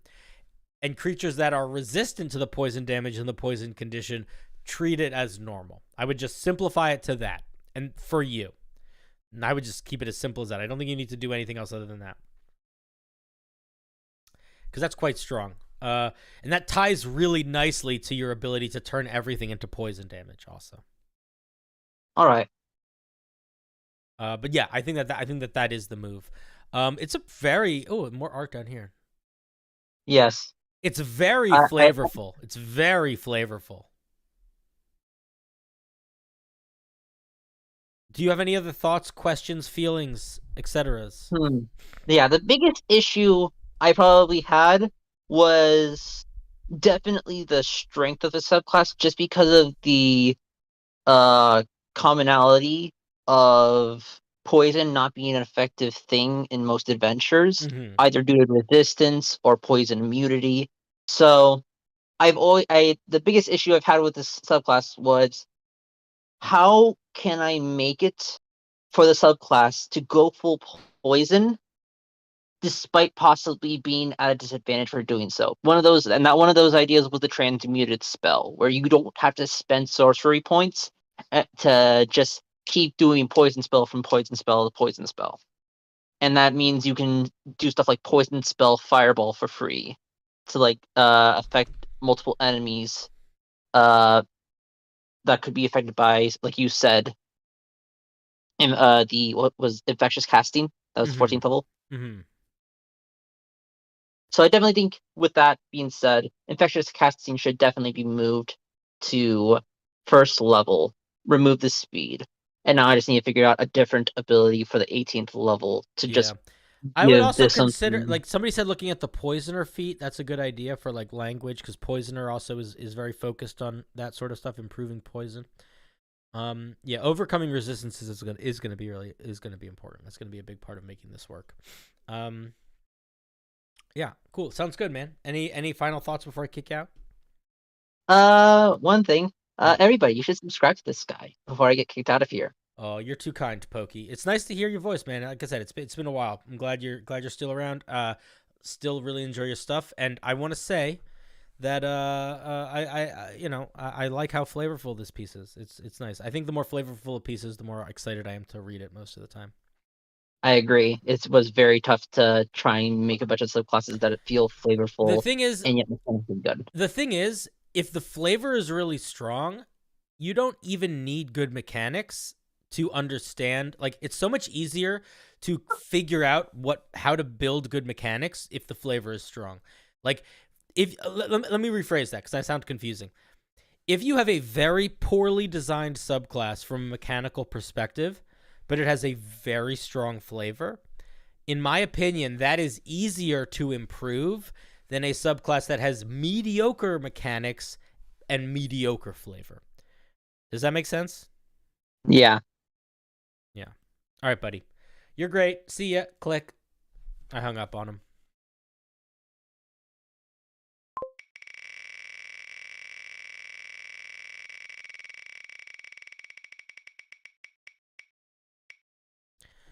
We got the lore goo.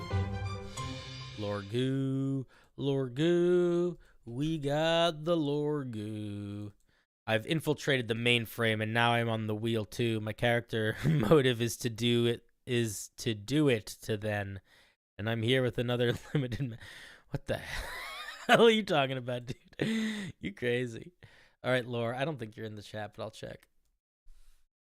I don't think you're here. Get out of here. We don't need to watch my fucking YouTube channel. Let me see. Lore, are you here? You're not. Let me at you. Lore.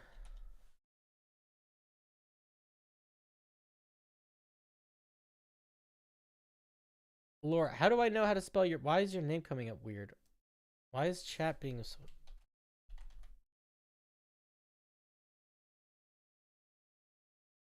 Okay, I think this is you. Yo, want to come on stream? All right, we'll see if they pop up.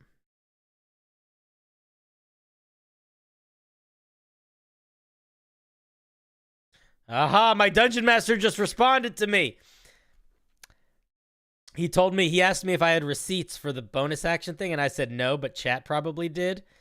And then he looked it up and found it himself. So I win. I'm a god. Actually, let's be fair. I'm not a god. I am so much bigger than a god. I posted receipts in the lounge. Fuck yeah. Okay, cool. Cool. I didn't see those. I was trying not to hunt. I was trying not to spend too much time hunting through Discord. But I will more later. Okay. Let's see. This is what Lore Goo brings us. Scarf of the Fabulous Kruva. I'll keep Discord present in case they pop in and they say something. No? Okay. Cool. This scarf has lots of colorful feathers adorned to it. Say to it, not on it.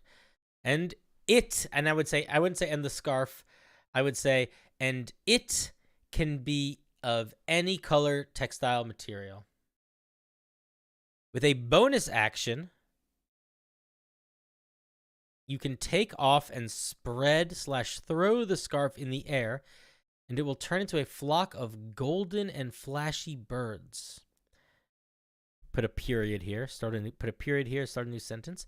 After some seconds, the birds explode. We need to know what this means. When you say some seconds, we need to know exactly how many seconds. And creatures looking at the birds have to make a con save, DC 12, or be blinded for a turn. Creatures with dark vision have to pass a... so I would say this. Creatures with dark vision have to beat a DC 15 is the way that I would word that.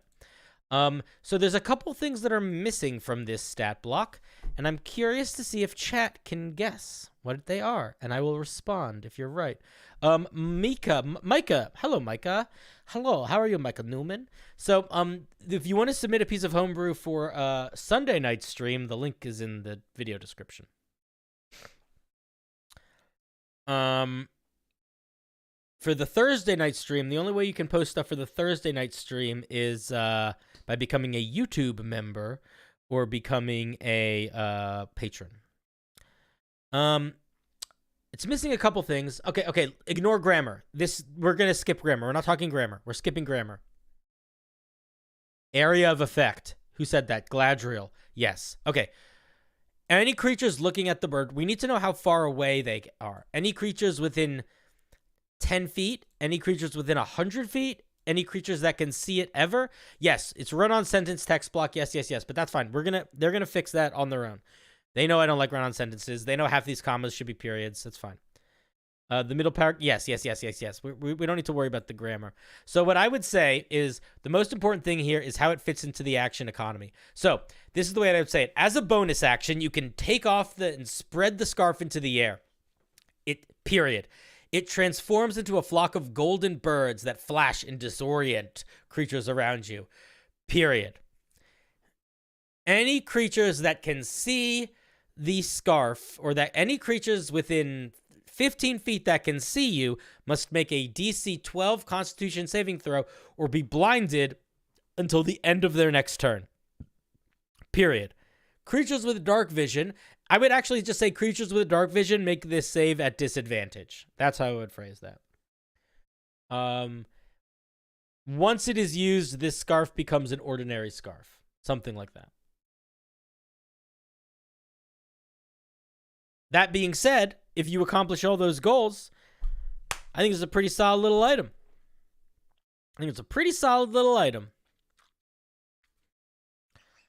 I don't even know if I'd call it, depending on what the range is, you could also potentially make it, if it's single use, you could potentially make it common if the range is not that big. I think the birds flying give it enough range. No need to throw. Well, I think that's more flavor text. I think that's fine. But it's a pretty solid little item. You throw a scarf in the air, there's a flash of birds, and everyone goes blind. Whenever you're working on these little items, first of all, these are some of my favorite items to review, which is just like they just do a thing, let's get them done. But especially these items are great to work on for learning design because you can just focus in on stuff. So like being clear with the range and certain pulling out languages that is unclear, like dropping the after some seconds because that just makes it confusing. Like you can focus in on where pieces of the puzzle are missing so that you can like fill the rest in. Should creatures with dark vision have disadvantage instead of a higher DC? Yes, they should. That is how I feel. Yeah. I believe I feel that way 100%. It's a cool item though. I would change it in the ways that I said, and I would you want to try to make your sentences a little bit shorter, but other than that, pretty solid. Thank you, Lord Goo.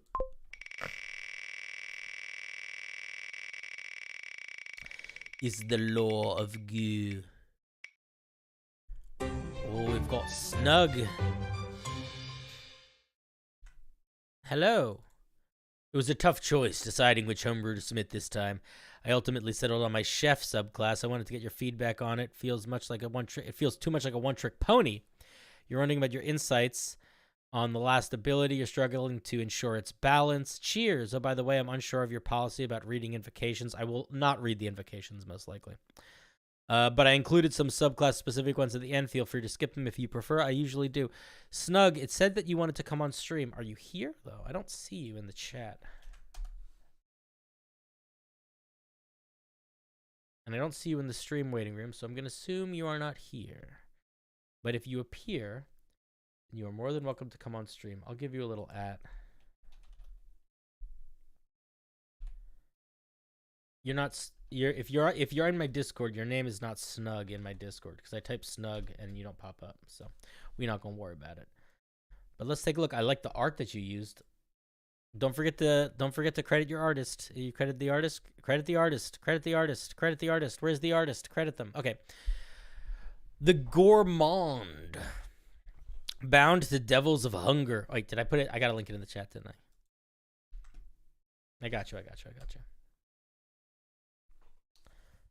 Yeah, really cool art. Bound to devils of hunger or some other ravenous demon, these warlocks embody insatiable appetites. Their bodies bear a grotesque mark of their pact, a vicious maw, rows of teeth. Okay, so it's not really a chef, it's like you are a mouth. Okay, I'm gonna be honest. this is pretty looking, but it's too much. You see how the flavor text here? You see how this flavor text, it kind of fills out the circle, but it's not too much? This is too close. This is too tight. It is distracting. It makes it harder to read. You do not want your formatting to make it harder to read. You do not want that. So change this. Change this side to feel more like this side. Absorb elements, dissonant whispers, gentle repose, magic mouth, conjure food and water, conjure barrage. Why conjure barrage? Black tentacles, sickening radiance, contagion, insect plague. Gonna be honest, a lot of these spells do not feel like they don't feel connected. I would lean into stuff that also has to do with pocket dimensions, just because I feel like a magical mouth kind of feels like a pocket dimension, like maybe like rope trick or like a wrist pocket or stuff like that. Stuff I would lean into that kind of stuff too, maybe a little bit. Ravenous Maw, because the flavor text, I'm not feeling a lot. Like, why are we getting sickening radiance? Why are we getting conjure barrage? Why are we getting gentle repose? There's a lot of why are we getting dissonant whisper? A lot of these feel like I don't understand why we get them. I think dissonant whispers because mouth. I think conjure food of water because mouth. I think magic missile because mouth. But the rest I'm unsure of. Ravenous Maw. At first level, a large, vicious-looking maw manifests somewhere on your body, while your stomach resides in a separate plane. Oh my god, yeah. Just do some demi-plane shit.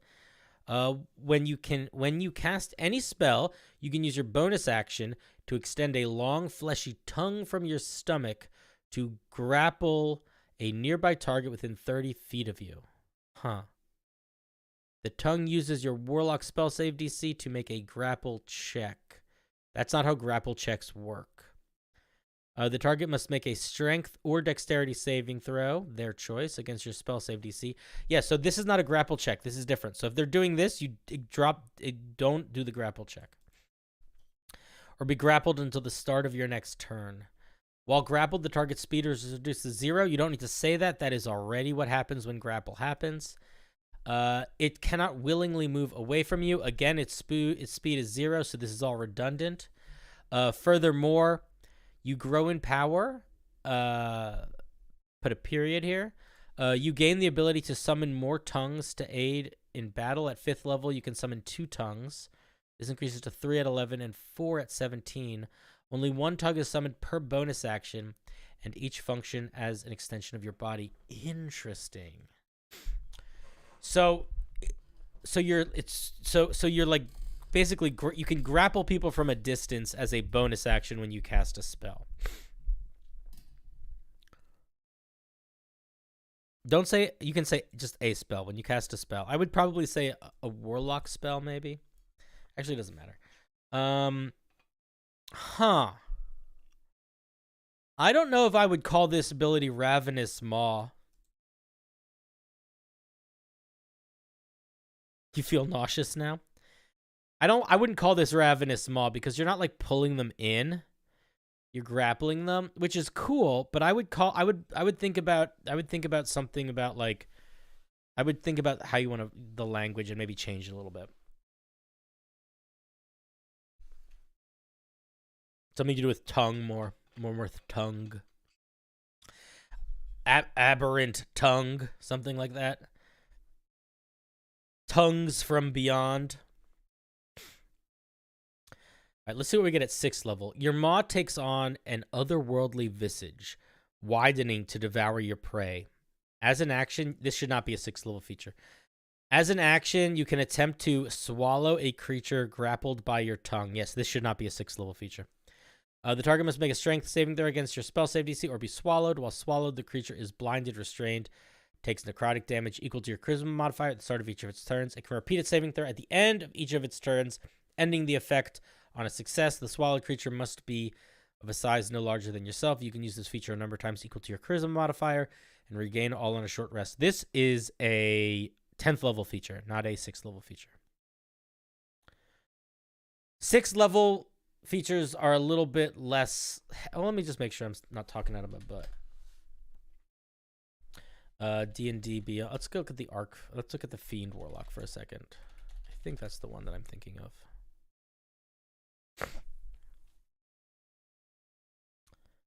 Yeah. So most of the time, 6th level features for this is the way that usually works. A 1st level feature, this is not all the time, but it's usually for warlocks. A 1st level feature is like an always on kind of thing. A 6th level feature is like a somewhat limited defense utility feature. 10th level is a kind of hectic once a day thing. Or 14th level is a kind of hectic once a day thing. If 14th level is a kind of hectic once a day thing, 10th level is often a defensive feature. So this feels a little bit, it just feels a little off for 6th level. So I would probably put it somewhere else. It's a cool feature. I'd just put it somewhere else. Starting at 10th level, I also feel like you should not be able to have more than one creature swallowed at a time. I don't know if you mentioned that, but you should not be able to have more than one creature swallowed at a time. Starting at 10th level, you can draw forth the remnants of fallen creatures from your stomach to perform a ritualistic meal preparation during a short rest. That's awesome. You can vomit up food for people. That's cool. When you use this feature, you gain the following benefits. You gain temporary hit points equal to your charisma modifier. Additionally, a number of creatures equal to your proficiency bonus that partake in the banquet also gain temporary hit points equal to your charisma modifier. While you or any creature affected by these temporary hit points has at least 1 hit point, they regain 10 hit points at the start of each of their turns. Okay, so this is very strong. I think you tone this down and you make this the 6th level feature. And you word it like Hero's Feast. Hero's Feast basically summons feast and the players have to eat it and then they get a feature.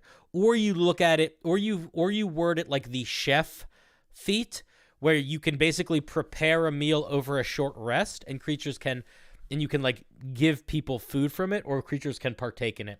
Now, regaining 10 hit points per turn, if they have at least 1 temporary hit point, is sort of good, sort of weird. How do you activate Savage Banquet? It seems like it just happens during a short rest, which means that you only gain these temporary which means the only way you can possibly gain hit points from this is if you are below full hit points after you finish your short rest, in which case these immediately just take you to full hit points.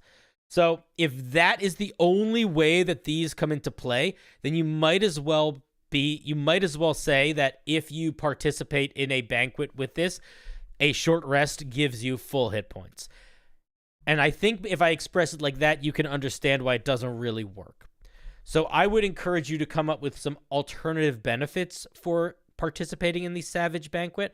I would not base it off of temporary hit points and healing. I would come up with a totally different feature, because this is not a good Hero's Feast. This is a Savage Banquet. It should give you something dark and twisted. I would not make it just a cash positive thing. You could do a couple different things with it, but if you make it 6th level, you can also lean into it being sort of a defensive thing. And I would not make it that strong either. You definitely got to tone it down. Let's look at 14th level. Voracious Devourer. At 14th level, your insatiable hunger reaches its apex. As you put a period here. Come on, man. You gain the ability to attempt to consume a creature that you've successfully restrained with your ravenous maws. You've already done that. You can swallow them. If the creature has fewer hit points than you, you can use your action to devour them. The creature must make a strength saving throw against your spell saving throw. On a failed save, it's reduced to 0 hit points. Once you use this feature, you can't use it again until you finish a long rest. I think that you could do something more interesting here. This is too similar to the swallowing feature. I feel like we could do something. I feel like this is just another, like, I feel like we could do something more interesting here. I don't know. Chat, what do you think? Is this good for, am I overthinking it? I might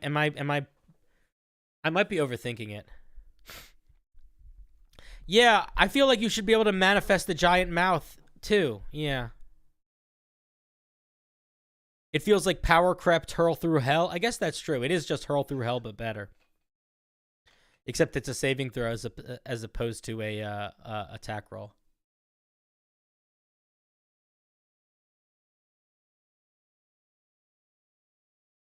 Mechanically, it's pretty different, but in terms of what it accomplishes, it's very similar.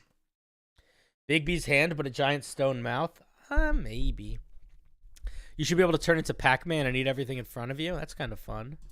Feeding Frenzy. Yeah, I think there's a lot of things you could do. I think the main thing that I would say, though, is it in its current state, this feels... The outcome of what this is very similar to Hurl Through Hell, the Fiend Warlock 14th level feature. And then flavor-wise, it's really similar to Swallow Whole, so it doesn't really feel like you're getting like a lot of stuff. I don't know. I would make it different. It's a very interesting idea for a subclass. I'm kind of surprised that the first feature is tongue-based and not mouth-based, but I accept. But I will say that threw me for a loop. I did not expect that, and I don't know how I feel about it. Because I do feel like this is a very different vibe when it's tongue-based initially than mouth-based initially. But it's pretty cool. I think it definitely needs a little work. You can switch some stuff around. And overall, though, it's a fun idea. A fun and unique idea.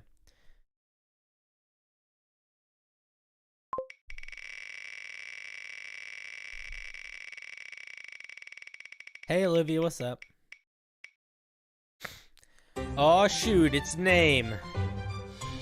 If it isn't the person who wasn't sure if they submitted this week. A compendium? Are you here? Are you in chat? You are. Hello. Hello. Am I audible? Hey, how's it going, buddy? I am good. I sort of sent a compendium. Compendium is in quotes because it's 3 spells. And Yeah. one of them you've seen before, and I just want the last one. That's okay. I just decided I'd pull you in instead of dancing around. Yeah. So the first one's a cantrip, the second one is a spell you've seen before, and the third one is the spell I wanted to talk about. Which is the spell that I saw before? The healing one. It's the second one. It's a first level cure wounds. It's form growth. It's just poisons you. All right, so let's take a look at adapting senses. All right. Should I read this flavor text, or do you want? Yeah, like I added the flavor text, so I've added like. Okay. Let's take a look at the flavor text first, then. Also, hi, nice to have you here.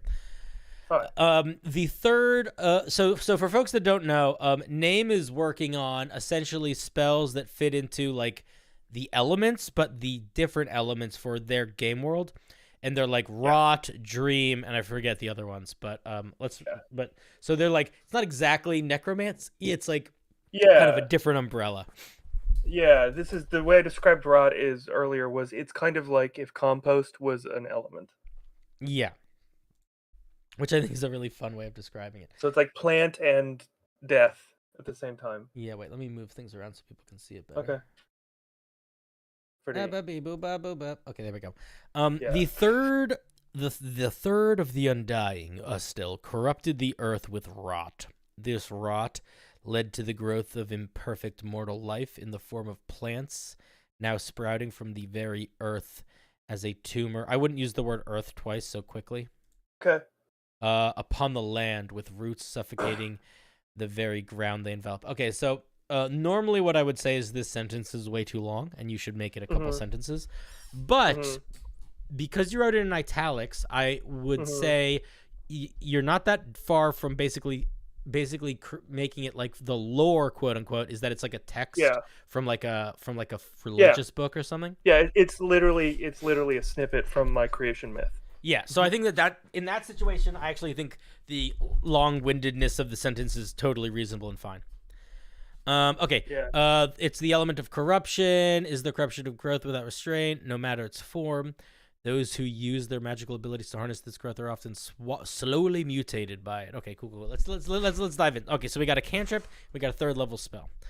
The cantrip, action, self, 10 minutes. No concentration. People be digging these long spells that don't require concentration. It's not good that it's 10 minutes. Okay, we'll see. A hardened fungal growth covers your eyes. All right, I like it so far. Spreading spores across the rest of your face. For the duration of the spell, you are blinded and gain the following benefits. You have advantage on all perception checks that do not require sight. You have advantage on nature and survival checks. Okay, so I'm going to point something out to you. Yep. So you've made it intentionally so that you can't turn it off? Yes. Yes. Huh. It's supposed to be kind of horrific. Yeah. And so it's very non-combat-y. No, I got you. What I'm wondering is, I'm wondering if dungeon masters will pick up on that. I might put a note in it if that would be good. It's like, please note that this cannot be dismissed by the caster. I might like even this. put that in the, like, not as a note, like in it. Okay. Yeah, this spell cannot be dismissed by the caster. Yeah, but you get the vibe. Like, Yeah. it's supposed to be. It's a very so. Huh. Now I'm gonna point something else out that I don't know how to navigate, but I do think it's worthwhile. I think that a lot of people would argue for nature and survival checks requiring an element of sight. Like I'm not sure. I guess let me rephrase that. I'm trying to imagine situations where somebody would use a survival or a nature check when they were blinded and how that would work. I mean, I can give you narrative arguments for it. Yeah, please. But like, it's more that you would have a sense of touch that's associated with like that same kind of like fungal thing, where they have kind of a sense of like blind sight on touch almost. So you could touch the objects or some kind of tracking. It's also I also maybe should use capital P perception to imply that I literally mean the perception stat and not. I think that's clear. I think that's clear. You should just for a unified. Yeah. Okay. What uniform writing? But yeah, but it's such a weird spell, man. I like it a lot. Okay, I like it a lot. The reason why I'm asking these questions is because it is one of those spells that kind of pushes against the norm in a way that, in a personal opinion, I really dig, but I'm trying to play devil's advocate and ask the questions that I think people would ask. I get it. I want it to be weird. I want it to not feel like a spell that you can do already. So it does not feel like a spell you can do already. Right. I like my magic to be creepy and weird. I'm trying to think if I can cheese it. Is it cheesable? I don't know. I don't think so. Yeah, blinded is a hard condition to mess with.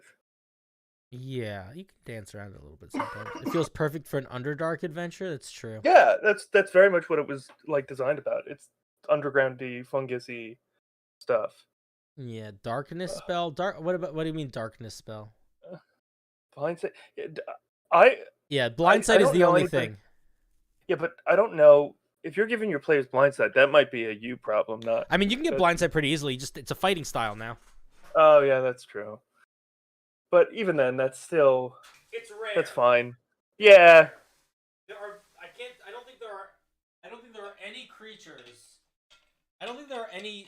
Are there any D&D races that get blindsight? I don't think so. I don't think so either. Yeah, and it's also not like getting advantage on nature and survival checks isn't like the biggest deal. No, it's so not. It's not. Yeah, so like I don't think that you're like, oh man, I got around the blindness condition, and now I get advantage on. Yeah, I mean, advantage on perception checks that don't require sight, I think, is very powerful, but needing to be blind for 10 minutes, regardless of when you're making that check, as soon as you cast the spell, is definitely not nothing. I was mentioning darkness because the monsters use it a lot to sneak attack and other abilities. Yeah, that's fine. I mean, you essentially are going to be affected by. You essentially are in darkness if using this cantrip on yourself. You're not able to see through it. You're not going to notice those creatures. You still have disadvantage on attacks. I think it's good, man. I like it. Okay. If you wanted to change it, at all, which I don't think you necessarily need to do. Mm-hmm. I think the ways to play around with it would be the duration. And you could also only because it is fucking vile, you might want to consider like a disadvantage on some sort of charisma based checks. Yeah, that could be. You could have disadvantage on charisma checks would be fun. Like just further making you more of a mutant. Yeah. The next one I made, and I realized that based on your descriptions of what you like, the third level spell, I think you're gonna like it. It does some stuff. Okay, well, what I like is irrelevant, but I appreciate that I will like it. No, but I realized that like I'm like maybe you'll like this one. I like stuff. This is what I like. I like stuff that pushes the boundaries intelligently. I don't like when stuff pushes the boundaries in ways that makes me feel like it is unaware of a pretty important thing that one needs to be aware of. Like, this is one of those things that I preach about homebrew a lot. I think the best way to get good at writing D&D homebrew is to familiarize yourself as much as possible with the established non-homebrew stuff, because the more things you look at, the more you can start to kind of see the unspoken structure of the rules. And when you can see that unspoken structure, you can push it in ways that doesn't collapse it. Yeah, this is like a combination of some other stuff, and if the damage is off, that's okay. I would love to change the damage. Gladriel says, "I cast Become Clicker." Yeah, pretty much. Yeah. That's funny. Yeah. That's Yeah. Definitely that vibe. Okay, Sword of Rot, 3rd level necromancy. Action, touch, concentration, 1 minute. You touch a creature to infuse a rotting necromantic energy into that creature, granting, I think you can just say into it. Granting it a temporary weapon of decaying flesh and bone, fused along one of its limbs. I want you to figure out how to make this a shorter sentence. I don't know what the move is, but I think I want to say something in this area can I don't know exactly. But, because it's good flavor text, but you are getting really close to that thing where it's like a little too much, you know? Sure. An unwilling target must make a Constitution saving throw to avoid the effect. Cool. An unwilling creature that is under the effect of Sword of Rot can repeat the saving throw at the end of each of its turns. Okay, cool. It has no effect on constructs. Interesting. Excuse me.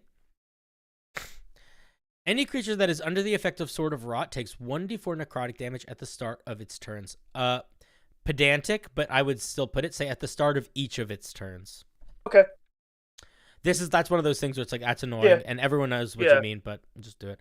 A creature under the effects of Sword of Rot gains a modified unarmed strike. On a hit, their unarmed strike does 1d8 slashing damage and 1d4 necrotic damage. For the duration of the spell, all unarmed strikes they make are treated as magical. Okay, so everybody's proficient already in unarmed strike, so that's fine. The two things that I want to say two things. One. Oh, the second higher level. I don't know. Oh, did I miss something? No, I put the higher levels where it says at higher levels when you cast it. That should go at the end of foreign growth. So the second at higher levels is. Like, I see. Okay. So the first at higher levels. It just makes the d4s go up. Okay. Necrotic. Yeah, that makes sense. So. Do you care? I'm going to ask you some questions because they will determine whether or not this feedback matters.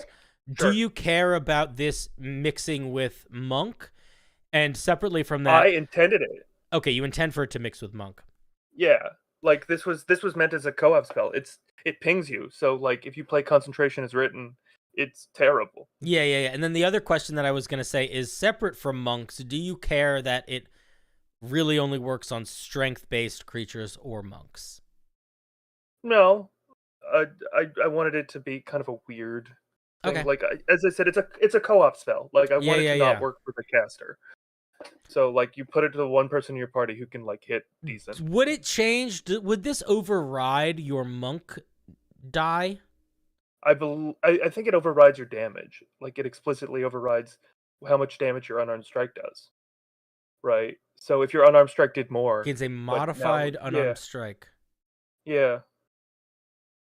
Okay, Or- so I see exactly what you're going for. Yeah. I think it accomplishes Yeah. the goal pretty well. Right. The things that I think you need to look out for, because I'm not 100% Mhm. sure, are Mhm. is if this is the right this. By the way, the advice that I'm giving you right now is very high level, and it's because most of it just works. So I don't even think you need to follow this if you don't care. But I do think that if you do care, I'm wondering what the right language is to make sure that this attack still counts as a monk attack and is not like a special attack action. And I don't know Yeah. if modified unarmed strike is the right move. Yeah. I just don't know. Right. But I'm curious about that because it should still, you should be able to stunning strike with it and flurry of blows and all that stuff, you know? Yeah. It's interesting spell. Yeah. Yeah. So I was really proud of this. I just don't know how much damage to do. I feel like third level is a little high, maybe. So it's based on like there's a bunch of weapon spells that like make you have a cool weapon that does like 1d8 damage or 1d4, and the fact that it's basically concentration in a third level to like make one of your opponents or one of your allies really buffed. Yeah. So I don't know if third level's super bad.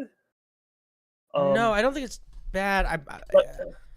What? Okay, another question. What? Yeah. How would you feel about it if like the D8 slashing damage, is that an important part of this puzzle? I wanted it to do some amount of damage, but I just really like. I mean, you get the flavor, right? Like, so it's not that. I just don't care about the type of damage or the amount of it as much as like. Yeah. I want to give my ally a cool buff where I expect them to use it for multiple attacks. I want it to be able to synergize with like monk and fighter and barbarian and all the things. Yeah, I think this is a second level spell, dude. Yeah? Yeah. People in chat are agreeing with me. Shadow Blade is what everybody keeps yelling about. Shadow Blade is a second level spell that makes your attack 2d8 with no downsides. Yeah. I mean, this makes somebody else's attack more, or a different thing. But yeah, I could put this as that's fine. I was just worried that I'm like I don't want it to be too powerful. I don't think it's too. I don't think it's too powerful. It's a spell that requires concentration, hurts the person that it's cast on, and it makes them deal. It makes their basic attack a little bit more powerful than a D12. Yeah. I don't think that's too powerful. Okay. I think it's pretty solid. I can soup it up. I just like, but I definitely wanted this to be, because I remember you, like, one of your feedbacks was when I gave you the stuff, I was like, what do we want? He was like, I don't know, well, like a cantrip, maybe some kind of damage thing. So I'm like, this is a cantrip and some kind of damage thing. Yeah. I think the question that you should ask yourself is, what level do you want it to sit at? If that, and maybe build it off of that instead of vice versa. Excuse me, because I think if you want this to be a third level spell, you could tweak the damage up a bit. But if you want it to be a second level spell, say that again. I could jump it to 2d8 if I want like the slashing, or maybe like I don't want the necrotic to be too much because I like the fact that it's pinging you for the same die that you're. That way, when I just say like, oh, it ups the necrotic damage, you ping for more. You know. Yeah. Alter self is something to compare to as well. That's a good idea. True. I think third level because it edits unarmed strikes. Okay, maybe keep it third level. Maybe don't give it maybe don't make the slashing damage 2d8. Maybe make it 1d10. 1d10? I could do 1d10. I don't know. I would play around with it. The thing is, at this point, you're very close. You're just in the numbers game right now. Right. So I would maybe boost it to 1d10, see how that feels. Somebody's saying they think they could do slashing to 1d10 and necrotic to 1d6 also. So yeah, you're getting all sorts of advice. Yeah, no, but at least it's not like, oh, this is a terrible idea. And I wanted to invoke body horror. So like, I think that's the most important part. Is that it is invoking that body horror, and it is very flavorful. I almost want to suggest that you also like change the flavor text a little bit to imply that like it literally, well, maybe it's not, but like I guess my question is it, are you taking the damage because it is like poisoning you, or are you taking the damage because it's like flailing at you? No, it's literally like the same way that if you have a dying part of, like, if you have like part of your body is dying that physically hurts you. So it's just like it's part of you. If I have if your foot is rotting, you should cut it off. Yeah. Okay. So I wanted that vibe. Yeah, I think you accomplished that vibe. I think it's pretty solid. I think you can tone in the flavor text a tiny bit, and then I think that play around with the dice numbers. Maybe it's just making the D8 a D10. That might be it. That might be enough. I'm glad you like the cantrip. That was another one of those weird. No. This is fantastic. The reason why I like it so much is I think it's a really good example of my favorite type of brewing, which is a weird homebrew, but weird homebrew that like has a lot of thought behind it. Yeah, I put a bunch of effort into making sure that the effects. I think my next avenue is to like make some dream spells. Cool. I wrote a weird thing, so I'm gonna do that next. Cool. I'm excited. Do you have any final thoughts, questions, anything I didn't cover, anything you want me to speak to? No, just like I'm just glad that like this feedback is good. Like that, it's always weird when because I'm kind of ripping horror from other sources and putting it into D&D, which is always like can make people feel weird. Nah, man. Listen, that's the whole point. First of all, everyone steals from everyone. Second of all, if you're going to make something, the more evocative you make something, the more, unless you're trying to make something evocative boring, which is a thing. If you're trying to be like evocative specific, it's going to become better, but also it will have more of a niche audience. That's just the nature of the game. Like, otherwise you're just making gobbledygook, you know? Yeah, I want this to feel like it could. The other goal is I want this to feel like this is something that I would want to potentially take, but implies that there's some other big thing. So that you're like, oh, I could see a campaign with this whole kind of vibe, or you're like, oh, I just like that spell and just take it. So I've been trying to write spells so that they're not like complete garbage. For outside of my game. That is a good habit to get into. It will improve your writing, even if you never use them outside of your game. It will improve your writing quite a bit. Okay, buddy. Thank you very much. Yeah. Thanks. All right. See a name. A name by any other name would be as sweet. Hide. Whose name is G? Who is G? You're in the waiting room. Your name is G. I don't know what your full name is. You're just sitting in the waiting room.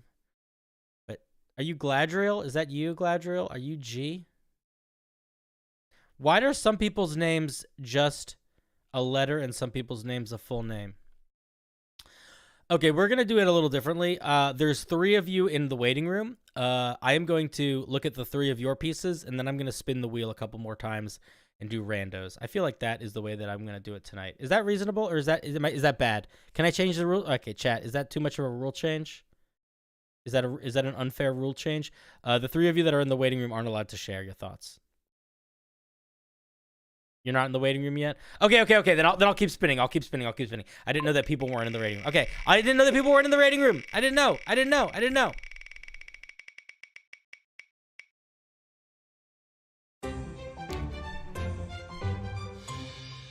We'll listen. If I'm feeling like I'm gonna end soon, and I see people in the waiting room, I'll pull in the people in the waiting room.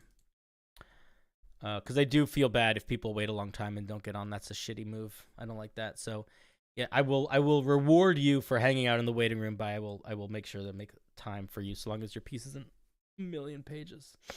Even if it is a million pages, we can just talk about it for a little bit. Hollow says, "Hey Cinder, this is my first reviewed piece. Fuck yeah! It's a bit long, 2 pages and/or 3 for a review would be appreciated. Now enjoy my funny dragon document." All right. Well, I don't care what would be appreciated, because we're going to see what we get to, and we're going to get to it. That's the way that it works. But I appreciate that you appreciate that.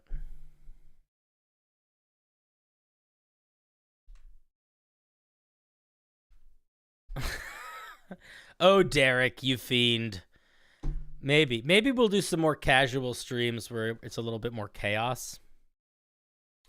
You know how we do like you know how I do the queue for D&D D&D hotline nights? Maybe we'll do some queue nights for a review where there's no pre-sign up. It's just all off the cuff. Okay, so what is this document? Guide. Allies, various monsters that can fight alongside dragons. I've tried my best to keep... Okay, spells, various spells, additional flavorful buffs, tactics. Did you give me specific instructions on how to actually look through this document? Not really. You want me to look at pages 2 and or 3, or you want me to look at 2 or 3 pages? Unclear. 1. This is page 2. And this is page 3. So, I'm going to point something out. And this is something that I have said before. Page 2 or 3. Okay, I'll look at page 2 or 3. If you are sending me a long document, you are going to get probably the least helpful feedback you're going to get. Because I can give feedback on a million different... I'm not that smart. I can give feedback on like 5 or 6 completely different aspects of this document, and I genuinely don't know which ones I should. So what I'll do is I'll pick one, and I'll hope it's helpful. But the best thing to do if you have a compendium is for you to either send the whole compendium and say, I need help with layout and formatting. And then I will help you with layout and formatting.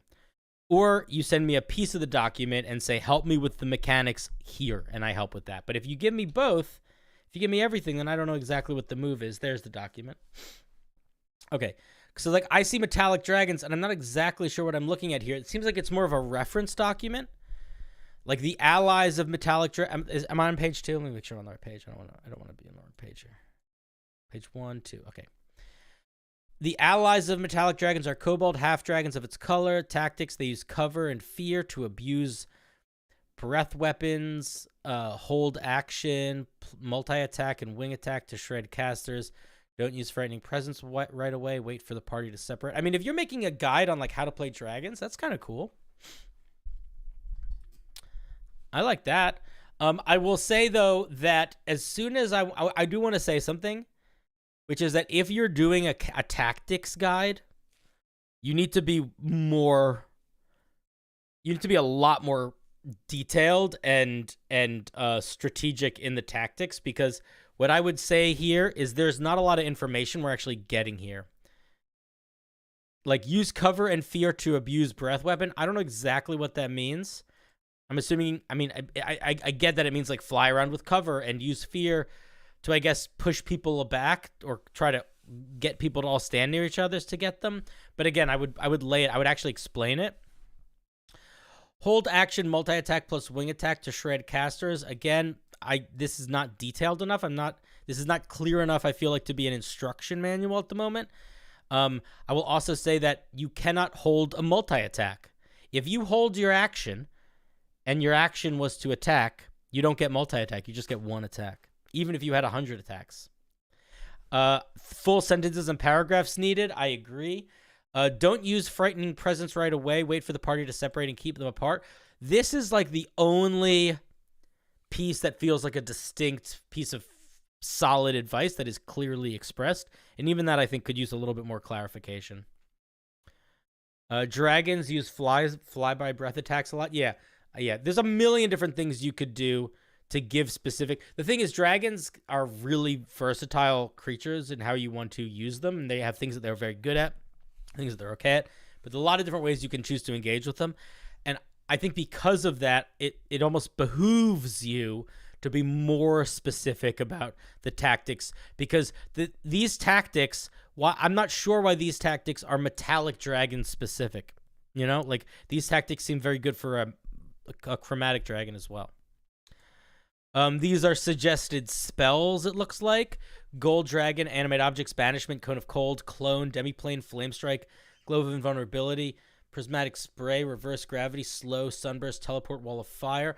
I would also encourage you to do a couple more malevolent, not malevolent, benevolent spells, more helpful, positive ones. Gold dragons are like the best of the good. They are like the ultimate good dragon. So I think it would be reasonable to give them some slightly more cleric-y, druid-y, maybe not druid-y, but a little bit more oomph spells. You know, give them a little bit more love. Additional abilities: fire absorption and rejuvenation. So I'm not sure what these mean.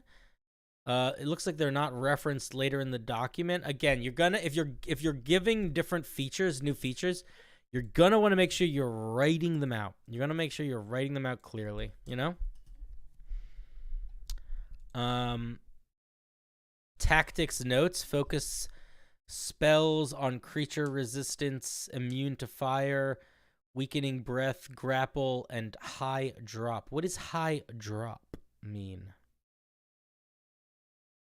All dragons got about 3 to 5 spells in Fizzbands. Yeah, Fizzbands is one of the coolest books. Such a good dragon. I mean, it's the dragon book for 5th edition. It's a very fun book. All right, so I'm going to give you, I don't really have the feedback. The main feedback that I have for you is like, what is your goal for this document? It seems like your goal for this document is to forge a almanac type reference guide that dungeon masters can use when they are building dragons and using dragons in combat. I think it's a great idea. What you need to focus on here next is detail, clarity, and form. Like there needs to be more clarity in this. In order for this guide to be a useful guide, things need to be expressed pretty clearly. I would even go as far as to say you should probably even there probably should be notes. Like I would not just give this list of suggested spells. I would say why this is the list of suggested spells. You know? And I sort of feel the same across the board. I don't have a lot of other feedback to give. Honestly, I don't think it's worth your time, and I don't think it will be super helpful for me to be like, oh yeah, these are the spells that fit the amethyst one. These are the spells that fit the sapphire one. It's very clear to me that you're putting a lot of thought into this, or at least it seems like you are. So I assume that you will have some element of this one makes sense. But I think the bigger piece of feedback that I have for you is just, in order for this thing to be valuable, it needs to be very clear in how it works and very understandable. Like, reference books only work if they are easy to navigate and legitimately give clear, useful, fully thought. We want all the, like, if you're familiar with the book The Monsters Know What They're Doing, I don't know if you've seen this book before.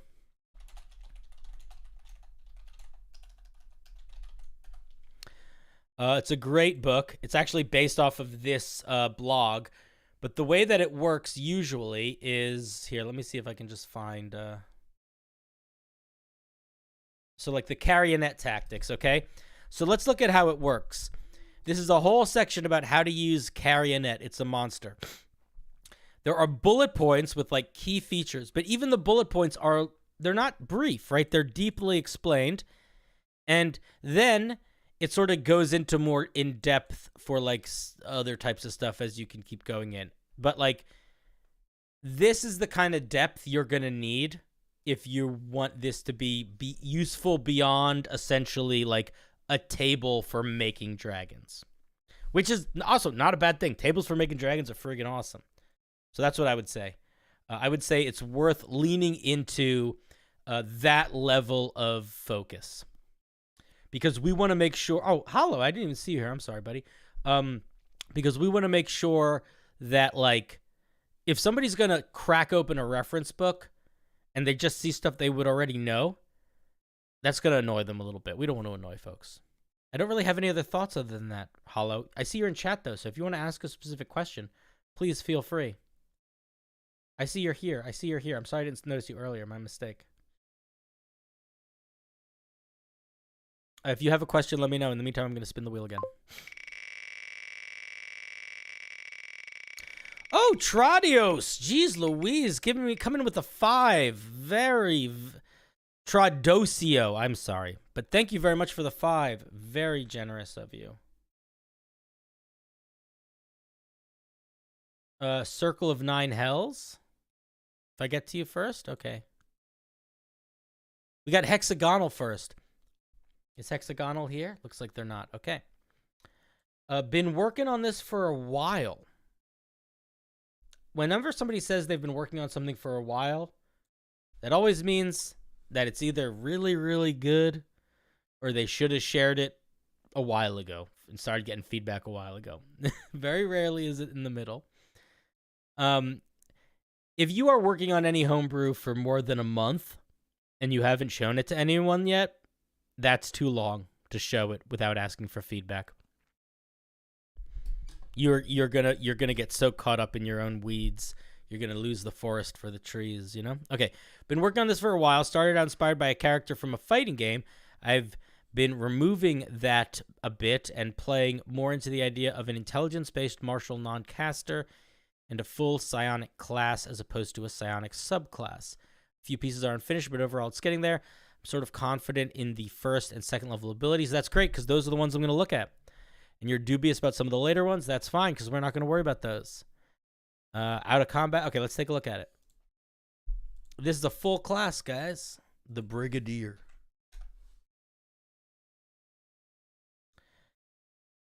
Sorry I pushed back against the earlier idea. I honestly do think it's a good idea to talk to people in the stream channel. All right, tell you what, we'll do. You know what we're going to do? Here's what we're going to do. Here's the plan. I'm going to do this piece, and then we'll go into the stream channel. And then maybe we'll do a back and forth where I'll pull one and not pull one, something like that. Hey Dylan, what's up? Okay, here's the document. Let's see what we're looking at. The Brigadier. I should probably move it so you guys can see it, right? You don't ever need to apologize for having a thought or a feeling. You know what I mean? Okay, so it's going to have a D8 hit points. It's going to be light armor, no tools, simple. Oh shit! Why? I don't mean to comment. I'm sorry. Don't let. Oh man, you're open up. You shouldn't let us do that. That's a lot of power you're giving us. Nobody types stuff in the document. Don't be mean. Yeah, don't be mean, guys. You left editing opening. That means people can type stuff. Don't be careful. Okay, let's look at what we get at first. Okay, so what are we saving throws? Intelligence and Dex. 2 skills, a couple equipments. Let's look at this first level feature, and then we're going to look at, oh, that's a lot for first level features. All right, let's see what they are. This might be too much already. Telekinetic blades. At first level, you gain the ability to telekinetically wield a large pair of large blades. These blades are not classified as weapons, but are instead a psionic ability unique to the Brigadier. The blades, I would not, if they're not weapons, you need to stop calling them blades. You need to think of a different word for them that's not going to make us think the rules apply to them like weapons. Certainly don't call them swords. Their telekinetic blades are 2 swords that you have modified to be more compatible with your telekinetic abilities. They require, put a period here, please write full sentences. They require any of the upkeep or training of an ordinary longsword would. What does this mean? I don't know what that means. What does that mean for mechanical purposes? I'm unsure. They have the following properties. Okay, so you get 2 telekinetic blades that deal 1d8 damage plus your intelligence modifier force damage. They have a melee range of 10 feet. Okay. Ranged attack, you can make a ranged attack with them with a range of 30, 60. If they're used in this way, they remain where they land, and you must be within 5 feet of them and expend an action to retrieve them. At the end of each of your turns, you can choose to move your grounded telekinetic blade 15 feet towards you. Huh. That is an odd mechanic.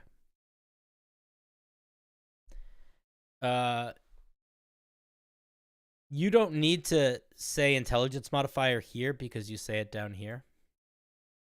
So what you would say is the telekinetic blades are a unique weapon that you get access to. They deal 1/8. They deal 1d8 damage. They have a reach of 10 feet. You use your intelligence for your attack and damage rolls with them. As such, the ability... What does this mean? As such, abilities that affect weapons do not stack with them. Okay, that's fine. You require a free hand to attack with the blades, even though you can lift them telekinetically. Why? Then what's the point? Who cares? I mean that quite seriously. What is the why are we doing this? Why do we need a hand free? I don't know. If you lose your telekinetic blades, you can spend an hour focusing. So at level 1, you get a weapon that is a D8 damage and reach and uses your intelligence modifier. Already, that's a little... And I'm assuming it does psychic damage, probably. You should probably clarify that. That's a little strong for first level on its own. And then we're getting something else. You harbor, spelled wrong. A wellspring of psychic energy represented by your psionic die. The number of die are equal to the number of levels you have in Brigadier, equal to the number of levels you have in the Brigadier class rounded up. You do not need to round if you are not having. So you can drop that part. They're D6s and they're used to fuel your abilities. Those die should start as D4. That could make sense. See what they do. You get them when you finish a long rest. At 6th level, they increase to a D8 and then a D10 and then a D12. Yeah, I could agree with them starting smaller for sure. All of this stuff feels weird to put first. We should learn what we do with them before we learn how they recharge, I think. Choose 2 psionic abilities you qualify for during a long rest. You can spend 1 hour to focus your psychic powers and change the psionic abilities. We get a 3rd first level featured. Okay, dude. So okay. I'm gonna look at one of these psionic features. Let's just see what this is. And you get another intelligence-based skill and and expertise in it. This is a lot for first level, man. This is too much for first level. Where are these psychic features? I can't tell. This is not super well organized. Are they here? Did you do this thing? No, you didn't outline them. Okay, so we're not going to worry about finding them. So here's what I'm going to say. This is just a lot too much for first level. This is like you're basically getting better versions of the Psi Warrior or the Soul Knife at first level.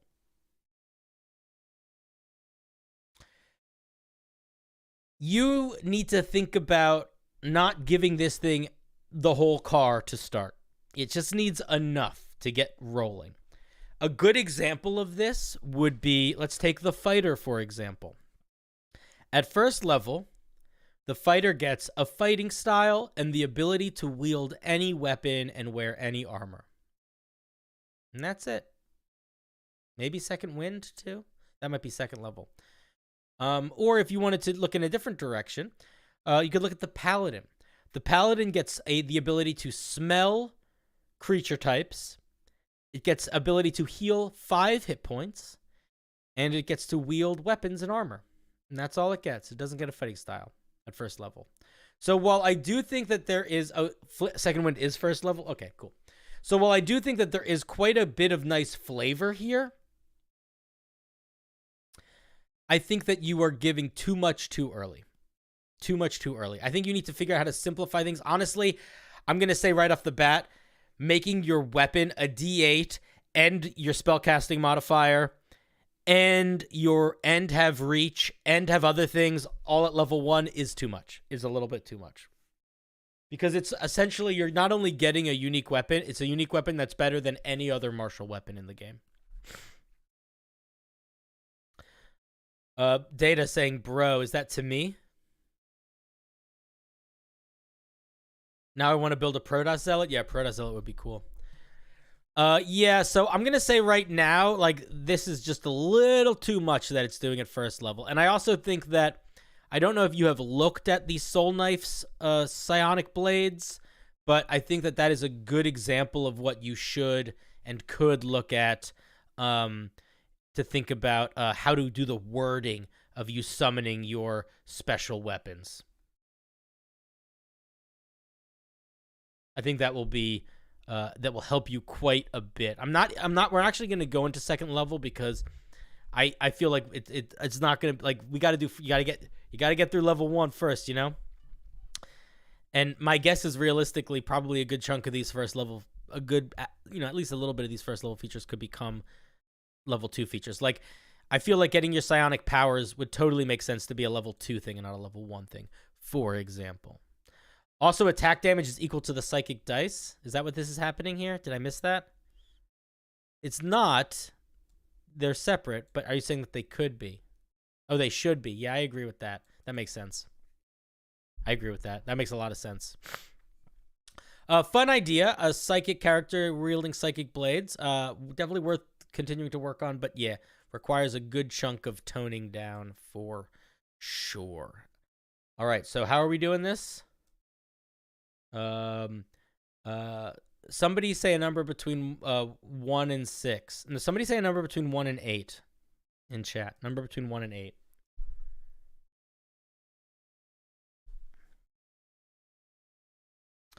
Three? All right. Glad, I'm pulling you in. We're doing you next. All right, Glad. Hello, Glad. How's it going? Hello. How are you? Just muting the stream so I don't get the echo. I'm good. Another tarot subclass, eh? Yes, this one is the magician. Oh, what class is it for? The warlock? Warlock, yes. Ooh, enchanté. Let me fix the screen so people can see it. Yeah, the magician is all about willpower and changing the world around you. So the idea of this is that as you level up, you can slowly control more and more of everything, basically. Okay, so we get catapult, fog, enlarge, reduce, magic weapon, water breathing, fly, polymorph, stone shape, animate objects, telekinesis. Bonus cantrips. First level, you learn 2 of the following cantrips. Control. Okay, so you like elementals. Okay. They count as warlock spells for you, but don't count against the number known. Let's look at augment matter. At first level, the magician gifts you the ability to mold reality to your desire. As an action, you can manipulate an amount of natural material which takes up a space no larger than 5 feet in any dimension. You can cut, combine, or shape the material in any way you see fit. Weapons created by this feature function as improvised weapons. You must concentrate as if you were concentrating on a spell on the new form of material for 1 minute for its new form to become permanent. If you cannot or choose not to maintain concentration, the material returns to its original form. These aren't spells known. These are spells learned. I don't know if I said spells known. That was just me mistaking it. No, warlocks don't get known spells. What's the goal of this feature? How if I'm being this warlock, how do you envision me using this? I imagine the first thing that would come to people's minds is to create a weapon in times of need, but I can see a lot of situations where, like, maybe you need to get through a wall or something. You could take out a hole in the wall and things like that. So with that in mind, do you feel like it is potentially too powerful for a first level feature? I don't know, to be honest. Somebody said it's very similar to the Transmutation Wizard's capstone feature. So let me take a look at that. It is literally the same as the 14th level capstone feature of a Transmuter Wizard. I did not look at Wizard when I was making this. In fact, it's more powerful because the Wizard takes 10 minutes to do. This needs to be altered then, I would say. So, yes, I would say as well. I'm not sure what the move is. I'm going to say something else, though. I worry... We're gonna keep going. Sup, Tom? What's up? How's it going, Tom? I worry that it's a little too vague a subclass direction. I see the elemental control. I see the material manipulation. But I'm not sure if they mush as intrinsically as you're going to want them to. I want to keep reading to see, but we'll see. Oh, shoot. Tom S. is still in here. What's up, Tom? Thank you, buddy. Love to have you. Thank you for being a member. Databank suggests after an hour or until you lose concentration, as if you were concentrating on a spell, the material reverts to its original substance. So that could work, something like that, right? You basically are. So It's like concentrating on it for an hour. you have to concentrate on it, and it can only last an hour. Oh, okay. Until you break concentration. I think something like that could work potentially. I want to keep going though, because I do think that as we see what else we get, we might get some ideas of how we could make adjustments at earlier levels. Weave your world. At 6th level, you have been gifted with the ability to augment magic. When you see a spell being cast within 30 feet of you, you can use your action to subvert that magic and bend it to your will. Roll a spellcasting ability check, contested by the original caster's own spellcasting ability check. If you succeed, you redirect the magic back at the target of your choice. The redirected spell uses your spellcasting modifier and save DC. Spells which originate from the caster still emerge from the original caster, not you. You can use this reaction once per short rest. So this is a stronger counterspell. This is essentially a counterspell on acid once per short rest at 6th level. So 2 thoughts. 1. So, Data, did you say that's... Oh, no. Data was just saying that that's what the transmuter does. That's how the transmuter... That's how the transmuter one works. So... I want to point out something from a design perspective. Every single piece that we've gotten so far, they don't feel like they build on each other. They feel like they could essentially... They all sort of are pulling from... I'll give you an example. Let me phrase this. If you wanted to make a 4 elements warlock, okay? Like a warlock that uses the 4 elements, do you think it would be better to have a 1st level feature that is an earth power, a 6th level feature that is a fire power, a 10th level feature that is a water power, and a 14th level feature that is an air power, so that by the time you get to 14th level, you accomplish all 4 elements? Or do you think it would make more sense to tie aspects of the 4 elements throughout the subclass? I could see arguments for both, but the latter is probably the more... I would argue that I believe pretty strongly that I think the latter is the better option. You do not want to need your 14th level feature to feel like your subclass. So if there is a part of your subclass that is important for it to accomplish the goal of being its thing, you need to make sure that you are touching on that at least a little bit in the first 2 subclass features you get. By the time you get to 14th level, the campaign's over 99% of the time. You're never going to be a Way of the 4 Elements warlock. You're going to spend 5 levels being an earthbender warlock, and then you're going to spend, 5 levels being a earthbender, waterbender warlock. Like you're not getting to pick that progression. You know what I mean? Like I'm a big believer of you should feel like your subclass as quickly as possible. And I feel like what is happening here is each one of these features that we're getting is tapping into a different aspect of reality manipulation, but they don't necessarily feel like they are... It doesn't feel like a logical evolution. Like, it's like, at first, it's like you get elements, and then you get material, and then you get a little bit of I don't know. I feel like we should feel like we are what we are at level... I don't want every feature to feel like it could belong in a different subclass, if that makes sense. Yeah, I guess the idea I had in my head was as you're learning to control things, you would start with like what you can touch, and then you would go with what you can see, and then it would kind of build from there. Because the 10th level is altering yourself, and then the 14th is... If there is a clear progression that you put thought into in terms of the way you put these from not mechanical, but from a flavor perspective, then I think that it would behoove you to get that in the language more clearly so that people can see that, because that is not the read that I got from it. The read that I got from it was like, I'm spinning the wheel and seeing what part of the universe I'm getting a power from next. And I feel like that is a weird, it didn't feel focused. Okay. The other thing is that this is too strong for 6th level. just straight up. Yeah, I thought that might be the case. If this was a once a day feature, it would still potentially be too strong for 6th level. Mm-hmm. So I think that if you want to do some sort of magical manipulation, you're going to either need to save it for later or think of a way to do it that is not a uncounterable counterspell combined with a harnessing that spell and redirecting it. Because that's really strong. Yeah. It's essentially the same as like casting a 3rd level spell and the equivalent of like a 6th or a 7th level spell at the same time.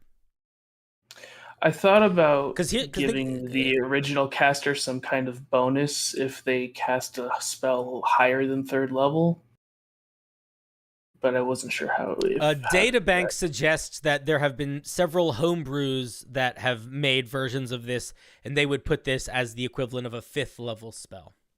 So I think that is a good way to think about it. So yeah, this is a little too beefy for 6th level. Let's look at 10th. Molded metal. At 10th level, you can manipulate your body and mind to suit your needs. You can choose one ability when you finish a short or long rest. When you choose until you choose a different ability, you can add your proficiency bonus to all ability checks and saving throws using that ability. If you are proficient in skills or saving throws using that ability, you instead add half your proficiency bonus. Okay, so here's what I'm going to suggest. Molded metal feels like it would make a lot more sense at 6th level. So I would switch these two. And then you also need to tone down molded metal. This is also too strong. You have a tendency to overpower your pieces. I would say I would change it like this. Instead of you getting proficiency in all abilities and saving throws using that, I would say pick a ability score and you get to add your proficiency bonus to one skill within that ability score. And I would do it like this. I would almost make it like this. Like pick an ability score. So let's say, you pick one of the ability scores. When you have to roll a saving throw or a check using that ability score, you can add your proficiency bonus as a reaction or something. You can use this ability, charisma bonus times per long rest. You could do something like that. If you want it to be permanent and all the time on, you just have to pick one skill and one saving throw. And even one skill and one saving throw is pretty strong. That's a very strong feature too, actually. It might not be too strong, but it's still pretty strong. But if you want it to be as open as this, you got to put a resource cap on it. Okay. And I wouldn't do the add your double half your proficiency. I wouldn't stack that. I would just make it. I would just be like, yeah, if you picked one you're already good at, doesn't change anything. Well, yeah, especially if I'm going to put it down at 6, then it needs to be less. Yeah. As above, so below. That's a nice name. I like that movie. At 14th level, the very heavens are yours to command. As an action, you can open a portal to a plane of your choosing within 60 feet of you.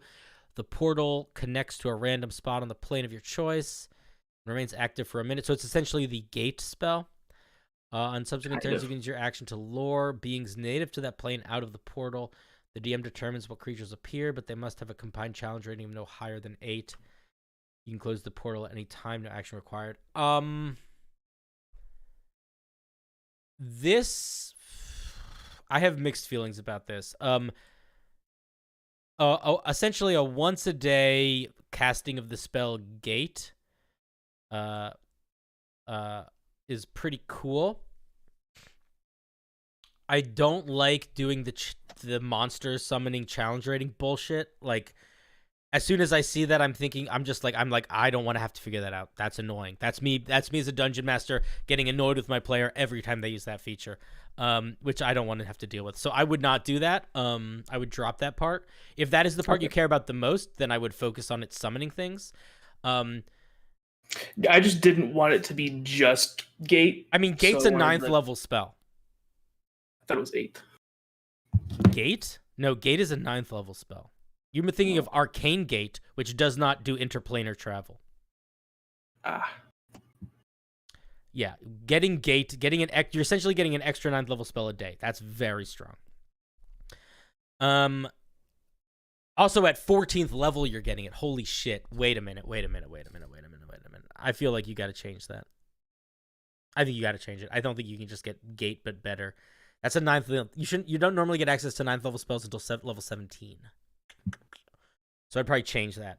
Let me give you a piece of general thought. I think that I would two things. One, I think that if you want this to be like you are a reality warper, which I think is the goal here, I think you need to not truncate what that means so much. I disagree with the layout of the I can change the physical stuff in this very specific way. I can fuck with magic in a very different way. I can change my body in a very different way. Like, if you want it to be an extension of like, I start with the physical, I move to the magic, I move to my body, I move to other planes. I think you can do that, but there needs to be more symmetry in what is actually happening. And there's no symmetry between these features right now. Like they're just very divergent.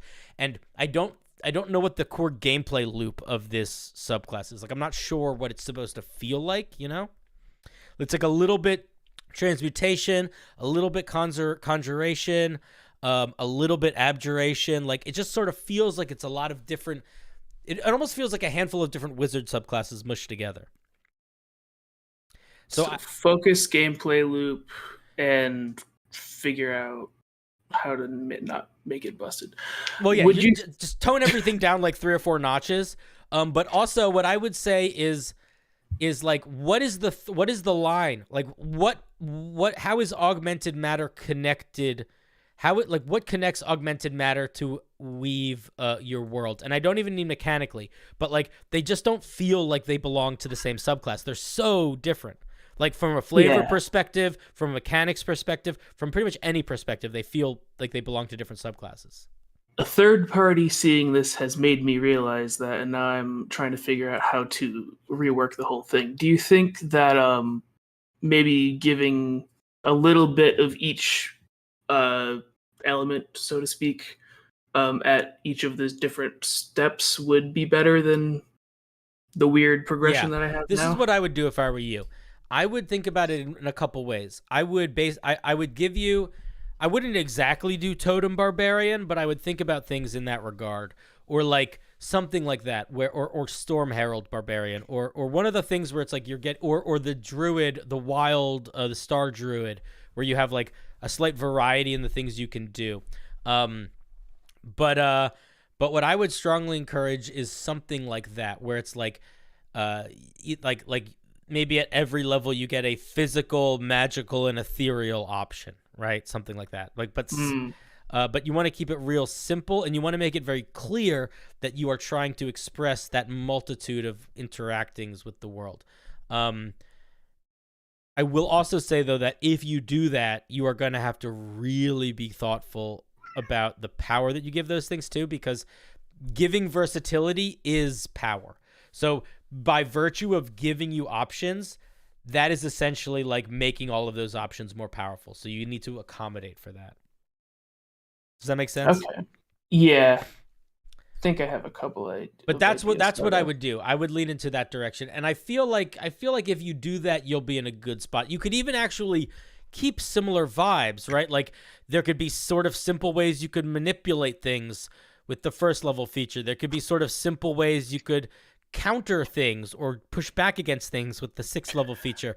There could be ways that you could enhance your interaction with things as a 10th level, but just have ones that affect each of those types a little bit. Does that make sense? Yeah. Do you think that it would be too much to give all 4 of those control flames, mending, mold, earth, shape, water at first level? I don't know. Yeah, probably. If that's going to be a feature. Yeah, probably. Okay. I was thinking that might have been a way to. No, 4 cantrips is crazy too much. You got it. Like if you're can I tell you the best advice? Go for it. If you're trying to tell if something is powerful for a warlock, look at the fiend warlock. Fiend warlock is very well designed. This is what the fiend warlock gets at level 1. That's it. It's the only thing they get. This is the only thing the Fiend Warlock gets at level 6. This is the only thing the Fiend Warlock gets at level 10. Now, you could also look at something like the Fathom Warlock. The Fathomless Warlock is a little bit more complicated.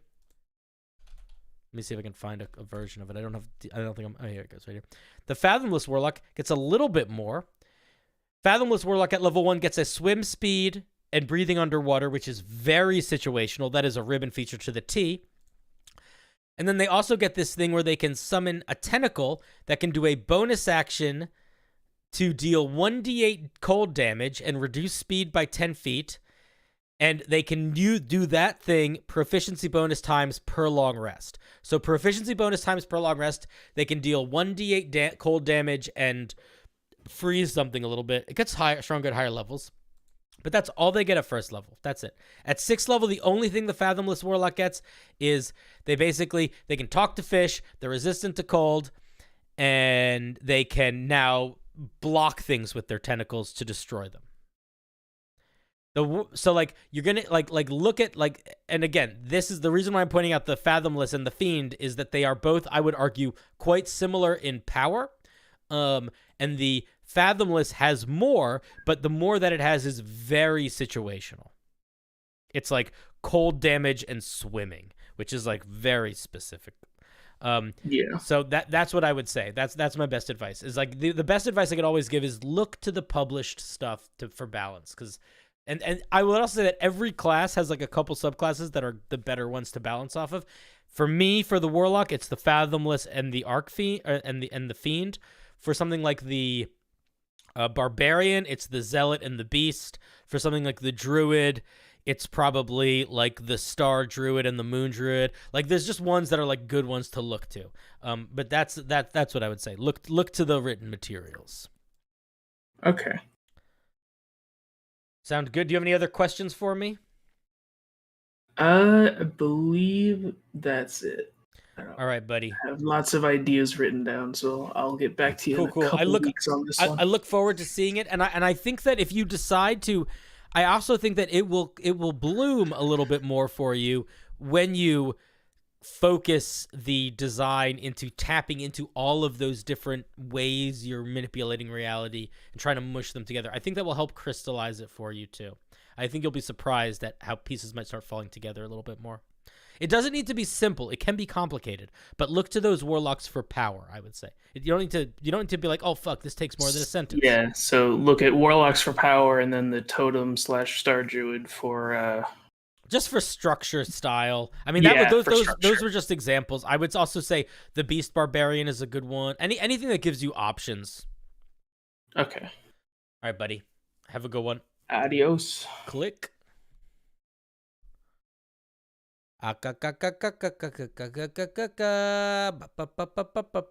I need somebody to give me a number between 1 and 8. 4? 4 is the first one I saw. I take 4. I accept 4.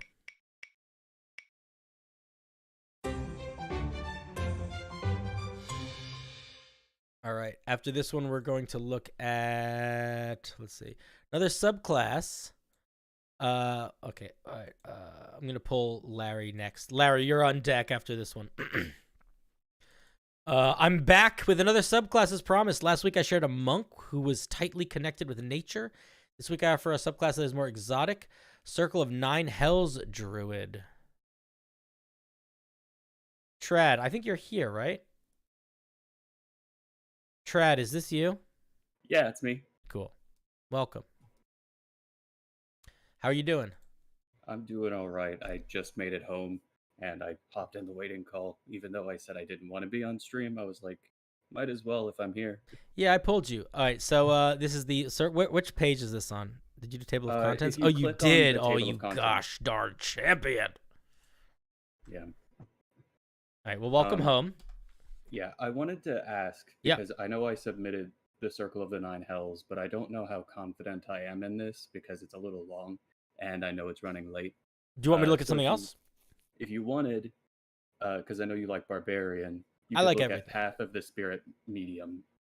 What would you... Listen, it is your turn. What would you prefer? Genuinely, what would you prefer?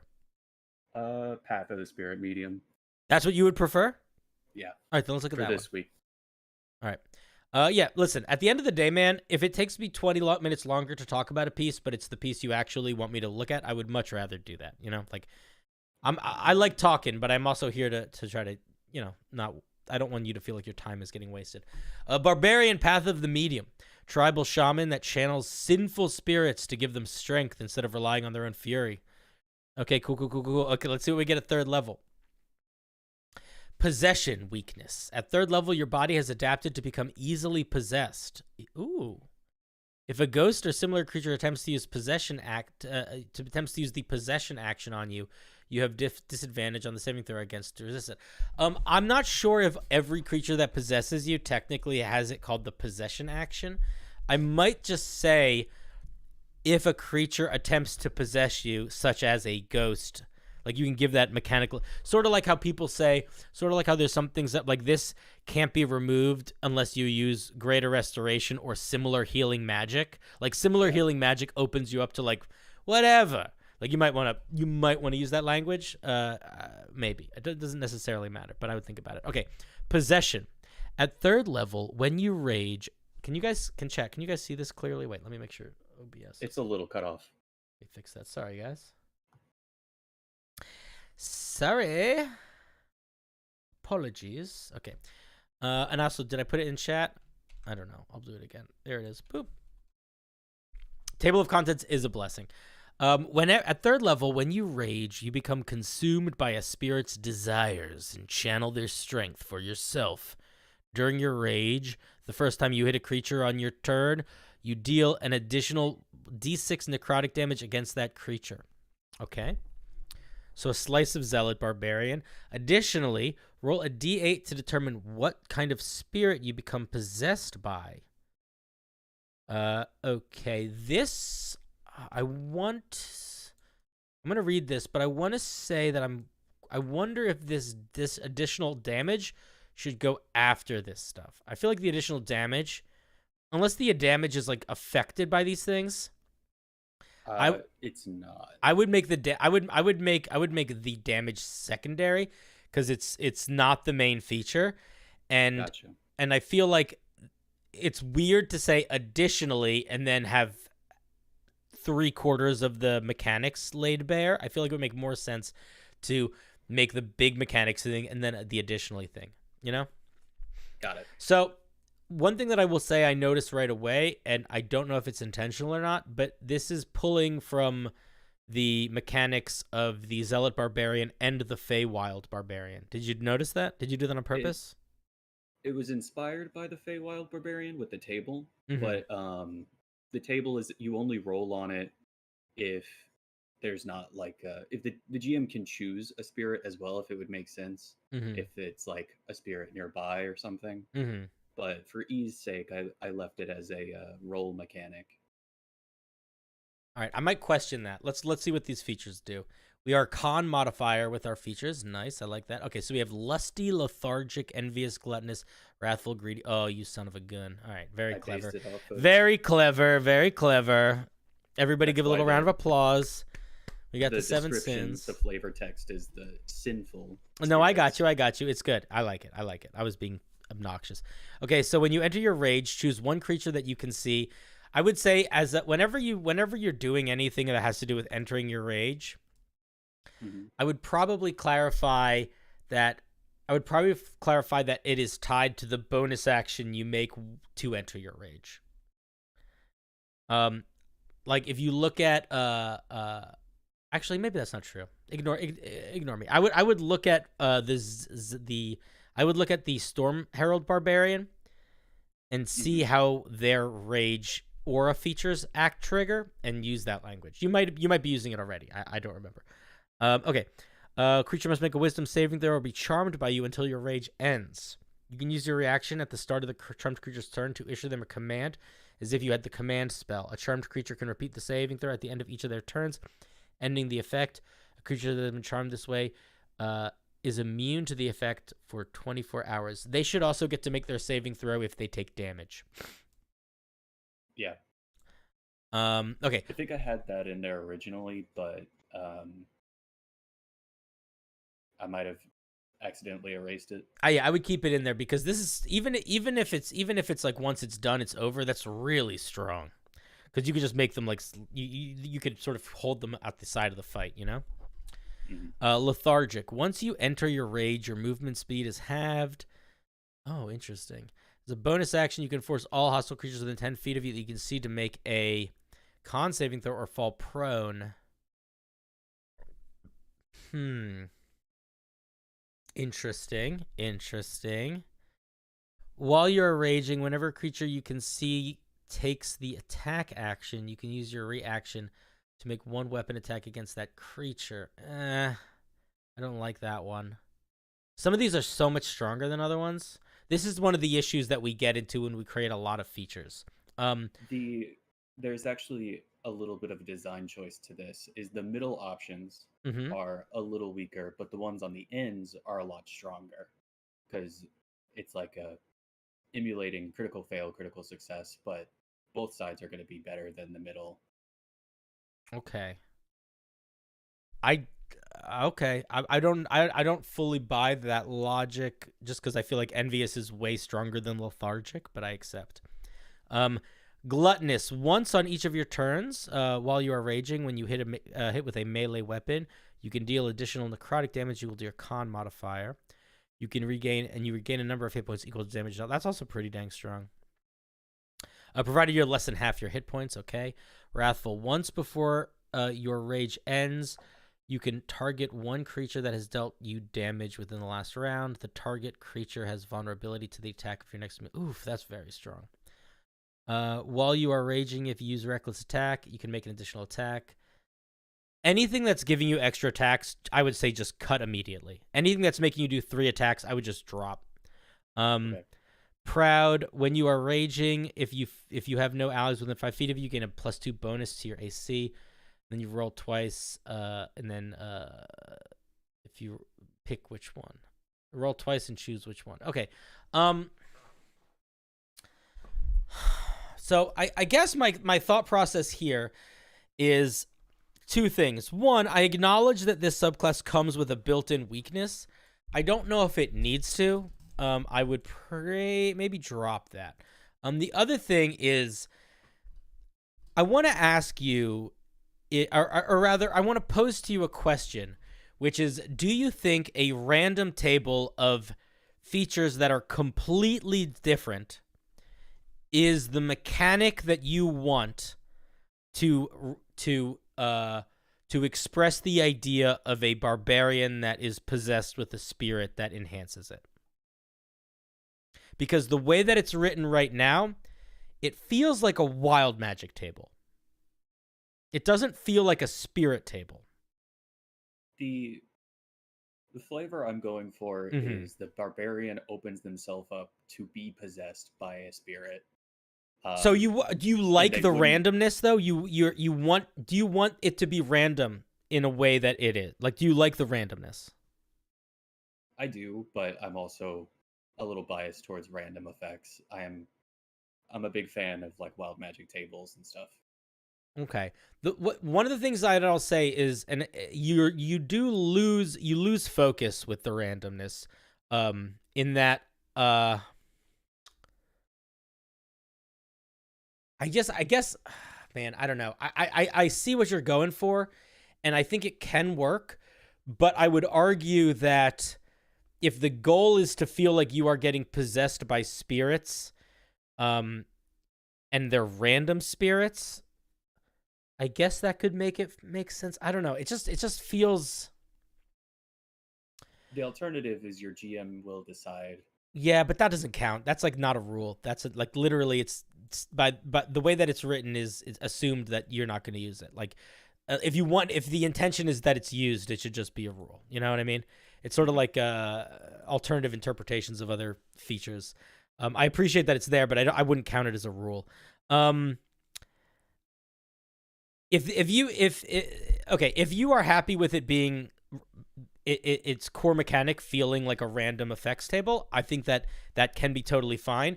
but I do think that you are going to need to temper the effects. I disagree with the outliers being significantly stronger or significantly weaker.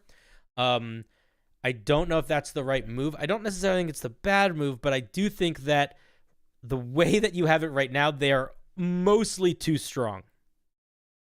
Understood. Most of the features, like they are strong enough. I'll put it this way. They are strong enough that as it is, I think you need to drop the extra D6 damage on hits, that first part of possession, and then I still think they're too strong. Okay. I would look at if you look at the Feywild Barbarians Wild Magic table. Now the Feywild Barbarian Wild Magic table is notoriously not that strong. Like, it is known to not be that strong. But at 3rd level, it's good. It's not strong because the damage doesn't scale. If they changed it so that the damage scaled, it would be good. The only reason why it's not good is the damage doesn't scale. So at 3rd level, this should not be more powerful than that table is at 3rd level. Now, you might want to make it so the features are features. You are doing that already. You're making it, most of these features, ones that scaling is sort of doesn't matter, so you don't have to worry about it. Like the one where you're slow and you can knock people prone, that's going to be good at 3rd level. It's going to be good at 20th level. So like, you don't need to worry about scaling that much with those. But on just a core power level, look at the Wild Magic Barbarian and pretend that the damage of those features slightly goes up over time in a way that is not shocking. Like maybe the dice go up to 2d6 at level, 11, and then 3d6 at level 17. Something very reasonable like that. And then base the balance of this chart off of that. That's, I think, the move. Because the way that it stands right now, there's just you got a little too much oomph, which is part of why I was like, maybe don't do a table like this, because I also think that if it was just 2 of these features or 3 of these features that you picked between, then I think most of these would be more reasonable. But the fact that it's all of them is just a lot. It's just a lot. All right. Let me look at ghostly gifts at 6th level. Once you reach 6th level, you take on ghostly aspects. After you complete a long rest, you can choose one of the following. Cool. Ethereal sights. You can see 30 feet into the ethereal plane. Interesting. Misty. Did I skim that? 30 feet into the ethereal plane while you're in the material, and vice versa. Okay. Misty Visage. You gain a hover speed equal to your walking speed and can float a few inches off the ground while you're moving. Excuse me. To use this special movement, you can't be more than 5 feet off the ground when you do so. What I would do to change the language here is I would probably say you gain a hover speed equal to your movement speed. Actually, I guess you could word it that way. Nah, ignore me. I think that's probably fine. Poltergeists. You can cast Mage Hand and Prestidigitation. You can also cast the Unseen Servant spell as an action without expending a spell slot and without using any spell components. Additionally, you can cast and concentrate on these spells while raging. Your spell casting ability for these is Constitution. These are interesting and kind of fun. I think that I would probably drop Unseen Servant and just keep Mage Hand and Prestidigitation, or make Unseen Servant like a once a day thing. It's not huge, but I feel like it's weird to have like at will Unseen Servant. Is Unseen Servant concentration? I don't think it is, right? Maybe it is. Let me check.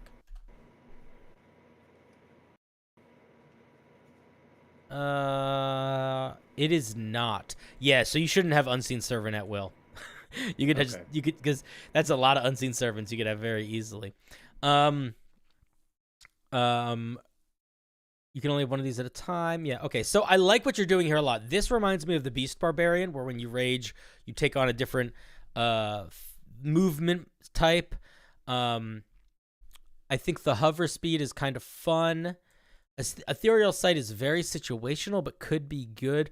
What I would suggest doing if I were you is I would probably change Ethereal Sight. I would probably make it more limited. I would change the range.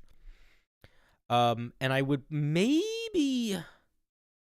As an action, you activate it and it lasts a minute? No, I was going to say maybe you make it better. Okay. Oh.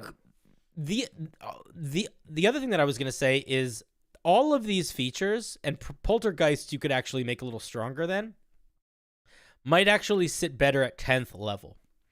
And if you did sit them at 10th level, if this was 10th level, this is how I would do it. I would turn Ethereal Sight into you are always under the effects of the spell See Invisibility. So you can see invisible things and you can see into the ethereal plane because that's what See Invisibility does. I would keep Misty Visage basically the same. I would maybe let you be able to get a little taller. And then Poltergeist... Always under the effects of Levitate, maybe? Yes. Yeah, well, Levitate's not the move. You what the way you have it written is the way to write it. Because Levitate, you can just go up and down. Although that could be kind of goofy. And then Poltergeists, I would maybe make it something... You could do something like this. You could also maybe play around with, like, becoming ethereal, like being able to move through walls or something like that. I had that as a feature originally when this was a higher level thing, but Beast Barbarian, or not Beast, it's Totem Barbarian gets Commune with Nature, and I wanted the Speak with Dead to like emulate that feature a little bit because it's at the same level. Doesn't the Zealot Barbarian get Speak with Dead? Do they? Thought they did. Maybe I'm imagining that. I'm likely wrong. I just want to check. No, they don't. I don't know what I'm talking about. Ignore me. I don't know what I'm talking about. Ancestral Guardians might get Speak with Dead. That's the one. They get Augury and Clairvoyance. They don't get Speak with Dead. Okay, ignore me. Okay. For 6th level features, I think they feel okay. I'm worried that they almost feel too situational. Let me look at Commune. Spiritual Commune. Once you reach 10th level, you can cast Speak with Dead spell, but only as a ritual. When you do so, the target regards you as an ally. I think that's solid. Let me look at Hellish Highwayman. Once you reach 14th level, you have become truly adept at controlling possessions. While you are raging, if you reduce a creature to 0 hit points, your rage duration extends by 1 minute. In addition, when you reduce a creature to 0 hit points, you can roll on your possession table and take the basically get an extra roll on the table when you drop a creature. If you are targeted with a possession action from a ghost or similar creature, the creature must make a saving throw against you. If it fails, it becomes friendly to you. Okay, I like that. This is really fun. Leave that. I would drop the extending rage thing. I don't feel like it fits the flavor in any real way. I think that reducing creatures to 0 hit points to let you re-roll the table is really cool. Also, I like that. I would keep that. Okay, I think that. Okay, overall, I think this is very, very fun flavor-wise. What I would suggest you do is I would play around with making Poltergeist, Misty Visage, and Ethereal Sight a little stronger. Like, build them as if they were going to be a 10th level feature. See how that looks. And then maybe make it once a day. Not an always on, but like a resource-based thing. Like, once per long rest, you can do one of these 3 things. And you can do these 3 things, and they can be and it lasts a minute. Simple. You get a fly speed for a minute. You get See Invisibility for a minute. You get to be somewhat intangible for a minute. Something like that. That could be a way to balance it if you wanted to make these features a little bit beefier. I think in their current state, they almost feel too situational. Like, I can't imagine ever taking anything but Misty Visage. Like, having a fly speed is so good. Even if it's just 5 feet off the ground, it's huge. And then the other thing that I want to say is I'm wondering if I feel like it would maybe make sense for you to get more control over what spirits you were getting possessed by at later levels. Like that, maybe that, I feel like that might be worth thinking about for the capstone feature. This sort of idea that like you are no longer at like the whim of the spirits. You're sort of, you know, there at the whim of you know? Mm-hmm. Shadowed Sorcerer gets intangibility at super high level, but I think they get it more than you would. You'd have to be really careful with how much you gave it. Those are my main thoughts. I like the flavor a lot, and I like the individual mechanics of most of the things a lot. I think that there are a couple pieces in the possession result that just miss the mark for power level, and don't feel particularly ghostly, but I understand that they're not intended to. They're intended to feel like the sin. That actually might be the hiccup I'm feeling. I feel like this is more of a seven deadly sins subclass than a possession subclass, at least until 6th level. And I don't know if that's good or not, but it's worth thinking about. And then the other thing is I don't know if the mechanics of the random table are going to be the move, but we might just disagree, and that's fine if we disagree. We don't have to agree on that. We don't have to agree on anything. Do you have thoughts, questions, things that I misunderstood, things you want to ask me, things you want to point out? I think that I could move this table and then rework some of the effects to have better scaling power. So they start off a little lower, but end off a little higher. And then make a sinful barbarian, and then change this to work like ghostly gifts, where when you rage, you have some ghostly aspects that you choose from, like beast barbarian. You could also keep it random. Like, what about this? What about this? What about this? Are you really keen on the seven sins thing? Is that something that excites you? I thought it was just cool flavor to have the ghosts that are possessing you have a predominant sin that they would have had in life, and that's why they're still around. Mm-hmm. And then when they possess you, that trait comes out through the power you gain, in addition to all your other rage benefits. So I think if that's what you want to do, and that interconnection, that narrative that you're building is really exciting to you, the move might be to figure out to find, like, okay, so like for example, right now, the way this rage works is you get the extra D6 necrotic damage, and then you get one of these other features. What I think the move might be is to not do the extra 1d6 necrotic damage, do something, but some base feature that shows you, that feels like you are possessed. Like, it doesn't matter what type of ghost you are possessed by. It is your possessed form, and that gives you a thing. And then keep the chart, but tone down what these things do so that they aren't these really not even overpowered. They aren't powerful features. They are essentially minor or situational or ribbony aspects that embody that sin. So instead of the sin being the predominant aspect of the possession, you can translate it to the spirit being the predominant aspect of the possession, but the flavor of that spirit is what changes. That is what I would do if your goal is to keep this and keep it as a ghostly subclass, because I do think that it feels more like you're possessed by sins than by ghosts in its current state. I had an idea on what if the sins influence this would just be like flavor, influence the target you would take in your rage, and then you would have advantage from the base spirit, or you already have reckless attack, but you deal with like the d6 extra damage if that person meets the criteria of that sin. For example, if you are lusty, you go after an ugly creature or something. What system would you use for that? Just like a description or monster types even. I mean, monster types is one thing. That's a very different. I would argue that that's pretty different.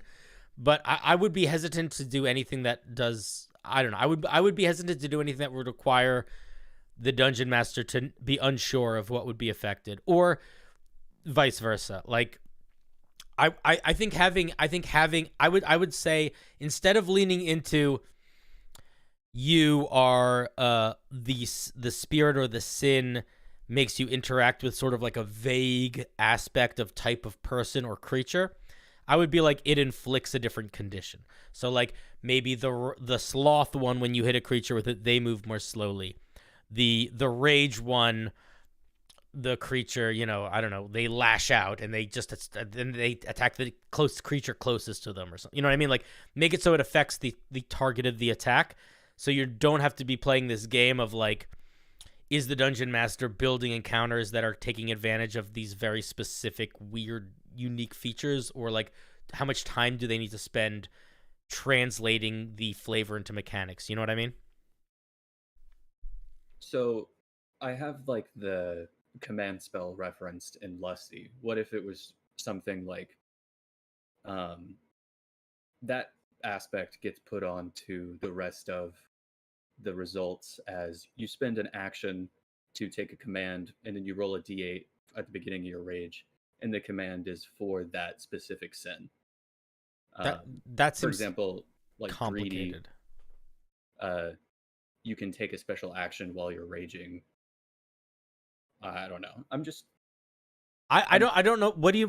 I'm not. Theory I don't understand why. What command has to do with any of that, though? It's just. I had the idea where you were basically telling them to do something based off of what sin you're doing, but then that doesn't make sense because you're the one that's possessed, not they are. Yeah, you're the one that's possessed. The other thing is, like, you don't want your character to like not have agency. You're already losing a lot of agency from having a rolling table, which is not bad, but like, I don't know. I wouldn't make it like you're mind controlling creatures when you hit them. I would make it like, figure out the vibe of a sin, that figure out how you could translate that into a debuff or a buff, and then apply it and make it real minor. Okay. Because I think if you start to get too complicated with it, you're going to get lost in the weeds. The biggest problem I had when designing this was trying to figure out what Lusty would do. I mean, I think essentially the command condition is like, I think that that's fine. I don't think this is the one this is definitely not the one that is the most busted. This one is like, you get basically, I spent the most time on. I see. I mean, basically the way that it works is, that I understand it, is when you rage, you essentially get a free casting of command, and that's what it is. Right? Command lasts 1 round. Yeah, but I mean, it's essentially... Oh, I didn't realize that you could keep doing it.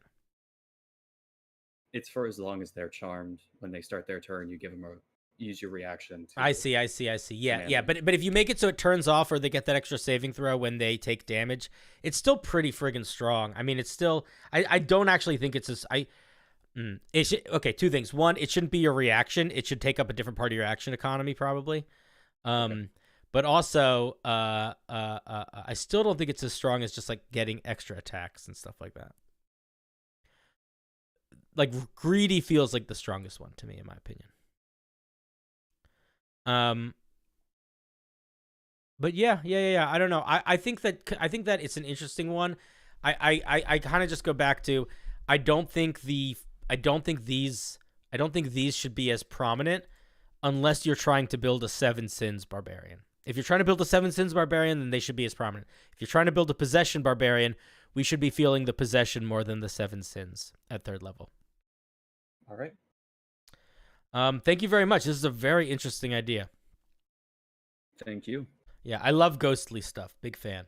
All right. I thought we needed more spooky barbarians. I don't know if you were on stream the other day, but I was talking about the only homebrew I write anymore when I'm like not writing it like specifically for a game, or for like, yeah, pretty much just for a game, is like monstrous stuff. I just want more monster spooky options for players all the time. That's all I want. All right, buddy. Well, thank you very much. You're a champion. I have to go to bed tonight. Yeah, go to bed. Go to bed. All right, bye. Oh, get out of here. All right, he's out of here. All right. Harley. I keep forgetting to call you Harley.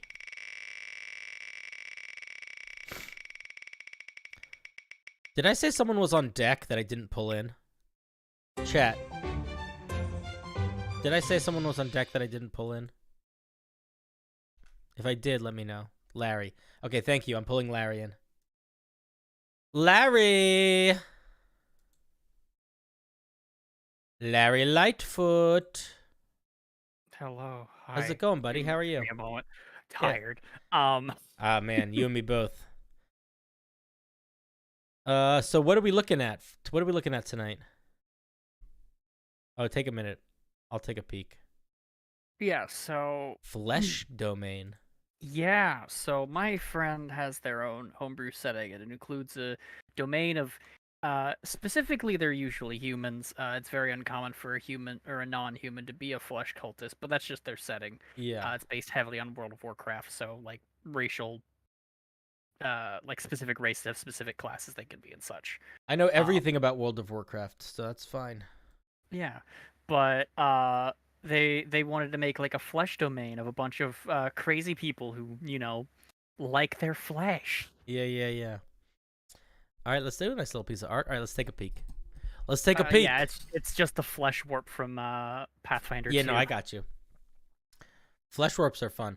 The first time I played Pathfinder, I got really, really annoyed with the people that I was playing with, and it kind of turned me off from Pathfinder. I need to play again in a different circumstance. Fair. The one time I played Pathfinder 2, I played a flesh warp summoner, so I just made a pile of flesh, and that was my character. Yeah, I think that's pretty cool. I'll talk about it later. I don't want to talk about it on stream right now. No worries. All right, so let's see. The body is often seen as a bastion of humanity, the final perfected form of the species. Clerics of the flesh deny that claim. They know better that the unaltered flesh alone is weak, and to claim otherwise is a fool's errand. I think that you could probably turn this into 2 sentences in a way that might be a little bit smoother. Probably. Gods of the flesh unwind the physical and inspire transformation in their followers. Cool. We get false life, absorb elements, alter self, spider climb, vampiric touch, protection from energy, polymorph, sickening radiance, enervation, and graft flesh. Okay, spell list seems interesting. Yes, so I took spells that mostly catered around physical transformation of the body, or yeah, that makes sense. Adapting to a situation. Vampiric touch being specifically the manipulation of an enemy, but absorb elements and protect energy obviously are resistance. Absorb elements is the only one that I feel like I don't know why this is here, and I understand the logic that you just said, but even though technically it's like I'm absorbing things, I feel like it doesn't feel like a flesh move for me. The only one I could think of that would fit would be disguise self, but that's an illusion. I mean, why not inflict wounds? I didn't want to give them too much combat spells that way. Okay. Specifically because vampiric touch is also really good, and also that this is mostly like not supposed to be melee focused. Like they don't have armor weapon proficiencies. Gotcha. Okay. I would maybe give them like Ray of Sickness or something like that then. Maybe. Is that a first level one? I think so. There's a first level poison spell that has range and does damage and something else, but I forget what it is. I'll take a look at that. Okay. At first level, Sculptor of Flesh, you gain proficiency in medicine and 2 sets of artisan's tools from a handful of tools, and these are all the things that you would need if you were going to be a Frankenstein. I like that. And then you get expertise if you already have it. And then you also get unnerving defense. Also at first level, when a creature within 30 feet of you makes an attack against you or an ally, you can use your reaction to impose disadvantage on that attack as a fleshy tendril reaches out to grasp at them. The attacker can't be knocked prone or stunned. An attacker that can't be knocked prone or stunned is immune to this effect. This is... Have you looked at the light cleric lately? No. Not really. This is the light cleric's 6th level feature. Is it the 6th level? Yeah. Cleric light. Is it their 6th level? They get Improve warding flare. flare at first level, which is this, but only against that. No. So they get it is okay. So it's basically warding flare. Yeah. It's the 6th level. It's warding flare, but you can do it on other creatures. Okay. So you're gonna need something different there. I don't know what. Something new. Gotcha. Channel Divinity mutation. At 2nd level, you can use your Channel Divinity to inspire a creature. Expire change in a creature. As an action, you present your holy symbol and touch, put a D at the word here, and touch one creature, touch one willing creature within 5 feet of you. Give them one of the following mutations for 1 hour. You can dismiss this anytime. Okay, more physiology, burrow speed, tremor sense. That is really strong. I would push back against giving a creature a burrow speed. Well, the big reason for that is specifically because it comes the downside of you're completely blind beyond that 15 feet. It kind of doesn't matter. If you have a burrow speed, then you can essentially put yourself in a situation where you can dip in and out of cover. And when you are in that cover, unless the creature also has a burrow speed that you're fighting, you are behind a wall. Like literally behind a wall. The big problem with that, though, is there's often a misunderstanding of burrow speed doesn't mean that you can just attack through that same wall. No, it doesn't, but it also doesn't not mean that. Like, you can move 5 feet of movement to emerge, hit a creature, move 5 feet of movement to go down. Yeah, but you're provoking opportunity attack then. I mean, if the creature has an opportunity attack. But regardless, that's still, okay, that's one opportunity attack, and then you're untargetable by spells and attacks for a whole round. Like, you see what I mean? I'm not saying you can't do burrow speed, but I'm saying 2nd level burrow speed is too much. It is flying, but you're also encased in a metal ball, is basically what a burrow speed is, in my opinion. You don't need to agree with me. I feel pretty strongly about it, but you don't need to agree with me if you don't want to.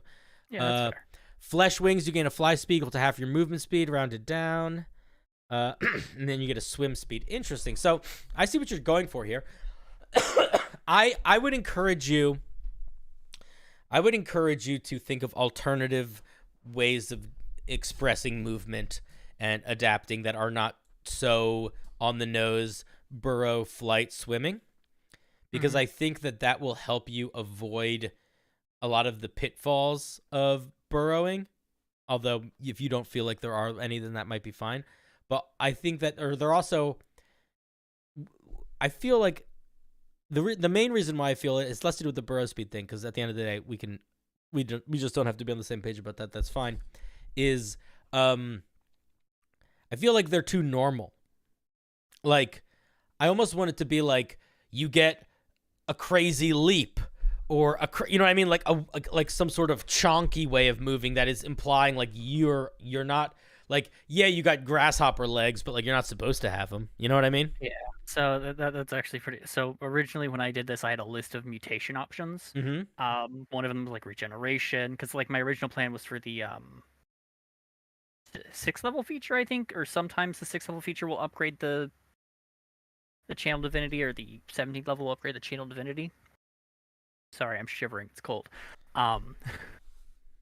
I originally planned to have like supreme mutations that would be like regeneration, because that's a really strong one, but it's something that like eventually might be useful. But also on that list were things like increased jump height and distance, stuff like that. But then I was like, clerics already get jump, clerics already get.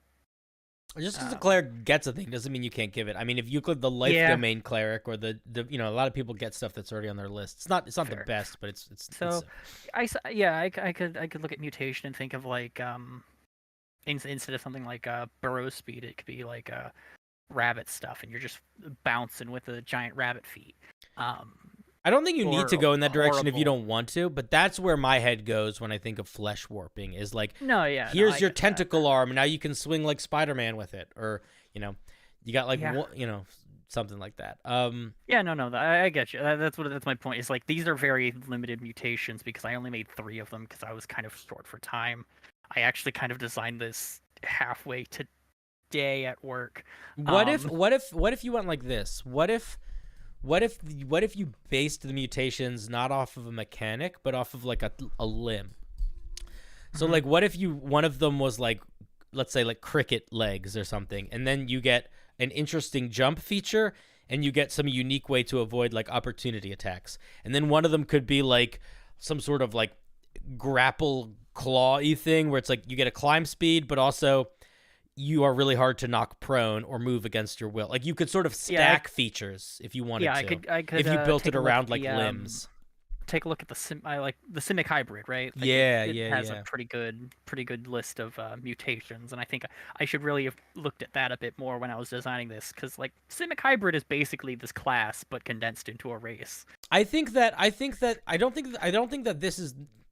I'm not against this. I just feel like giving someone a movement speed for an hour is I feel like we could do more with our channel divinity, you know? Yeah. I forgot to change it. The plan was actually to change it to where you could instead of it just being touch creature, it's creatures within a certain range of you, so you can like have your entire party with wings, so it's not just one person. Oh, okay. That would also change it quite a bit. Okay, that's worth noting. But cool. I would definitely have to get rid of the burrow speed for that one, because like the entire party becoming a bunch of moles is terrifying. I'm of the opinion of if something's overpowered for one thing, it's going to be overpowered in a lot of, it's sort of like, I'm not always the most cavalier designer. Sometimes I kind of stick to the safe, and I partly think I do that because I spend more time reviewing Homebrew than writing it these days, and often my goal is to get people to like understand where they need to put the limits so it works. Yeah, especially since this isn't made for my normal setting of super grit deathmatch. This is for a Homebrew setting that is far less brutal than what I do. That's funny. All right, let's look at the 6th level feature. Yeah. Starting at 6th level, you can command a tendril that is grafted to your body to attack. I would start that by describing you get a tendril, not just that you can. Don't introduce it with the command. Introduce it with like you grow a tendril. Oh, I thought that was kind of made aware with the level 1 feature in Unnerving Defense. Because you have the tendril that's from Unnerving Defense. Did I skip that feature? No, that was Unnerving Defense. No. I'm so sorry. I'm done. Okay. Yeah, no, you're right. You do have that. I'm sorry. Might be. As a bonus action, when you cast a spell, you can make a single unarmed strike against a creature within 15 feet of you. It deals 1d6 bludgeoning damage instead of normal damage from your unarmed strike. I would make this use your spellcasting modifier to attack, and I would make it deal damage equal to something plus your spellcasting modifier. Okay, so just a flat damage rather than a. No, make it a die, but don't make it just a d6. Make it like a d6 plus your wisdom modifier. Gotcha. Okay, yeah, that would work. Yeah, because it's a bonus action. It's not that. And if you don't make it based on your spell attack, that means this guy's gonna have to get strong, and it's like this is not a strength build. That is true. Yeah. And then we get cantrip stuff. I'm wondering if 1d6 plus. I guess it's not that crazy. I think it's pretty chill. So at 6th level, that's I think tied with monk. Yeah, I don't think it's too hectic. I think it's fine. There's a lot of other things you're going to be wanting to do with your bonus action as a cleric anyway. Like, there's so many bonus action spells. The only thing that I would say is it sort of is in direct competition with Spiritual Weapon, which does this. And I don't think it necessarily matters. Like, we shouldn't be like, oh, that spell exists, so we shouldn't get that feature. The only reason why I pointed out with Spiritual Weapon is like so popular. Yeah, the benefit of this, though, is the fact it doesn't require you to cast a spell the first time. Yeah, it's just always on. Yeah. In fact, I feel like the way that it's worded, and maybe this doesn't matter, but I do think an aspect of it that is cool is it doesn't require you to have access to any spellcast. Like you could be you could not have your spellcasting focus, and you could still use it. Okay. Yeah, you could cast this using a cantrip. Yeah. Potent spellcasting. Supreme adapt. Okay, can I ask you a question? Would it be crazy if you just dropped the spell attack and you just made it so you could always use the bonus action to do this? The offensive growth. The only reason I did that is because it's on par. Because the way it is now, it's on par with War Cleric. where they have the bonus action when they make an attack, they can cast a cantrip. So I made it the inverse of that. Okay, I see that. Interesting. Okay. I accept. Let's look at supreme adaptability. At 17th level, as an action, you can assume the form of ultimate survivability. For 1 minute, you gain the following benefits. You reduce any non-magical damage you would take by n amount equal to your wisdom modifier. You can squeeze through spaces as small as 1 inch without penalty. When you take damage that would reduce you to 0 hit points but not kill you outright, you can use your reaction to drop to hero 1 hit points instead. Okay, so the powerful part of this feature, and then we get some spells. We're not going to worry about the spells. The powerful part of this feature is that this reaction returns to 1 hit point. Seems like it's infinite, right? It's just on. Like you could do this for 1 minute. It is on, which is the point. So this part is the most key part. Is the most important part of the feature from your perspective? Yeah. Yeah. Okay, so 2 things. One, it is still limited by reactions. Like if you are, so you can still get pretty fucked up. I was gonna say, I don't know how I feel about these other 2 features. They're medium flavor, but not crazy flavor. I want something else. I want something. This is, I think this needs another thing that makes you feel like you are warping flesh actively around you. It kind of feels like the aberrant mind sorcerers, like 14th level feature a little bit. Like they get something that is very similar to this.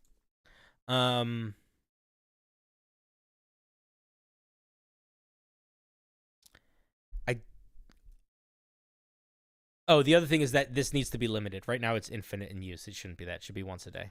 Oh yeah, I completely forgot to include. Yeah, it's definitely once per day. It reads like a once a day item. I sort of just assumed it was. I think it's pretty balanced. If I were you, here's what I would do. If I were you, I would look at the squeezing mechanic and I would look at the non-magical damage mechanic thing, and I would be like, is there a flesh warping thing that I could replace this with that is basically similar power level to it, or a little bit more powerful even? Actually, yes, more powerful. I don't say even. I put an underline under it. Like, what if, I don't know, what if you have some, what if something happens with your cleric spell? I don't know. I would consider, I feel like this needs more. That's my main feeling. Oops, I just did something that I didn't mean to. Trying to think. Okay, so if that's the case, something to do with cleric spells. So like when you cast a cleric spell, maybe regain an amount of health. No, I meant more like specifically your aberrant form spells like did something unique. Like you use vampiric touch and it does more. Or, yeah, if specific. So if you use a domain spell. Yeah, you could do something like that. But I just think it needs a little bit more. I think it needs a little bit more. And I don't think that the squeezing and non-magical damage thing are flavorful enough that they feel like they don't. Like if their flavor was super good, then I would be like, it's kind of fine. But they're decent powers, but they're not super evocative. I feel like you either need something else more evocative or something a little stronger. Mm-hmm. Yeah, and so that spell graph flesh is a homebrew, and then the example graphs are there. But this the class was kind of built around that spell that my friend made. Oh, this spell? Yeah, Graph Flesh. It's the only spell that's on the list. It's a 5th level spell. Correct. You shouldn't build a class around a 5th level spell. No. Like it's the theming was built around it, not like actively built for that spell. Okay. Because I was gonna say like you're never gonna spend a lot of campaigns never getting 5th level spells. Oh God, no. I think it's a really fun idea. I do want to see more gross in the 17th level. More like the world is flesh. Most of the flesh comes from that spell, and that's because it literally allows you to attach like a bugbear's arm onto your body in a weird position, and now you have 3 arms. Oh, that's fun. It allows you to basically turn into a Thri-kreen without playing the Thri-kreen race. Yeah. Cool. All right. Any final questions, thoughts, wishes, aspirations? Yeah, so for unnerving defense, I still want to keep that one pretty defensive. So what would be a good thing to like look at and compare it to keep it defensive. Do you want it to be defensive for you or defensive for your teammates? Mostly the team. Because defensive for you is gonna be. You could give them. You could do something where you like were able to. You could do something where you were able to like give them like temporary hit points or something akin to temporary hit points, and you could describe it as like you like make callous flesh like grow over them, Covered in tumorous calluses.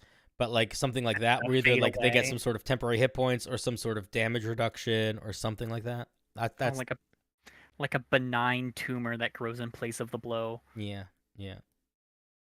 That's what I would think about that. Sufficiently horrifying. I'm gonna write that down. Yeah, that I would go in that direction because it's already good, and I would keep this same thing where it's like limited in use, so it's not going to be too crazy. But I also you also have false life. I think false life only targets self though, so I think that's fine. Correct. False life is a self spell. Yeah, so that's fine. The one thing that I could do is I could make it to where instead of unnerving defense, you could cast self spells as a touch. You know what you could do? I mean, an easier way to do it would just could be like you could not put false life on this spell list, put something else here, and then you could make this feature. You learn the false life spell; it counts as a cleric spell for you. In addition, you can cast it instead of with a range of self. You can cast it with a range of 30 feet. When you do it in this way, the person also gets some other benefit, and you can do that, wisdom bonus times per day, something like that. Yeah.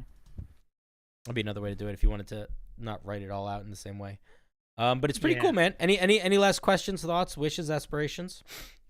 So it's mostly just more diverse mutations and I would make thematic 17th level. Yeah, the most important thing I think honestly is figuring out the first level and the second level features. This just needs to be something different just because it's just a feature that already exists. And then this I think is the concept, the structure is fine. I just think you should get more specific and extra with it. Like, don't just give it a movement speed, give it a movement speed and something else, something like that. Yeah. Okay. Yeah. Well, that's all. All right, buddy. Next week is going to be Return to Form with my Hoop Super Gritty. Oh, very exciting. All right, buddy. If I can find some rules to shed. Cool. Sounds good, man. Have a good one. Yep, good night. All right, bye. All right. Somebody roll me somebody tell me a number between 1 and 6. Number between 1 and 6. 3. All right. Hello. S. I just pulled you in. You're not Sin, because I can't see I can see their name. Who are you, S? S, who are you? S, who are you? S. Are you Psy? Is this Psy? Psy? Psy? Is that you? All right, Psy. You're losing your shot. I'm putting you back in the waiting room. Bye, Psy. All right, Sin, come here. What's up, Sin?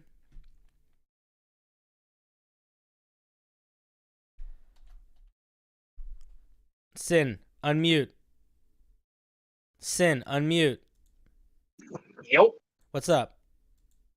Not a lot. Just got a race for you to look at. Word. I'm excited. Here, let me post it in the chat. Also, I want to make sure Alada still is on this chart. Okay. Boop. All right, so what are we looking at here? Tell me about this race. I'm not going to read all that flavor text. It's crazy. That's a whole page straight of flavor text with no separators. Tell me about this race. Yeah, it's gonna have images in there eventually. But speak to me of it. Tell me about it. Why is there secret text down here? Oh, the secret text is there to maybe ruin your day. Oh, God damn it. Compliments. I hate them. Okay, so elevator pitch this guy to me. Okay, it's sort of a companion race to the GIF, a bit of an antagonist with the GIF. It's Flamingo folk in outer space. Okay, I like it. I like it. I like it. Yeah, they form colonies. Some of those colonies are in wild space, specifically to raise their young, because time doesn't pass in the astral plane, Of so course. they would just stay newborns. Yeah. And then, like their older ones, usually hang out around dead gods in the astral plane, and they get their colors from eating the detritivores that feed off of the dead gods, and the colors of the feathers correspond to like the lives that the dead gods lived. Cool. All right, I like that a lot. All right, let's that's a very fun flavor. Let's take a look. +2 to Dex, +1 to Charisma. We've talked about this before, but races don't really do this anymore. They just sort of let you pick. So, we can take that or leave that. You speak Auran. Oh, you're an air creature. Humanoid, medium, 30 feet, and a fly speed of 20 feet. You can't use this fly speed if you're wearing medium or heavy armor. Okay. Soaring arms. You need. Oh, were you asking me about this feature? Somebody was asking me about something like this. Yep, that was me. You need both arms to fly. You can hold. Ooh, a semicolon. That's a dangerous piece of grammar to use. How confident are you that that's the right piece of grammar there? Pretty confident. Okay. I accept. I'm not going to tell you what my opinion. I'm just going to leave it. It's a bold move. You can hold objects in both hands, but cannot fly with anything requiring 2 hands to hold. You need both arms to fly. I would say you need both. Do you mean you need both arms free to fly? Possibly. I think that might do it. You can hold objects in both hands, but cannot fly with anything. So I think that while this semicolon might be grammatically correct, you are shooting yourself in the foot by making this more complicated to understand. So here's what I would say. I would say, because you don't need both arms to fly, because you can hold objects and fly. Well, you need the arms, not the hands. Yeah, but like, do you want think about the words that you just said, and should you need to say those words, or should it just be clear in the text? You know what I mean? Like that's such a pedantic, that's such a semantic thing. So here's what I would say. I would say that you cannot fly while wielding an object that requires 2 hands to hold. Period. I don't think you need to clarify anything else other than that. And then you can also add this extra part. In addition, while flying melee attacks with your fists, or you can just say melee attacks. Melee attacks are always made with your fists or held weapons. There's no other way to make a melee attack. Yeah. While flailing, melee attacks have disadvantage. Okay. Wading Fisher. You have a swim speed of 20 feet. Oh, okay. Flooded ground is not considered difficult terrain due to your long, slender legs, so long that the water is less than half your height. Okay. I would probably change flooded ground to language that feels more like. I think you need to be a little bit more specific that, or give more examples. So like what about mud? Does mud count as flooded ground? I suppose, yeah. Flooded with water or acid would be probably. But so what about a swamp? Is swamp flooded ground?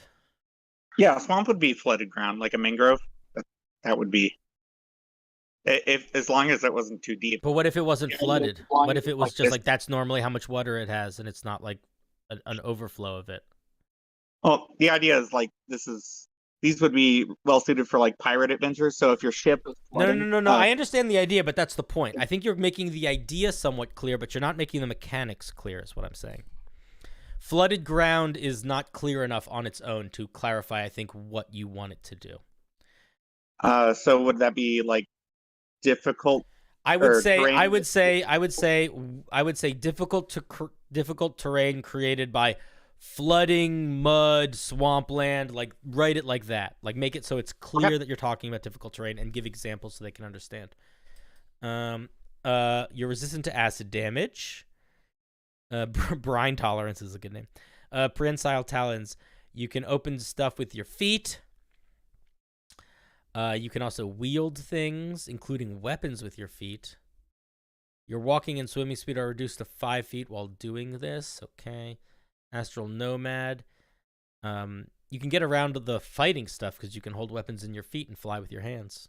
I think that was that intentional. Yeah, I imagine so. Yeah, that was intentional. I was actually gonna maybe even have like a art with a swashbuckler using like a rapier in their foot. Yeah, I think that's a good idea. Rapier is not a light weapon though. Or maybe like a dagger. Yeah, short sword, something like that. Your people have made it a habit to venture into wild space pockets. Being weightless doesn't give you disadvantage on melee attack rolls. Okay. Prismatic plunge. Your plumage starts off a brilliant silver white as you seek out algae fungi. Okay, so this is just the flavor text of how you grow your colors. I like that. This, I think, gets a little bit too much stuff. We get a fly speed. We get a fly speed. We get a swim speed. We get a damage resistance. We get to ignore a bunch of difficult terrain. We get to wield more objects than other creatures. We are better at being in space. It's a lot of stuff. I would probably... The things that I would drop... Well, I don't even... I'm going back and forth. Because initially the things that I would drop would have been the prehensile talons. But I understand the image that you're going for, and I think it's cool. But I do think that you have... Could that be a racial feat? I mean, any of these could be racial feats. What I would suggest, though, is like... If you're trying to balance this, you have to compare it to how many things the other races get and how good those things are. Flight, even limited flight, is very strong. A swim speed is pretty dang strong, too. It's much more situational, but it's still quite strong. Being able to ignore difficult terrain from a very common difficult terrain source is also pretty strong. Any damage resistances are pretty strong. Being able to have essentially extra hands is very strong, but part of what makes it so strong is it makes it so the downside of flying isn't actually a downside. So it's that flying with downside is no longer a flying with downside, it's just flying. So you should think about it in that. I would, if I were you, I would drop the resistance to damage, and I would probably either drop the prehensile talons or the wand or the wading fisher, not the wading fisher, whatever the... Yeah, I would either drop prehensile talons or the difficult terrain thing, acid damage, some combination of those maybe. I don't know, man. The thing is, when you give a creature a fly speed, you kind of have to decide you're not giving it that much else. That's sort of the truth of giving races things in D&D. By saying I want this thing to have a fly speed, you kind of are committing to it's really not going to get that much else. Well, so on both of those, I used to have those at 15s, not at 20. So the idea was that you could fly, you could swim. You weren't particularly great at either of them, like compared to other races who specialize. You are just a jack of all movement types, but a master of none. You are a master of walking, which is why your walking speed is a 30, and then everything else is brought down. That could work, but I still think you're gonna need to cut a lot of stuff. It doesn't. Well, yeah, I could drop. If you really care about the fly speed, then you need to keep that in mind as like that's a power. Like even if your fly speed is 10 feet, if you can always fly at a speed of 10 feet, that's strong. Like that's pretty dang strong. You can avoid so many situations. You can avoid so many times where you would need to deplete resources or be in danger. Like, it essentially allows you to avoid wasting resources by having a fly speed of any level. You're not going to be making nearly as many skill checks to avoid things or get around things. You're not going to need to cast spells to avoid things or get around things. You know, like, it's just big. So I would definitely drop acid resistant. Well, I don't know, man. Like, 'cause that might fit. Like, if the main thing that you care about is the movement types, keep the fly speed, keep the swim speed, keep the difficult terrain walking. I would keep the difficult terrain walking, but I would drop the prehensile nature of the talons. Should I maybe lock that behind a class feat, or sorry, race specific feat then?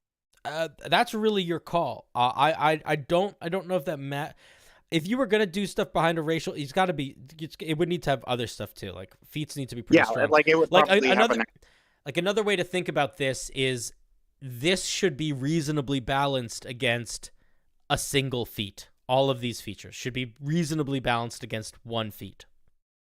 Like, people don't like to think about things that way, but Tasha's lineage, variant human, what makes those things powerful is you get 1 feat.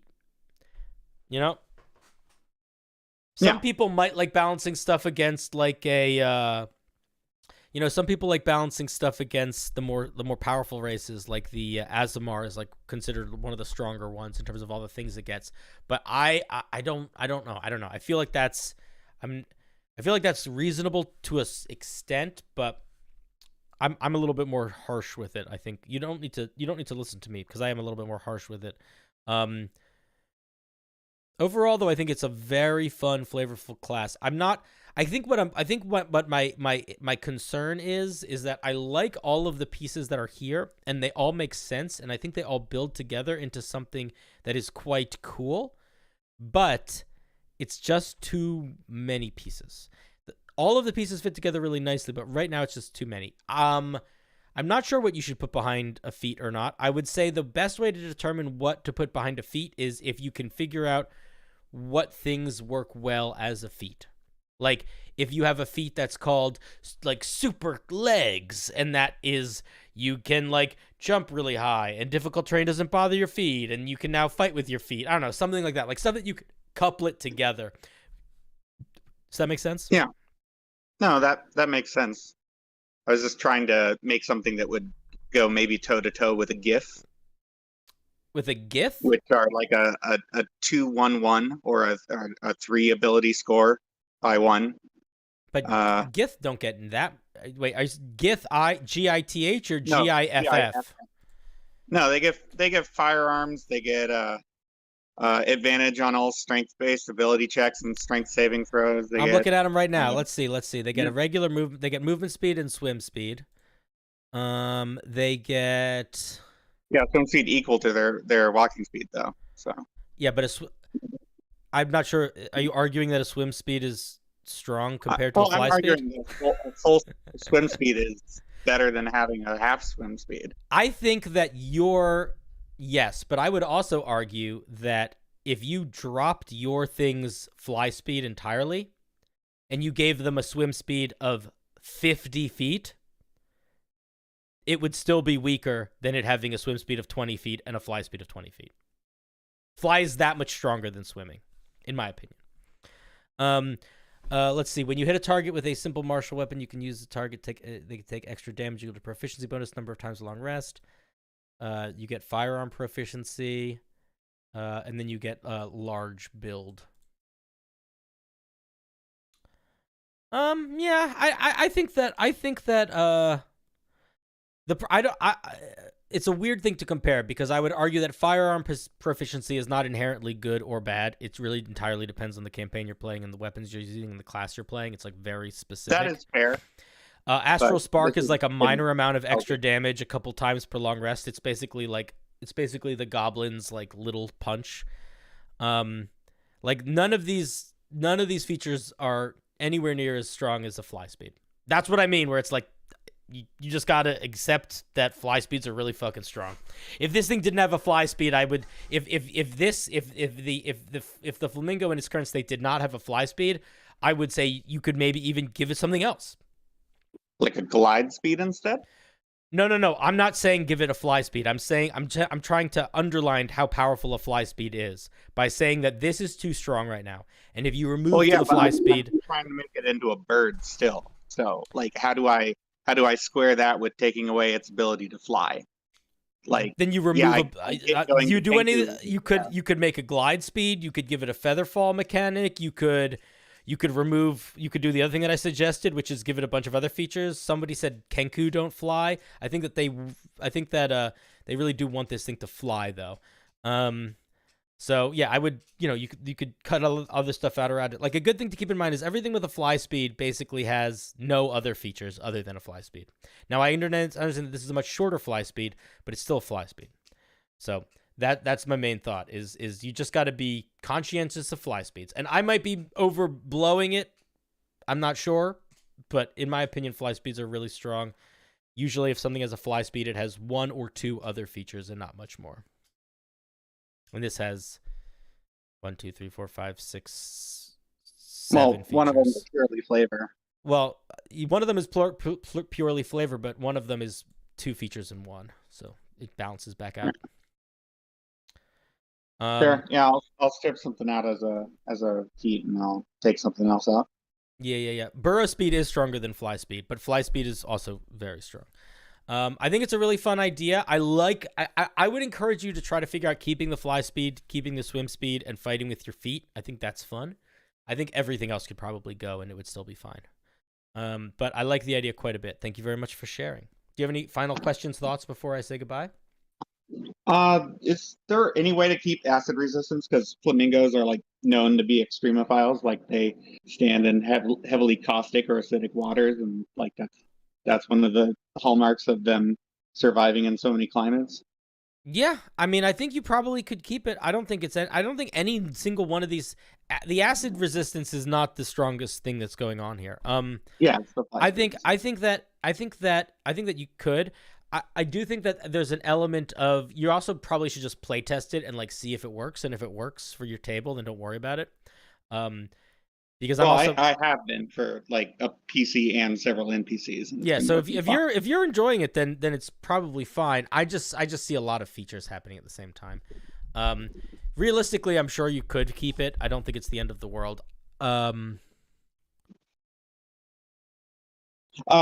yeah, I did actually have a question. So yeah, like part of it is I still haven't gotten art of it, and so I have to determine like what are iconic classes for it.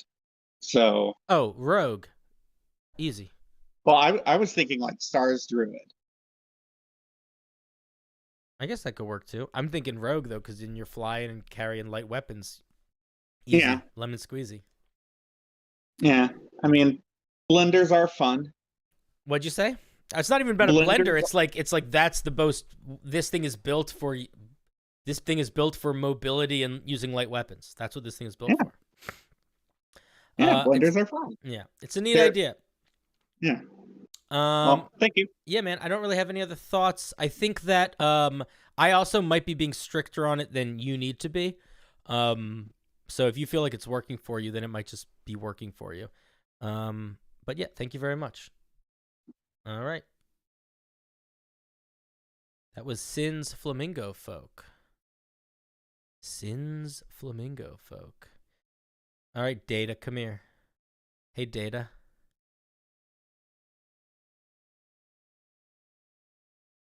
Data. Data? I can't hear you. I see you're unmuted, which means your microphone is not connected correctly or your phone is not connected correctly because you are unmuted and I can't hear you. There's no green light. You're doing the thing where you're clicking mute on and off. I see you doing it. It doesn't matter. There is no green light. You are not connected to voice. We'll give you a little bit of time to connect to voice while I drink some water for a second. I know you're here, but you're not in. Your voice isn't connected. Do you want to come on stream?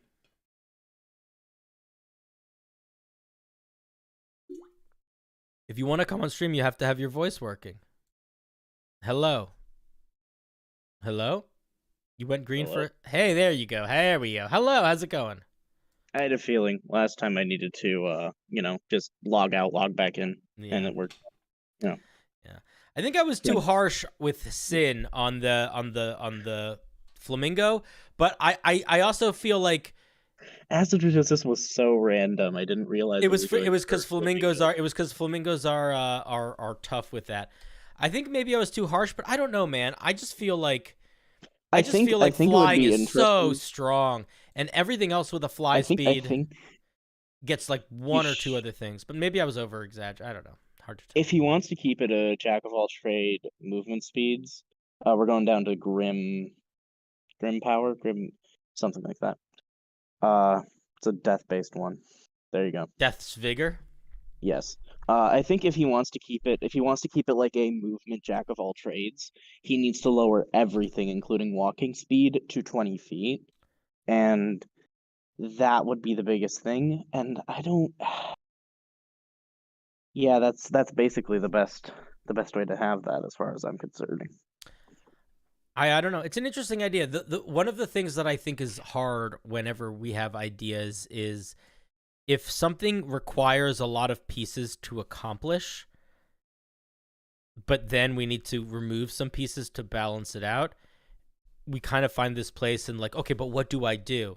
And the answer is like, it's not. You don't actually balance it out. That's a trick they tell you in school. Well, you know? the answer is like you don't want to get to that point. What you want to do is you want to have a clear enough, simple enough idea of what goal you need to accomplish at the beginning that you can strive towards it in a way that you don't shoot for something that you can't do, or you want to plan your vision so that you can accomplish it. Like this is one of the issues with this was not an issue with Sin's piece at all, but it is an issue with stuff like we've seen so many. No, but it's like an issue with like mystics, right? Like people have these really broad ideas for a class, and then they give it like 4 things that they really care about, and it's like you can't pick one of these 4 things. You got pick 3 of them or 2 of them, and they're like, but each one of them is so important. I need it to make this class, and they need them at this level. It's like, well, then this doesn't work. You know, it's like anyway. Mystic will always fascinate me. I am one of the people who stands Mystic. Well, you've never played with a player who knew what they were doing. See, that's the thing. It's still very fun, but it was bad. I played one session with somebody playing a Mystic, and they were literally better than every single other person at what that class was intended to do. Well, it was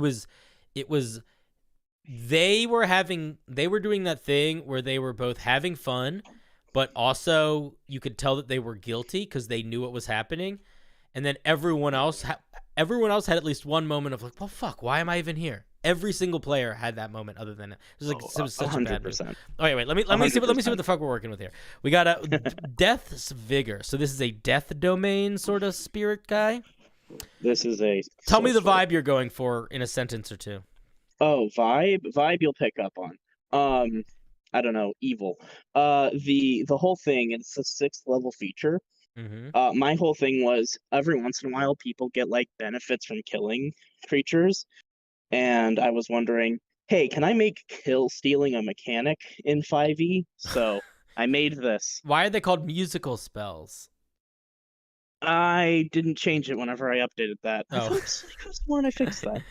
Checking. Okay, so spells we get Cause Fear, Death Working, and Hex. We're getting 3 spells at 1st level. Interesting. One of them's a cantrip, and it's a prestidigitation cantrip. Okay, accept. Augury Darkness, Bestow Curse, Vampiric Touch. Ooh, Vampiric Touch is coded up on a couple spell lists today. Blight, Shadow of Moil, Gaius, and Enervation. Gaius is the worst spell in D&D. Yeah, well, it fits. It is a spell. No, I'm not saying not to put on list, but I'm saying I hate this. This is not the worst spell in D&D. It's my least favorite spell in D&D, and I'll tell you why. I have never had a player understand how it works. My only experience with this spell is players taking it and then getting annoyed that it doesn't do what they think it does. And I've had that experience like 3 or 4 times. My favorite thing is there's a section, if you look in the DMG, that if you're in the Feywild and you make a deal with an Archfiend, you are immediately affected by a 9th level gas. But the spell sucks so much that most high-level parties can just tank the daily psychic damage anyway. Well, that's what was happening in the games. Like it was like the bard would cast it on a big I'd be like a giant purple worm emerges from the ground or whatever, and the bard's like, all right, I'm gonna cast this spell on it. You have to dance for whatever. And then the purple one's like, all right, it'll take 5d10 psychic damage or whatever, and now it can just do whatever it wants for the rest of the day. It's like, wait a minute, it's like that's not how it's supposed to work. I'm like, yeah, man, it is. You're supposed to cast this spell on somebody that taking 5d10 damage is not a choice they can make. Wait, it says Grim spells right there. Oh, it says musical spell. Okay. Grim music. All right. Death's Acquaintance. 1st level. Your familiarity with death and the circumstances surrounding it allow you a greater breadth of knowledge. You gain proficiency in either insight, investigation, or survival. You have advantage on skill checks to determine cause of death or determine how deadly something is. What does that mean, how deadly something is? Traps and such. There needs to be more clarity there. I don't know how I'd answer that. Like, if a player was like, okay, like, oh, it's quite dead, like, I'm not sure. Like if you're like...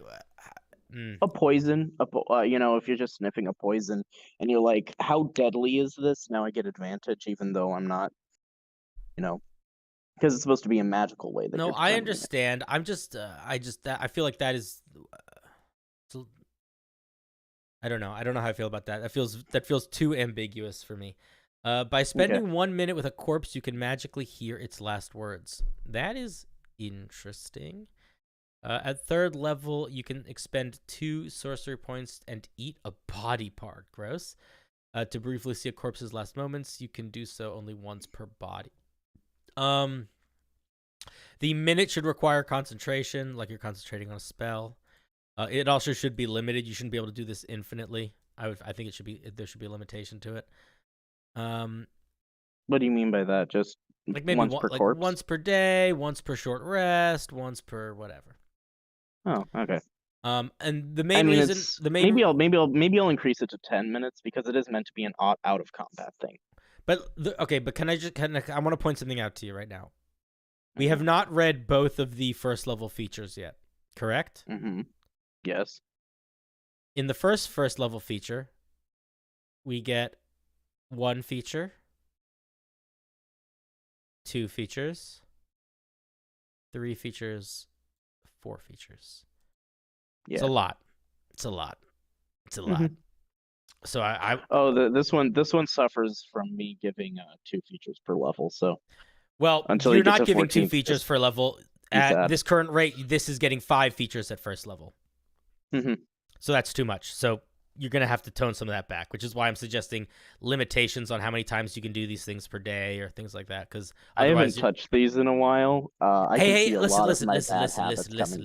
We're not here to make excuses, Data. We're not here to make excuses. Oh, no. This is me. This is my bad habits just showing up on page. All right. Let's take a look at this other feature. You learn how to siphon power off the dead. When you kill a creature, you fill a special spell slot.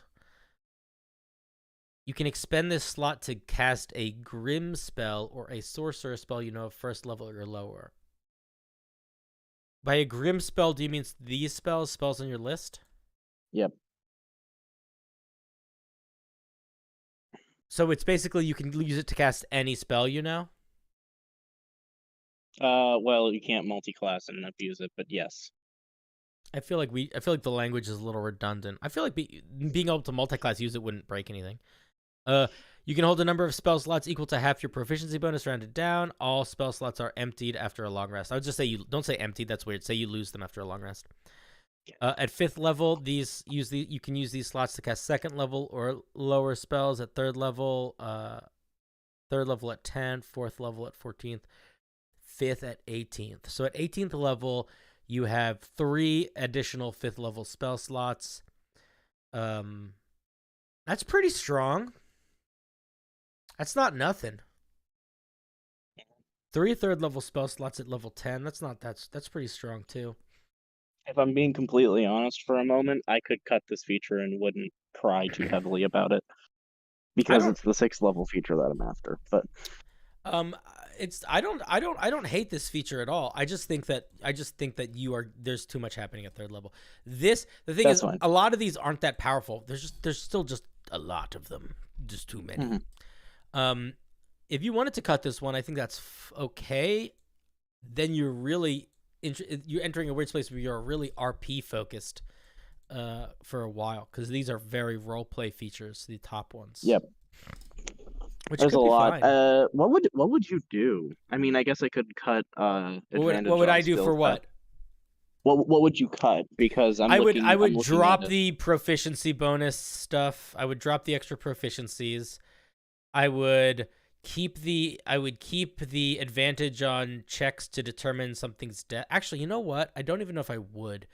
I might drop all of this stuff because you literally can use. You don't who cares about making a skill check to determine something's death when literally you get a feature to see its last moments.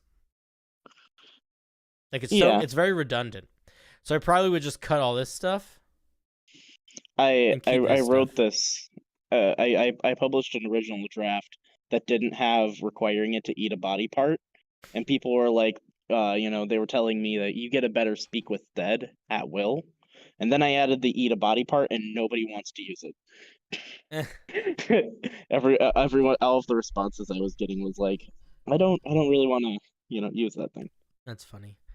I don't know. I don't. For whatever reason, I don't see that one as breaking anything. I mean, maybe drop the. Where's the thing where it's like you can eat a? Where's it's not bad. That's not better than Speak with Dead. Speak with Dead is much better than this. Those people who said that don't know what the fuck they're talking about. Well, it's because Speak with Dead it can still lie to you. Yeah, but you can get so much more information. This is so limiting. You get to see whatever they were looking at when they died and nothing else. That doesn't necessarily help you. I'd make a character who chops down on creatures to see their last words. All right, let's look someone at in the cat. Yeah. Quispy giraffe. Oh, Quispy's out of control. Let's look at 6th level. You know how to keep creatures on death's doorstep. As a reaction to a creature being brought to 0 hit points or dying outright from a spell or attack, you can magically slow timer on their death. If the target is at 0 hit points and stays at 0 hit points,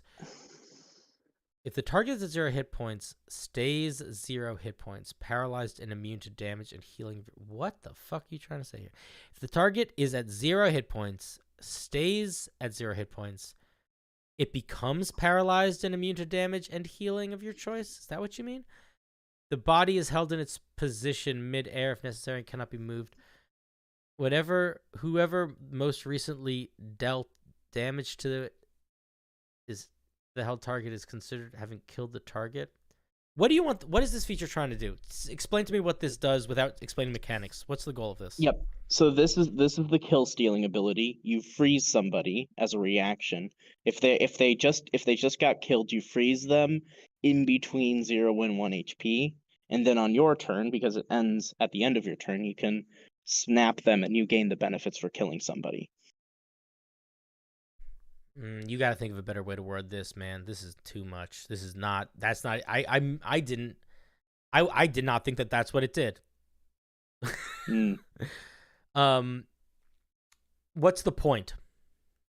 The point is kill stealing. No. That's what this mechanic does. But what's the point? Yeah. Why do you care about kill stealing? Because you get other buffs and other benefits for killing creatures. You get one at 1st level, you get one at 14th level. Does this thing need a kill stealing mechanic for those features to be good? What do you care more about, those features or the kill stealing mechanic? Do you care more about kill stealing mechanic? 100%. Okay, then all right, man. You are gonna. I know. Okay. I know that's painful to hear. No, it's not painful to hear. I mean, you're just shooting yourself in the foot. I don't think it's an interesting enough. Well, that's not true. Not interesting is not the right word.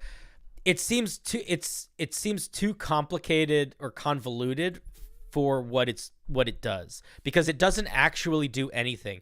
The only thing that it does is it triggers other abilities. That's what it does. It's an ability that allows you to trigger your other abilities. And I don't know if that makes sense to build something around. I feel like you should build something around the abilities, not the thing to help you trigger the abilities. That's sort of where my head goes. But like, if you're really key on this kill stealing thing, I think that you need to do something. One more, because it does have an extra use. It is immune to damage and healing of your choice, meaning that you can block other people trying to heal them, or you can hold an ally until they can be healed. Yeah, okay, I see that. So, okay, here's what I think you would do. When a creature within 60 feet of you or whatever drops to 0 hit points, as a reaction, before it dies outright, you can freeze it in time. That's how you word it. The creature remains at 0 hit points, but is not dead. In addition, they are immune to damage and cannot be healed. I don't know how you want to end that sentence, but figure out how to end that sentence. The body is held in position mid-air if necessary. I think that you don't need this sentence.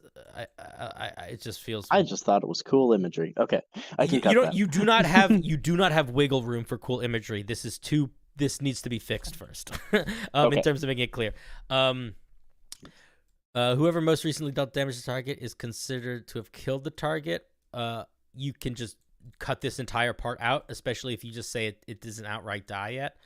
The effect ends on your turn or when you freely dismiss it. You can use this ability a number of times equal to Your charisma modifier. This does not give you kill stealing. No, but if you look at the mid one, it says whoever most recently dealt damage to the target, so you can deal damage to it then after it's died. Or after you've frozen it, you can just like bonus action cantrip smack it, and you've officially killed it. That's so convoluted, dude. That's such a convoluted way of accomplishing this goal. I'm going to be honest. I'm not going to help you rebuild this. I think you need to scrap it and write it again. I think you need to figure out a different way to write this. I think honestly, you've given me enough help as is. Okay, cool. Because it's convoluted, my dude. It's convoluted. It is, but you've given me quite a bit of help. Also, there's hey, if you don't like that feature, ignore it and read the next 6. No, well, we're not gonna ignore it. But I do see your point about the stasis thing. I think that is interesting. Let me look at what the other feature is though. Your magic stays constant as you absorb the power of death. If you use meta magic option on a spell, and that spell kills a creature, you regain all sorcery points expended on that spell. I would limit the spells that works on. What do you mean? Like, there's plenty of spells that can use meta magic. Like, how would you interpret that? Like, what if I use meta magic to cast polymorph and kill a creature with that? Does that affect that? Oh, okay. Okay, well, oh yeah. Okay, that's fair enough. Although I feel like that's about as accurate as I can get it. I would probably say, if a spell that you used meta magic on, if like kills a creature, or if the damage from a spell, like if a damaging spell, something like, clarify that it's spell damage. Okay. If damage from one of your spells this is not the way to write it, but this is what it is. If the damage from one of your spells that you used meta magic on drops a creature to 0 hit points, that's what you want it to be. Somebody said in chat, and I just want to kind of address this, is that it should be like an area around you, not just like, it shouldn't be that you kill them, just people dying nearby you activates it. That would be a completely different class, and it would also have to be a smaller aura and focus on you getting into the fight to get those benefits, just as like a balance thing. But it is an interesting idea. Now I'm just thinking about death stasis and try to how I would rewrite it. I do think it's a really fun idea for a feature. It's hard to put words to. Okay, we're moving on. This is the 3rd time I've rewritten that feature. Yeah. I understand why. It is. I was shitting on it, but it's not for lack of trying. I appreciate that it was a challenging feature to put together. Okay. Souls enchantment. The souls of the dead enhance your abilities. When you use a spell of 1st level or higher to kill one or multiple creatures, you can forgo your grim feature and gain one of the following benefits instead. Excuse me. You do not need to gain these benefits from killing undead. You don't get this from killing undead or constructs. Your relevant speeds increase by the killed creature's relevant speed for 1 hour. I think I'll just say flying, swimming, or what does that mean? Speed. It's relevant speeds as flying, swimming, or walking, and I should just probably say flying, swimming or walking. So if you kill a creature and it has a movement speed of 20, and you have a movement speed of 30, your movement speed becomes 50? Yes. For an hour? For 1 hour. For 1 hour. Okay. Starting for the next minute, a creature that ends their turn within 10 feet of you must make a con saving throw or take a bunch of necrotic damage. You gain resistance to damage. That's the most boring one. You heal an amount equal to half of the creature's hit points. Jesus. Okay. So the healing one I think is a little too strong. The speed one feels like it's a little too strong. So the piece of the puzzle that's missing here, and maybe you don't want it to be here, but it needs to be here, is meta magic. These things need to cost sorcery points. Really? Yeah.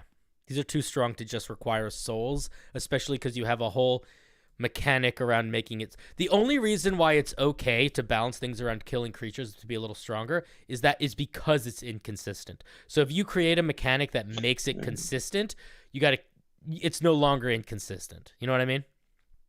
Yep. So like I think that these are all I would I'm Obviously, yeah.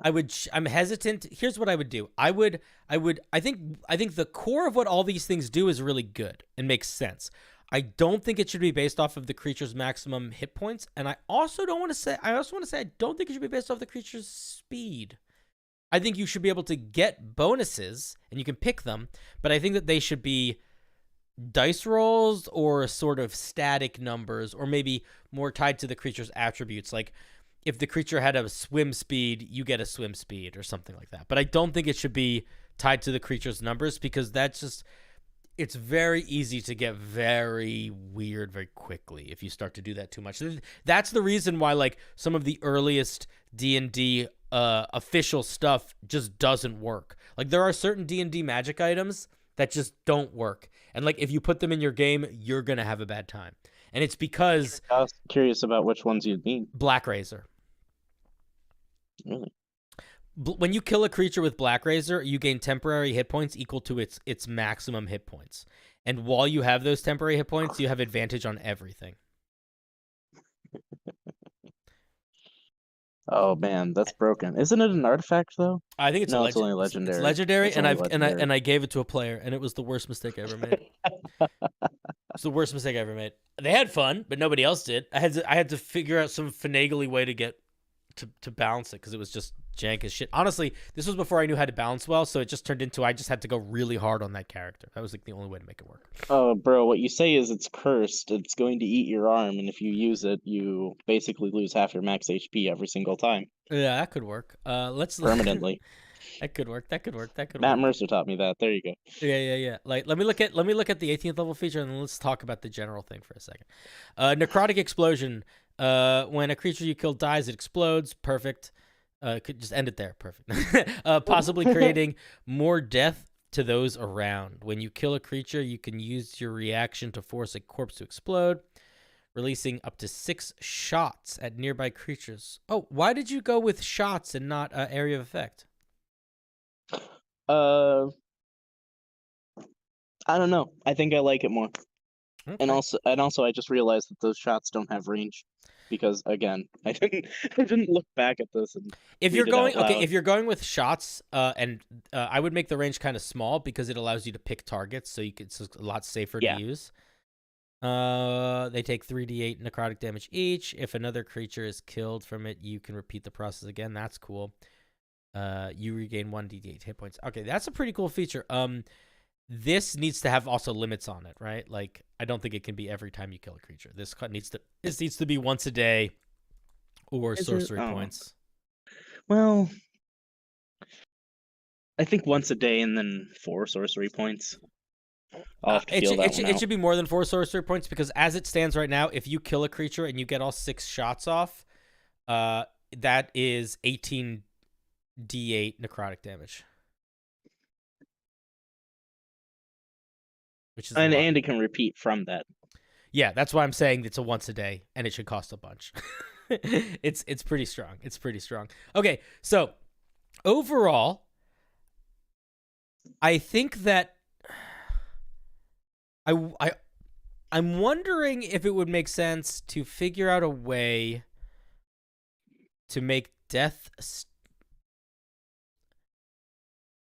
Also, do you think there's too many features at 6th level? There's too many features across the board. There's too many features across the board. The only features where there's not too many is 14 and 18. There's too many at 1st level, and there's too many at 6th level. I think that the solution here, aside from trying to figure out how to, I know you've been working on it, but try to figure out how to simplify death stasis a little bit, is death stasis should cost sorcery points. That's the move. That's the feature that should cost sorcery points. How many? 1 or 2? I'm not sure, but that way, the other features maybe don't need to require sorcery points. They can just, but that's like, it makes it so the root feature that you can uses them. Do you know what I mean? That's interesting. I would play around with that. Actually might work, and at the moment it's free per charisma modifier, but I would play around with that and see how that feels. It's an interesting idea, man. You really are giving yourself a challenge. I like that's what I do. If I don't have an interesting idea, I don't make a subclass. Yeah. I don't. I I get it. People love to make their vibe subclasses, but for me, I gotta have something weird. Yeah, for sure. All right, buddy. I appreciate you, but I'm gonna hang up on you Okay, now. wait. Hang on. Important thing here. What, I love you so much. Thank you for doing. We all think you're great so much. God, Jesus Christ, you guys. Okay, so next I'm gonna do Elinette because I rolled them on the wheel, and we need to respect the wheel. And the last person in the stream waiting room, I don't think they're here because I pulled them into chat and they didn't respond. Elinette, let's do you. Elinette, Derek, I know you're still here. You're never leaving me. Oh, and Elinette popped in. Nice. Okay. So Elinette, I don't know if you were here, but I actually rolled you, and then I pulled someone from the chat in, and I wanted to didn't want to skip you by accident. Okay, let's make sure everything is here. Can you guys read that? Okay, so let's take a look. Pact of the Evergrass. Oh, a grass warlock. That's interesting. He's a bra. Who's a bra? We're all bras. What's up, bruh? Man, what can I'm hungry. I need to order some food. What food can I get at 2 in the morning? Oh, God, I shouldn't be eating at 2 in the morning. What am I doing with my life? Let's just learn about warlocks and calm down. Pact of the Evergrass. You have made a pact with a force of nature. While not sentient, it has a clear goal to grow. It grows over every knoll, hill, and mountain, turning deserts into meadows and tundras into lawns. Anything and everything it comes into contact with slowly turns into grass. It will spare you. I need to send a message before I finish reading this. Give me 1 second. 1 friggin' second.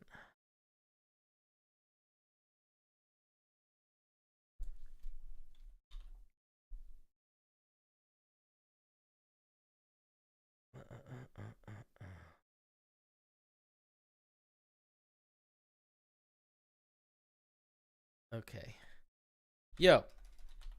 In hindsight, I'd say try to keep the leg, arm, flying stuff as much as possible. It feels the most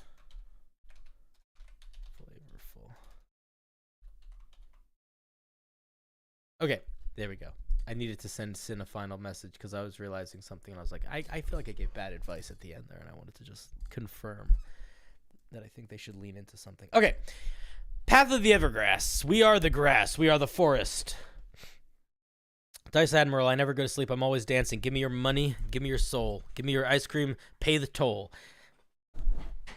My chair is slowly but surely breaking.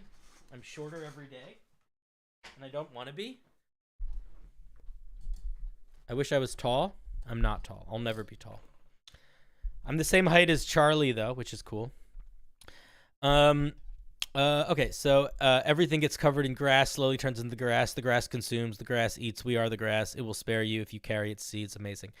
Ensnaring strike, entangle. Ensnaring strike, I think, requires a weapon attack, doesn't it?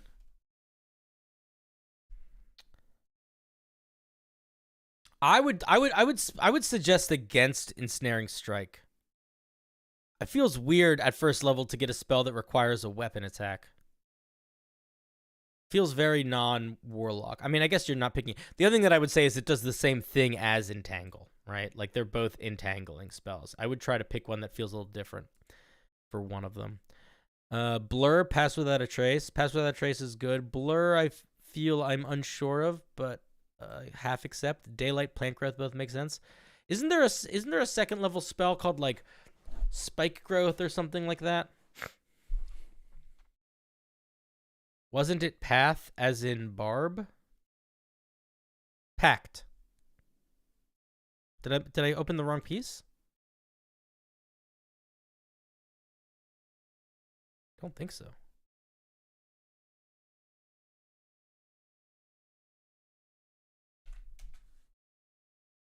No, the right thing.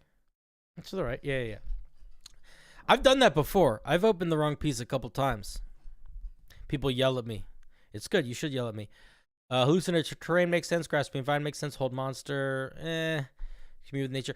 There, I think that I would drop ensnaring strike and I would drop hold monster. Try to find other stuff to go there. What about tree stride, dude? What about tree stride? How do we not get tree stride? Put tree stride on the list. Tree stride. Boop. Fits perfectly. Right here. Boop. Tree stride. Tree stride. You can teleport between trees. Tree stride. Okay, at first level, you have to say at first level here, or people aren't going to know because everyone's an idiot. At first level, as an action, you can make a patch. Trees are not grass, Cinder. I'm sorry. Is illusions grass? Is daylight grass? Is shifting between planes back and forth really quickly so you're hard to see, is that grass? Half of this shit isn't grass. Calm down. Vines are definitely not grass. Vines are vines. I know that for sure. And if you're going to argue that vines are grass, then I'm going to argue that trees are grass. As an action, you can make a patch of thick grass to grow in a... You can make a pitch to grow. Just take out the to. Grow in a cube... In a 10-foot cube, put the 10-foot before the word cube. 10-foot cube, in a 10-foot cube, on a solid surface, you can see within 20 feet. You need to be able to see it too. Thick grass disappears 1 minute after being created. Is thick grass like a special thing? Does it have like a word? If thick grass doesn't have a specific like block to it, then don't write it like this, like it does. I'm like looking for a spell or something. You can grow grass this way a number of times equal to your proficiency bonus, and you gain all expended uses when you finish a long rest. You and friendly creatures have half cover while inside thick grass from sources outside of the grass.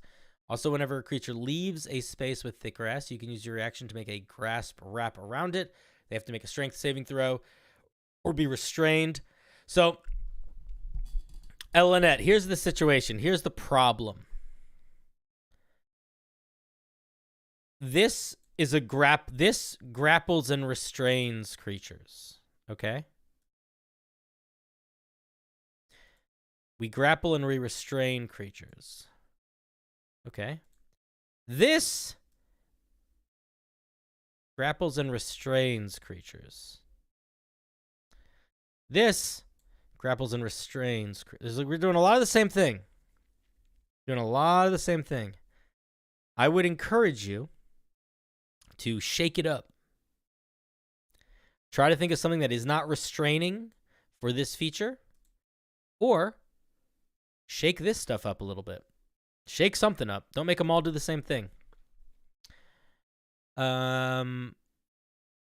Okay, so basically, how many times per day? Proficiency bonus times per day, you can summon a 10-foot cube of grass. Okay?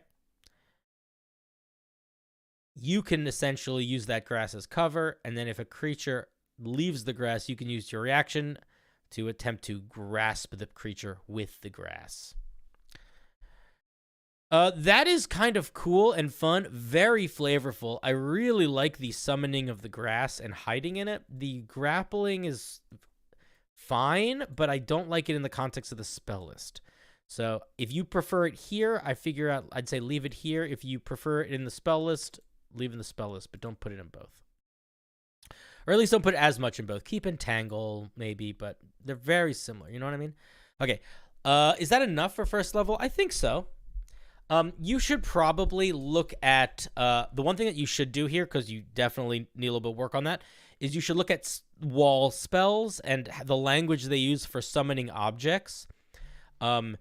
In terms of how they explain the dimensions of those objects and things like that. That'll help you with clarifying your language here.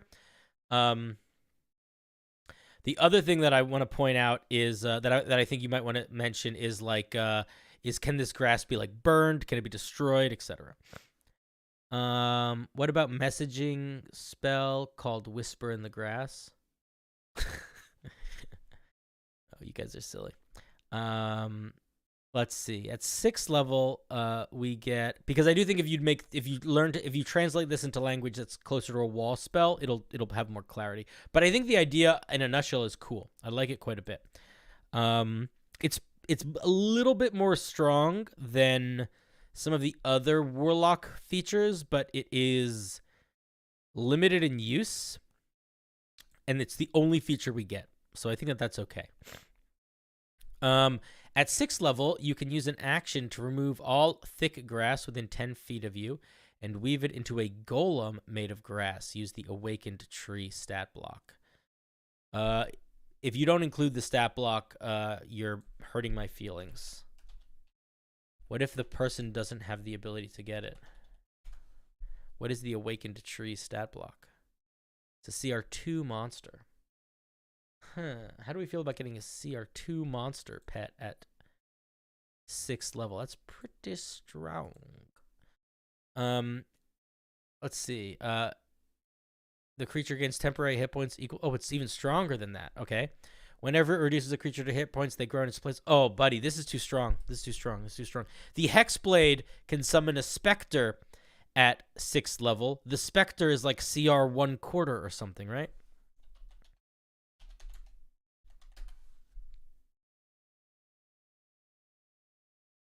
What do they summon? A specter.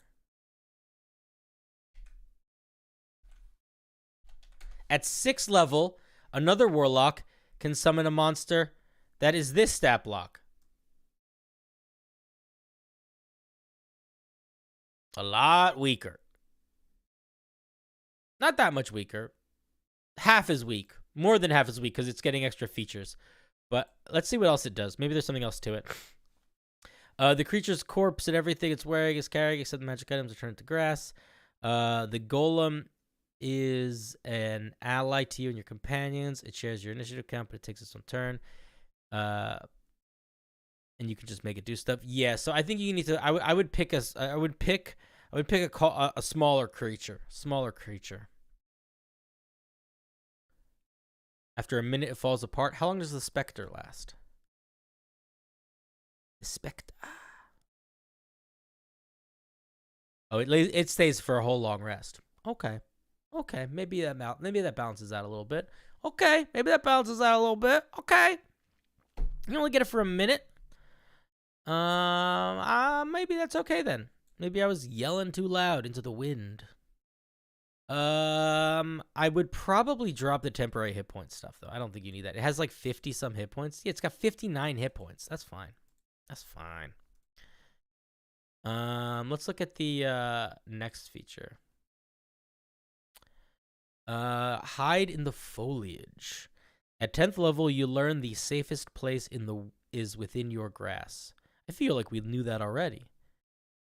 Whenever another creature targets you with a ranged attack, you can use your reaction to make thick grass grow in a 5-foot square centered on you, potentially causing the attack to miss you. Whoa. Oh, because it gives you a little bonus. If it did, you take the hide action. Interesting. You can use this feature a number of times to go to your proficiency bonus. Be hesitant of making too many features tied to proficiency bonus. We already have one, which is the main feature. So I would make this something else. This could be a once per short rest kind of feature. I feel like that would make sense.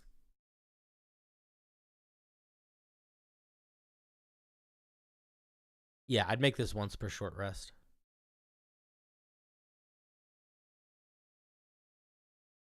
Grenade, how's it going, man?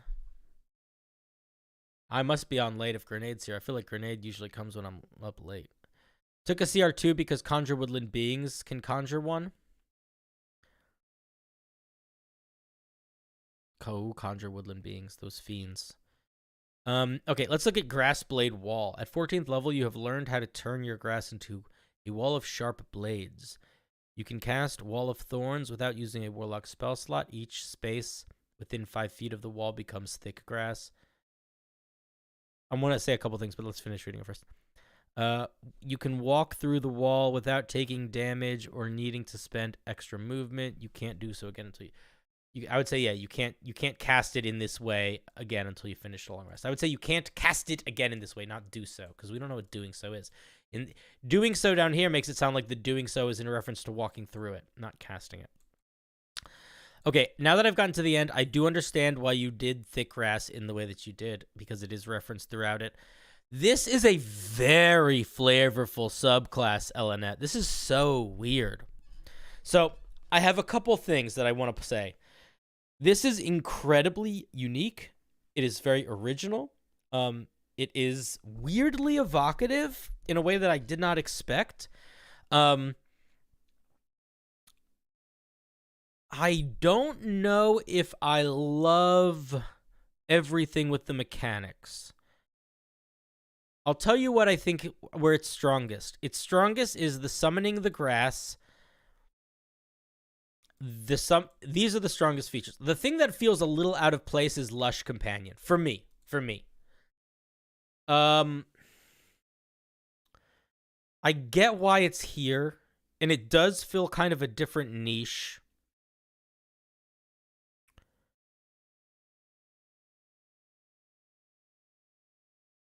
The main piece of feedback that I have that I think is going to be the most helpful for you, actually, is looking at wall spells and cleaning up your language around the summoning of the grass and how long it stays and all that's bullshit. Just because I think that is, because it's like the key feature, you want to make sure that that's really tight. Pretty much everything else here feels like it works fine. I think you need to just limit some of the uses of these features. Yeah, the vibe is good. The vibe is good. I like this. I like it. It's an interesting, weird... It's very unique. I have never seen a grass warlock before. The only main other thing that I'll say is, like, it's almost 2-1 note with the restraining, but you know that by now because I've said it like 4 times. So I would think about what else you could tie... What other gameplay loop you could think about associating with grass, or other ways you could engage with them? Like perhaps maybe one of these entangling things isn't an entangle thing; it's like a pull or something. I don't know. There's a lot of ways you could go with it, but it's fun. I like it. It's interesting. It's an interesting piece. 4 awakened bushes.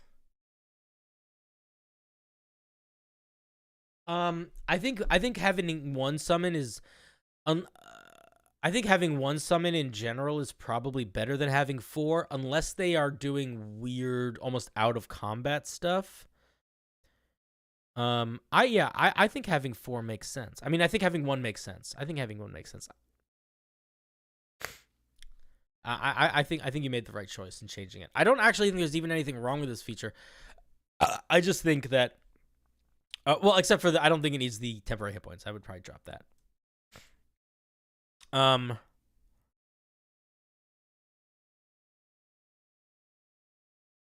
Yeah. I would also maybe when it dies, it creates an area of grass. You could also do something like that. Like you could destroy it and it crumbles into an area. I don't know. There's a lot of stuff you could do. That might be cool, actually. What about that? What if you dropped... What if it didn't... What if you did this? What about this? What if you dropped the reduce a creature to 0 hit points thing, and instead you could use some action economy to insta-kill your own awakened tree, and it creates like an extra big area of grass? That could be cool. Like it creates a 15 by 15 cube of grass as opposed to a 10 by 10. Different idea, still building grass, but you would have a little bit more control over it. Like you wouldn't be so... I worry that this feature could just never go off, you know?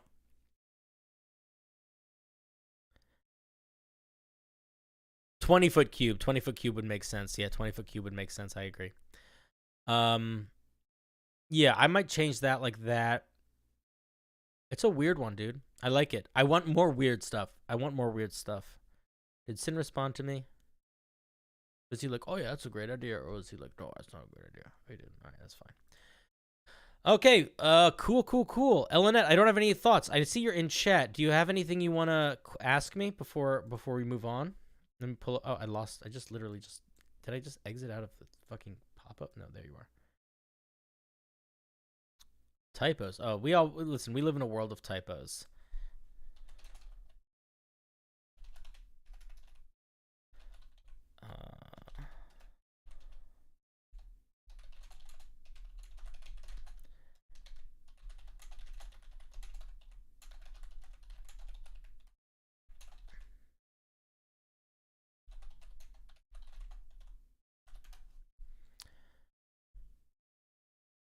I see. No, you don't have any comments? Okay, that's fine.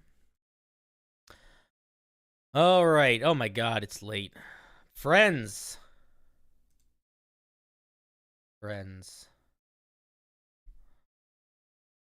I didn't know it was so late. Well, that's not true. I kind of know it was so late. But you know what time it is. Can you feel it? Can you hear it?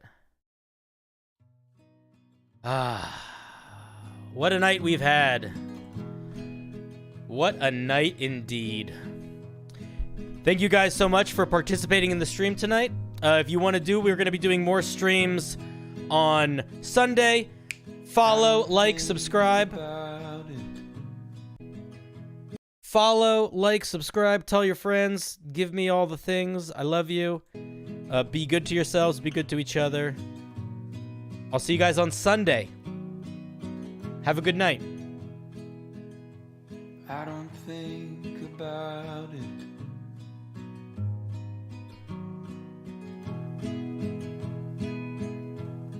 About you leaving me.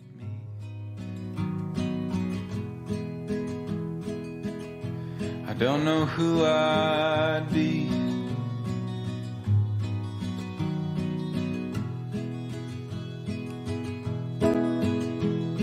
Would everything we built just turn to broken leaves? I don't think about it.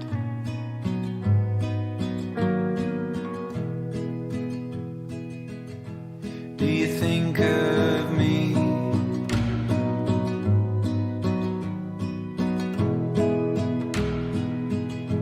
Walking out that door.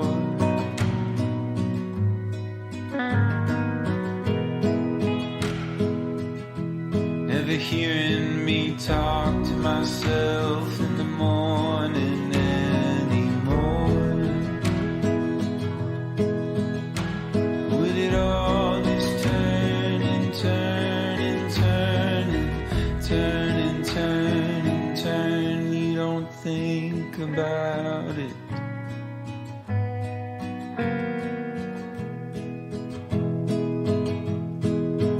Maybe it scares you like it scares me. What do we do with all the possibilities? Doesn't it scare you like it scares me? What do we do with all the possibilities? We don't think about it.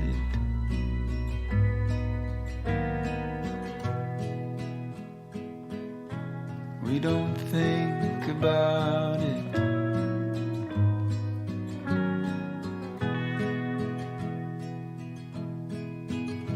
We just fall into each other.